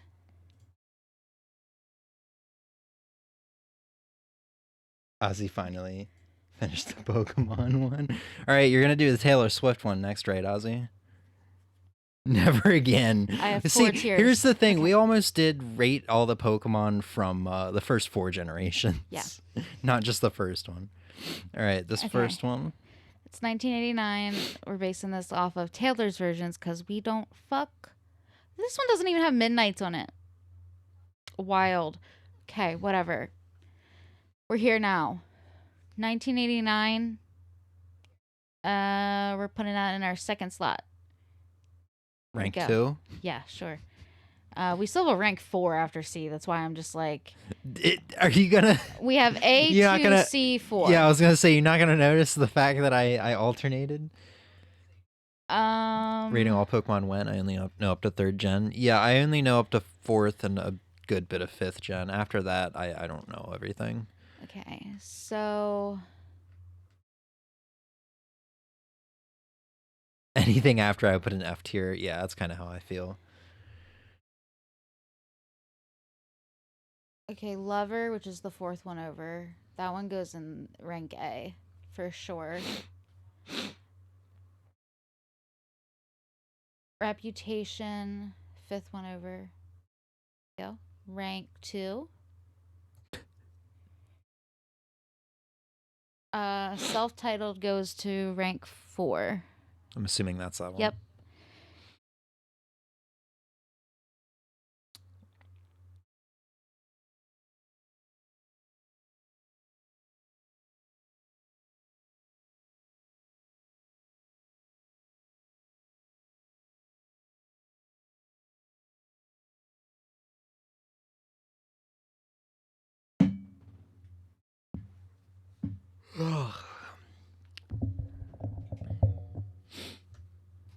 Really struggling over there, huh? Oh, I'm struggling so hard. Here, let me help you out. What are you doing? Stop that. I'm helping. That's not help. Do I need to make more tiers? No. Separate it from her self-titled? No. No.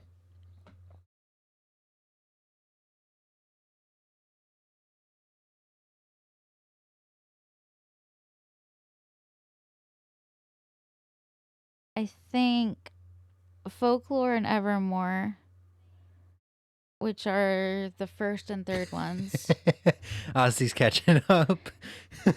You have no idea what we witnessed when we came into this tier list. You have no idea. The first and third ones go in rank 2. First and third one? Yes, that's Folklore and Evermore.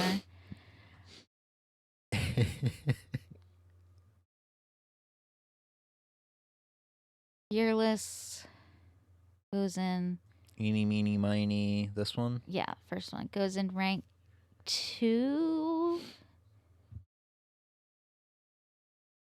Okay, this is why I said I only needed 3 tiers. Okay, because you can put those other 2 in rank 2 as well and move Taylor self-titled up to rank C. Because this is really how it goes for me. Lover is my favorite. All the other ones are my second favorite. And then self-titled is my least favorite.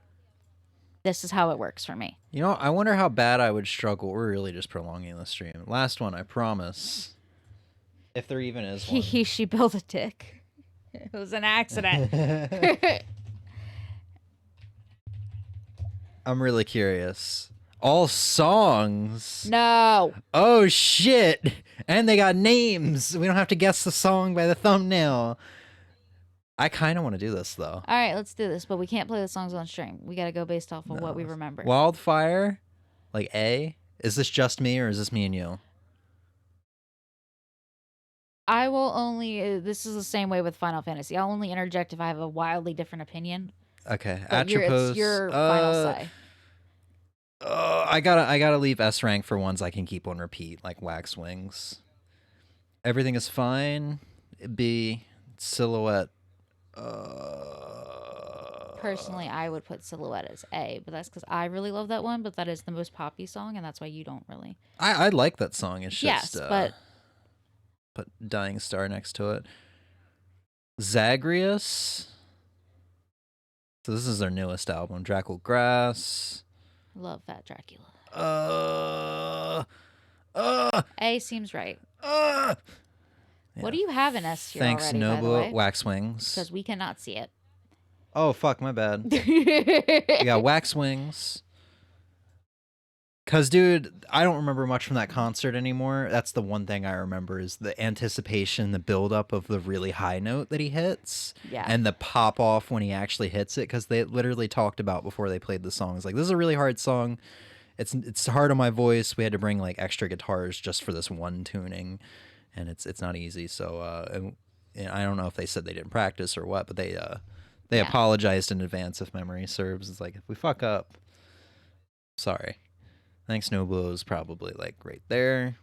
Especially Reptile? right now. Reptile is S tier. It's beautiful storytelling. It's also a 16-minute song. Yeah.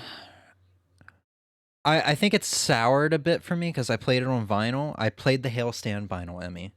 And I finished this song and I didn't want to hear anymore. I just really don't like Periphery on vinyl.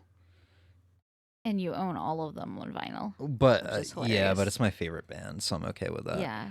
I'll put it in A. Blood Eagle, S. Church Burner. And I'd like to point out, I don't think Periphery has a single terrible song. That was that I. I will say, once we get to Periphery 1, I don't know many of the songs. Well, you don't have to 1. rank them if you don't know them. But and Clear.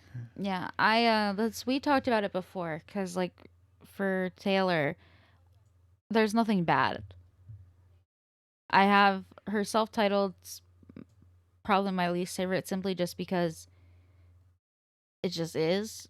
Like if I had to pick one. Also, I am excited for whenever she does self-titled Taylor's version because that's gonna be bomb, guaranteed. And it's like none of it's bad. Some of it is just more my favorite than others. I realize you might not be able to see some of these names, so Just say them out loud. S tier so far we got Waxwings, Blood Eagle, and It's Only Smiles. Accurate. A is Wildfire, Atropos, Zagreus, Draculgrass, Reptile, Garden in the Bones, Follow Your Ghost, Sentient Glow, and Satellites. B is Silhouette, Dying Star, Thanks Nobuo. C is Everything is Fine and Crush, and then D is Church Burner.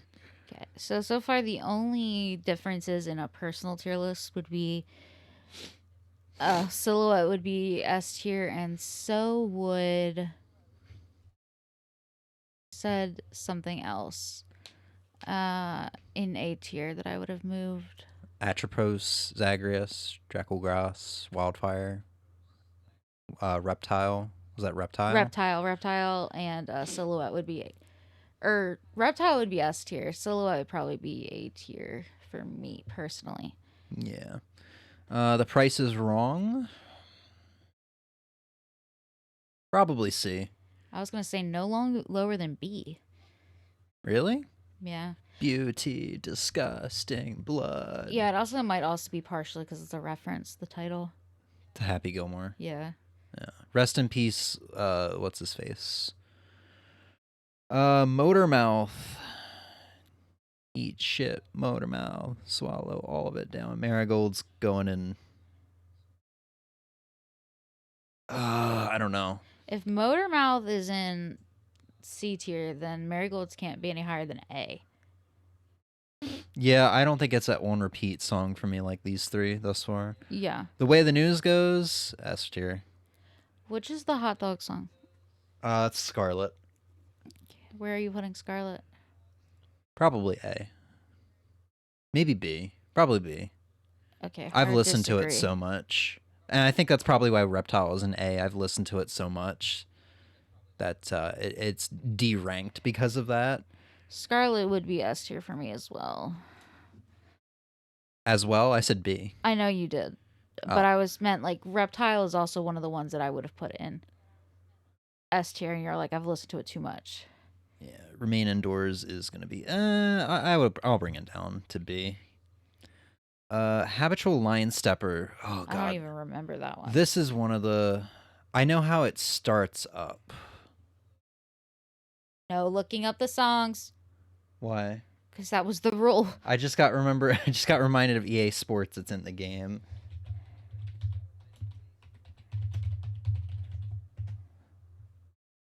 Sorry, I remember the beginning here. Oh, okay, yeah, I remember the song. I'd still say it's like C. Yeah, C. What? I would have gone lower.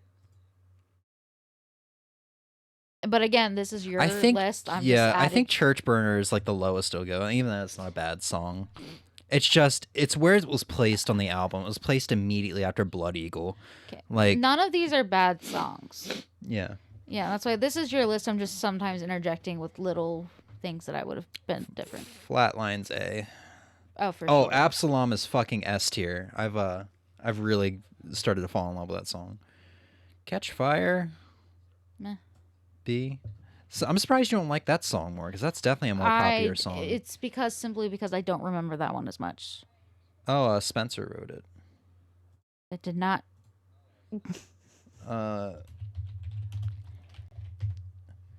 It's a poppier song, so you would probably like it more. We'll play like a minute of it.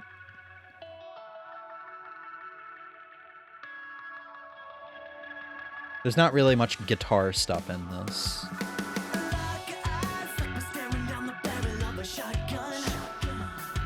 Oh. What?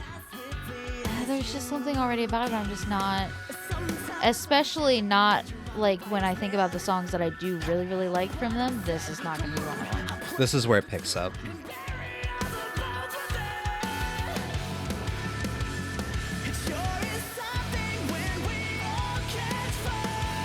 Okay, I mean, that line there hits. That's good. And then it really picks up here. Okay, this one is good. I mean, I knew it was good, but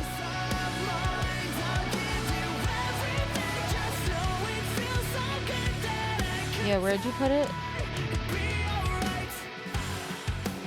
Did you put it B tier? I put it. Yeah, I put it B with Okay. like Silhouette and Dying Star, some of the other poppier songs. Okay, I guess I can agree.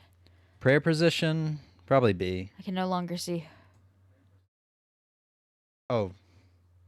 Stream can see, you're fine. Yeah.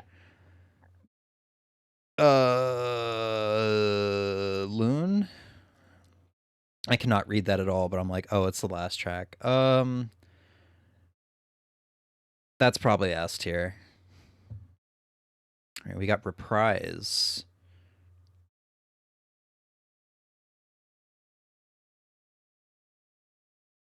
It's not something I would want to listen to on my own, but it's a great way to start the album. Like that's really what the What Juggernaut. album is this? This is Juggernaut Omega. That's really what the Juggernaut albums are, in my opinion. Most of it, in my opinion, isn't like all that great to listen to on its own. They're great songs, but they really, you need to listen to them as an album back Aren't to they back. concept albums? Yeah, they're concept albums. That's why. And they're constantly repeating some of the same themes lyrically. Yeah, and concept albums are always best enjoyed beginning to end. No Yeah. skips, no nothing. The Bad Thing is A.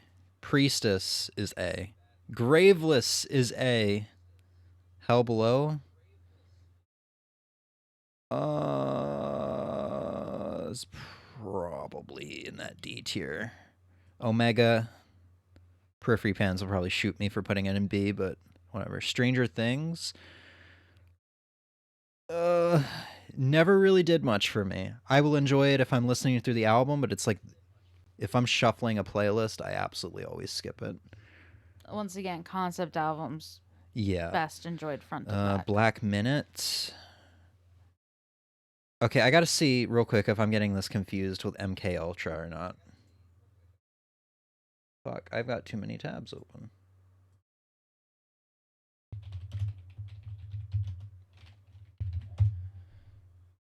Actually, I think this is the first song off of Alpha. This is like the build-up song. Okay, yeah, I know what this is. Yeah, their screams will echo on a quiet night. Oh, that one? That one's good. I like that one. Right? Yeah. This is a great build-up to the... Because this comes before Omega. This is the first part.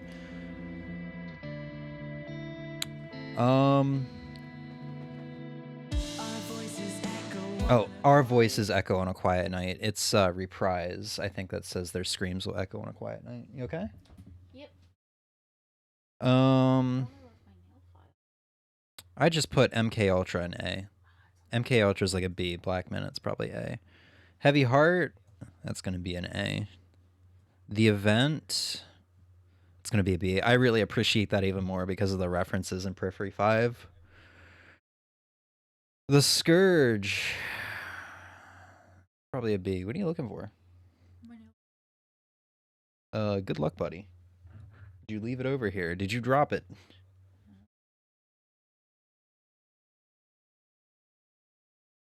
Jesus Christ. Oh yeah, Alpha. That's an A. It's weird. I really like Alpha, Juggernaut Alpha. Well, okay, yeah. I was gonna say I like Juggernaut Alpha more than Omega. But the amiibos keep... I need to rearrange this room a little bit. The amiibos keep falling. Yeah, it's weird. I really like Juggernaut Alpha and Omega, but I don't think I would put any of the individual songs in S tier. And I guess that's just because of what I said before. Concept album. Yeah, you got to listen to it all in one go. 22 Faces. And that's also my problem, is I'm having a hard time remembering some of these songs because concept album, I listen to it all in one go. Yeah, they flow together. As soon as it wants to load.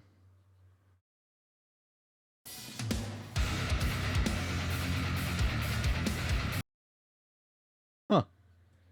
YouTube's buffering. Is stream alright? Yeah, stream's alright. Okay, YouTube's been acting funky for my whole family for like several I think days. that's like a C. It had a good guitar thing. Rainbow Gravity. I think I used to listen to this one a whole lot. I need confirmation. Yeah. This one is probably like a B.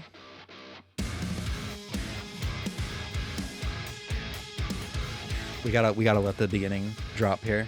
It's so good.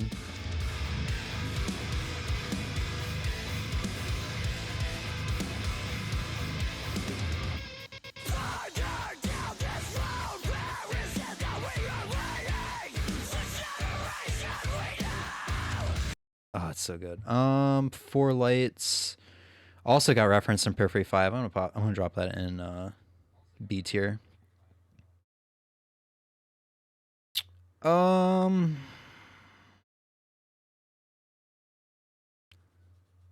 Psychosphere. See, I was gonna put it somewhere and then I realized I'm confusing that with the Scourge. Fuck, dude. Psychosphere. Or is this... Oh, no. Okay, no. I know what this... I'm confusing it for a live music video they did. Because it has this nice opening here. Lovely buffering here. We'll put it down to 360p. Weird that I have to do that. It's weird that I literally just had to move my iPad literally a centimeter to get it to stop buffering. This opening is so good. It's eerie. It's great for live performances, though. You gotta think. You know what? I gotta strongly disagree. You just think the stage is black. The frequency is hurting me. What? I don't know if it's the frequency or whatever that like ringing is. How it's kind of ringing. Well, here it's gonna kick in. It's. You recognize this?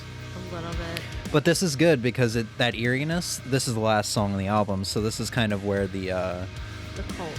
Yes. Well, no, because he's got the split personality shit going on. Right. So this is the point where he's like about to convert back to the satanic cults. That's how the next album starts off. He kind of submits.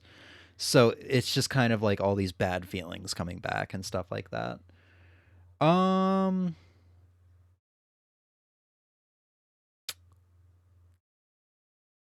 Honestly, I'd put it in A. I really like what Spencer does with the vocals here. Yeah, that part's really cool.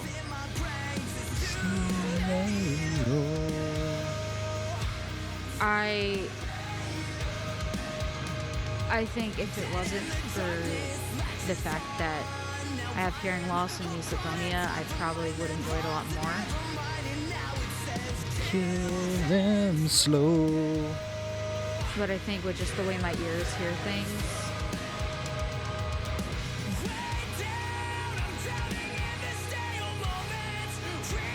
like now it's a lot better because that ringing is a lot more drowned out.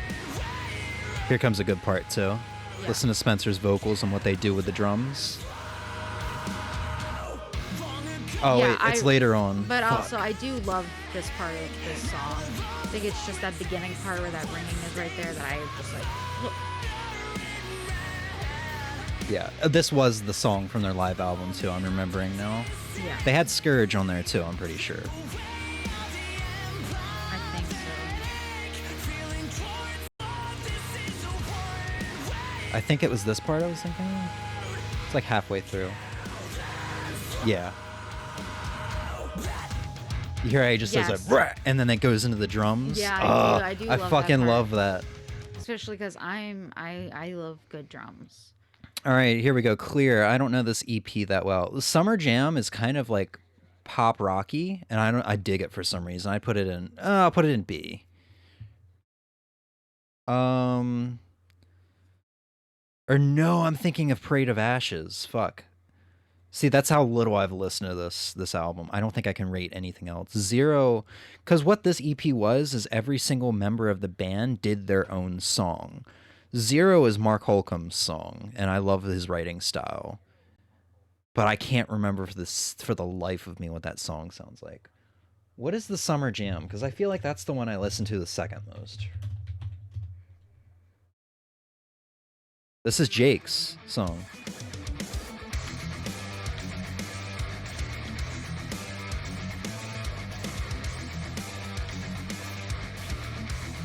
Ozzy's tier list is so different from ours. Did you save ours? Oh, this song. This is good. I still have every single tier list open.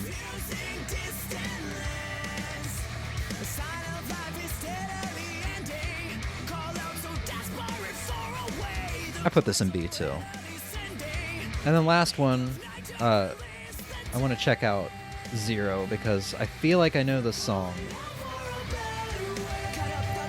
You'd probably really like this album, Emmy. It's more pop rocky than metal. Oh, this is Misha's. But you forget that I like metal. Yeah, but I think of your origins compared to mine. Oh yeah, like going to Warped Tour and stuff like that. Warped Tour emo scene. That sounds like something that would be at Warped Tour, you know. I mean, you gotta remember Ice Nine Kills and Motionless in White and Ice Nine Kills used to be more emo-y though. You got to think. Even their other stuff, they were on Warped Tour because Warped Tour had their two main stages. Oh, I straight up don't recognize this song. I'm sorry. Warped Tour had their two main stages, and then they had their main like hard stage, like where the harder stuff would go. Yeah. I'm putting Muramasa in A. By the way, this album has a couple songs named from Final Fantasy Swords. So Muramasa, Matsune, or Masamune, and then there's another one in here, I think. Is it Epoch? Does Thanks Nobo hit different now, right after you played it? Oh, I already understood the references, like nothing lasts forever. I'm like fucking tone deaf, but like that being the main theme of Final Fantasy, and then the little intermission in the middle being kind of like the Chocobo's theme. Yeah, we'll have to play that in a second. I understood the references. I didn't know if it just hit different, considering you just finished Final Fantasy VII. Which is the game they were playing when they wrote that song. Yeah, I could listen to the well, it wasn't because of it might have been because of Remake coming out in 2020, but it's because of Misha's background. You know, he told the story because he was Jewish. So what is it, bar mitzvah? Bar mitzvah, yes. Yeah, so he was gonna get a shitload of money for what, his 10th birthday or whatever, 13th. 13th. So he was gonna get a Nintendo 64. And he was going to get a drum set. He got the drum set, but he was going to get a Nintendo 64 with the drum set. But he went over to a friend's house like a couple weeks before or something like that, and played this game called Final Fantasy VII. And he's like, holy shit, like, what is this game? It's like, and he ended up getting a PlayStation 1 because of it.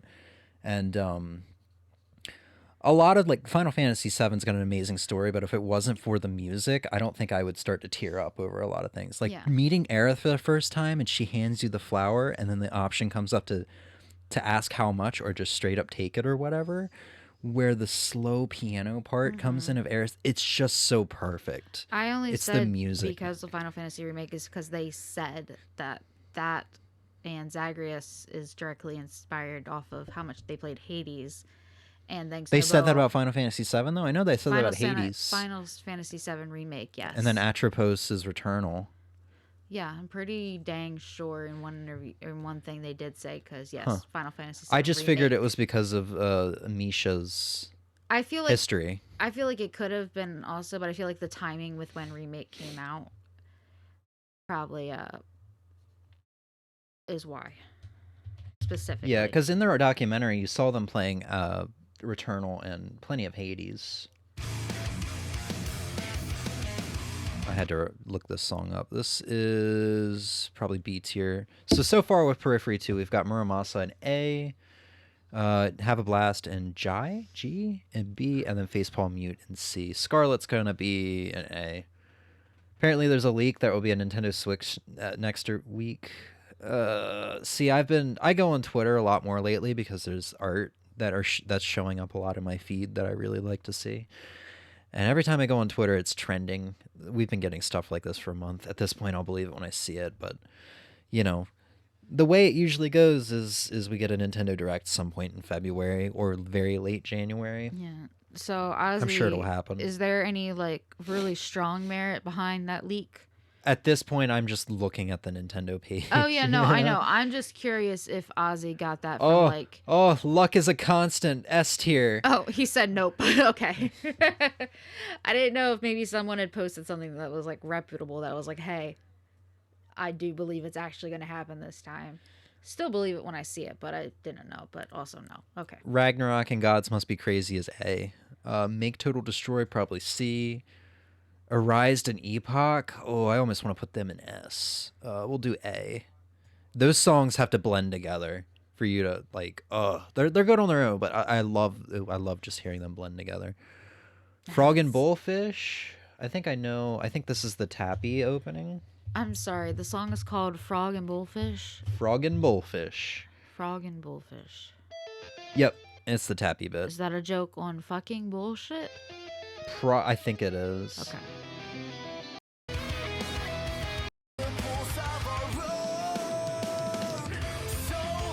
This is also like their only album, from what I understand, that actually had guests.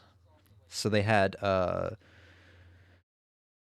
John Petrucci did the solo for Arise. I think Nick Johnson did a solo for something. They had oh no, why am I forgetting his name? He did Waves. He's part of the Aristocrats. Emmy, help me. The only Aristocrats I know is the Govan. goddamn Disney movie and Guthrie Govan. Aristocats. Guthrie Govan was a part of this. And I think there was somebody else. Ollie, what's his name? Ollie something. You know what? Fuck it. But yeah, this is like the only... Periphery does not like to do guest stuff anymore, apparently. So Frog and Bullfish, probably a C. Mile Zero, A. Masamune... Sounds cool. I believe that's the name of Sephiroth's sword. Oh. I'll have to double check on that. Well, that's a cool name.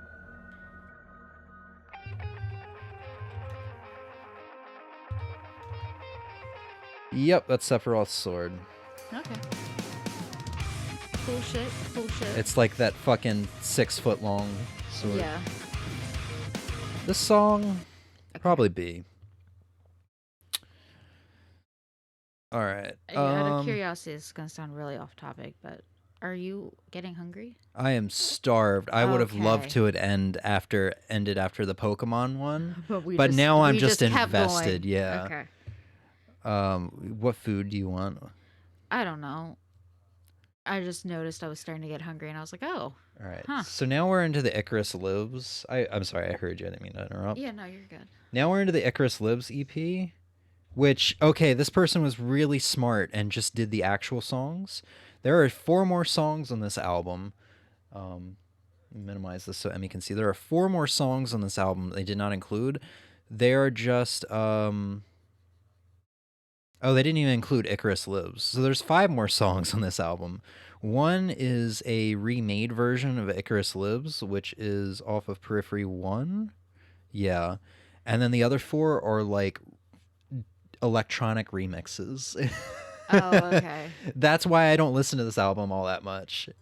I need a refresher on New Groove and Eureka.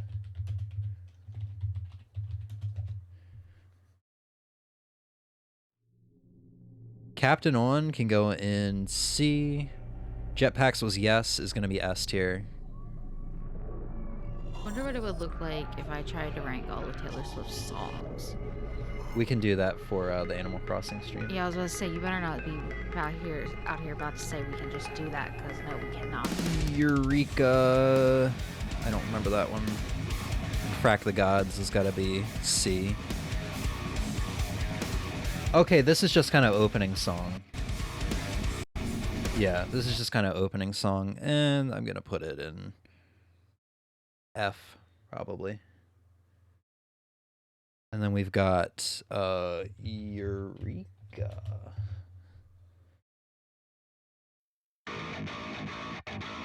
Oh, this one.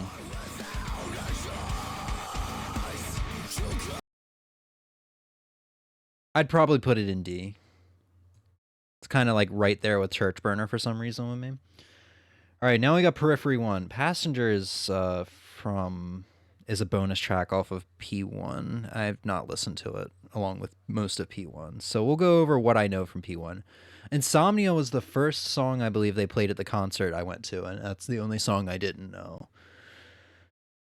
I haven't seen this leaker before. According to their profile, they're the biggest Pokemon leaks, rumors, and news. Well, I mean, we'll see what happens. I've got plenty on my plate between Tekken 8, 2B coming out in Grand Blue Fantasy Versus, Ed coming out in Street Fighter 6 at the end of the month. 2 days after Ed comes out, it's going to be Final Fantasy 7 Remake, and then playing God of War Ragnarok, and wanting to start up the new Prince of Persia game on the side. I've got plenty on my plate. I'm not interested in Nintendo. I'm sorry. Oh, I mean, if they announce a new console, it's not coming out right away. Yeah, but I'm talking about the games. Oh, yeah. Jetpacks was yes. Even this version's just an A. This version ends off with that nice... The video's kind of cool, though. The video? For Jetpacks was yes. Oh, well, that's specifically for version 2.0. Oh, okay. I'm talking about the... Thank you for listening to Periphery. Periphery. Oh. You know, we've got Jake Bowen. He's got the arms of steel and the ass of a skunk. You know, that one? Yeah. Misha Mansour, he's been on the cover of this month's Mocha Emporium, you know. What else do I know? All New Materials? Oh, that's a fucking S, dude. Buttersnips, everyone, I haven't even listened to the song, but it's like their most well-known riff.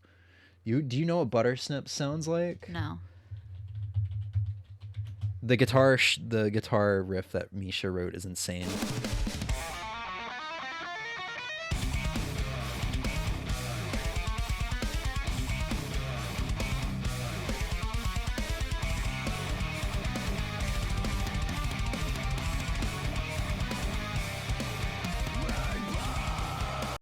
Yeah. I don't think I know anything else. I need to listen to Race Car. People say Race Car is like one of Periphery's best songs. Yeah, I think that's it, though. Pretty healthy tier list. I guess I will boot up Thanks Nobuo to wrap it up, right? Play us out. I don't know, to be completely honest. I'm going to have to look this up, aren't I? Fuck. So Thanks Nobuo, just before it starts playing, is their Final Fantasy VII song. It literally says Thanks Nobuo, as in Thanks Nobuo Uematsu. This song is 11 minutes and 17 seconds. We're not playing the whole thing, but just long enough to wrap up stream. And you'll notice some Final Fantasy references here and there, if you know your Final Fantasy VII music. I don't know if we're going to stream God of War this week, to be completely honest. Yeah, I don't know. I want to wrap up Crisis Core, and then I want to play 7 Integrate, and then I might replay through 7. Yeah, that's all like your own time. That's not even stream stuff. Yeah, we'll be back on the 14th for Valentine's Day Animal Crossing. Maybe we'll do a God of War stream at the butt end of the week. Thursday, maybe? Just so we can like not have this gap be huge, because if you noticed with playthroughs, when the gap gets huge, like Rogue Legacy and Fire Emblem. I was also about to say, where Heart Gold at? And Heart Gold, fuck, I kind of forgot about that one. You know what? But we're in a good spot for Heart Gold. I can pick up and not have problems. So, I don't know. That's kind of how it be right now. I don't want God of War to go down that path. No.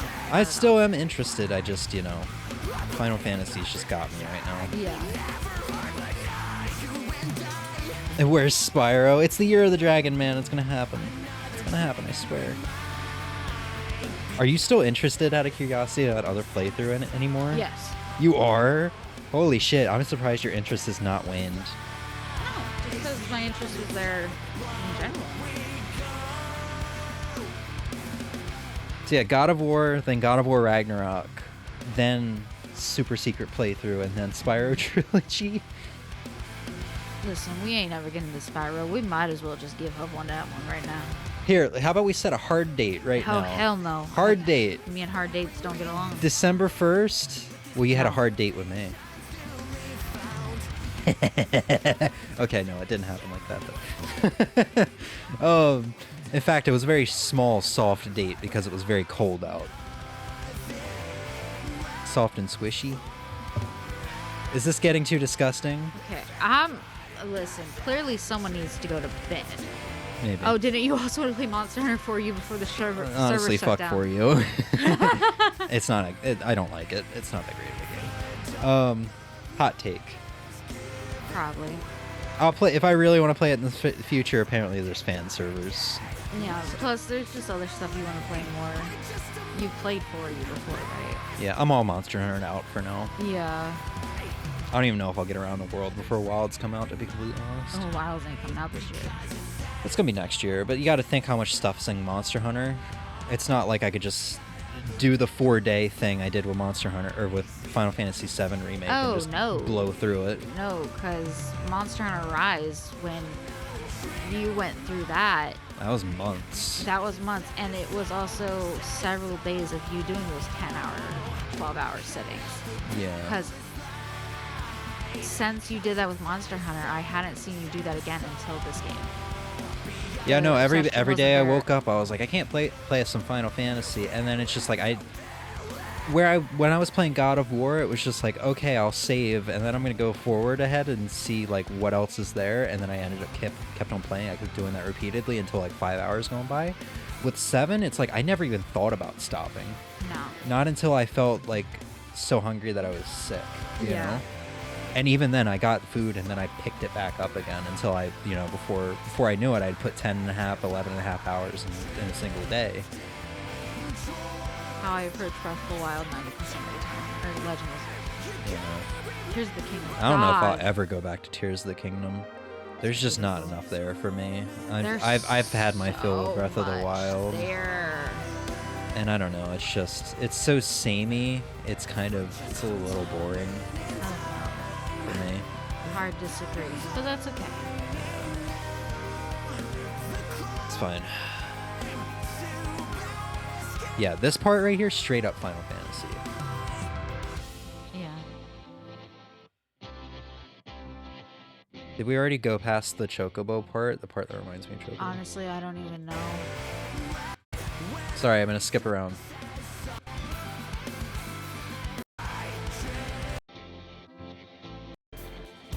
Oh, it's farther in. It must be this most replayed part.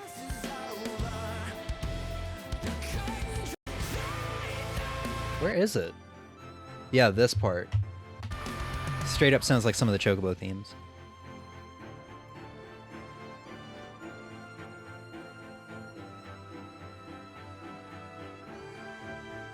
Can't you imagine riding around on a Chocobo while this plays? No. Fuck you.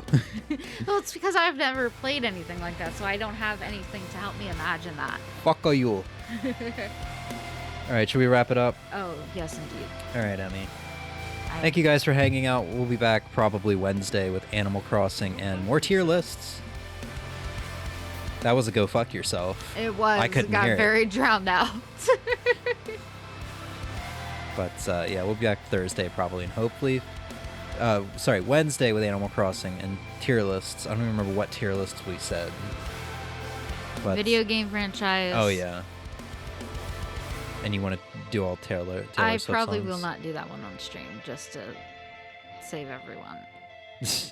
Yeah, also you can't do the same thing I'm doing with Periphery where I play it. I imagine my shit will get copywritten so fucking hard. Well, I with really Taylor. wouldn't need to because I Yeah. know all of them. Yeah.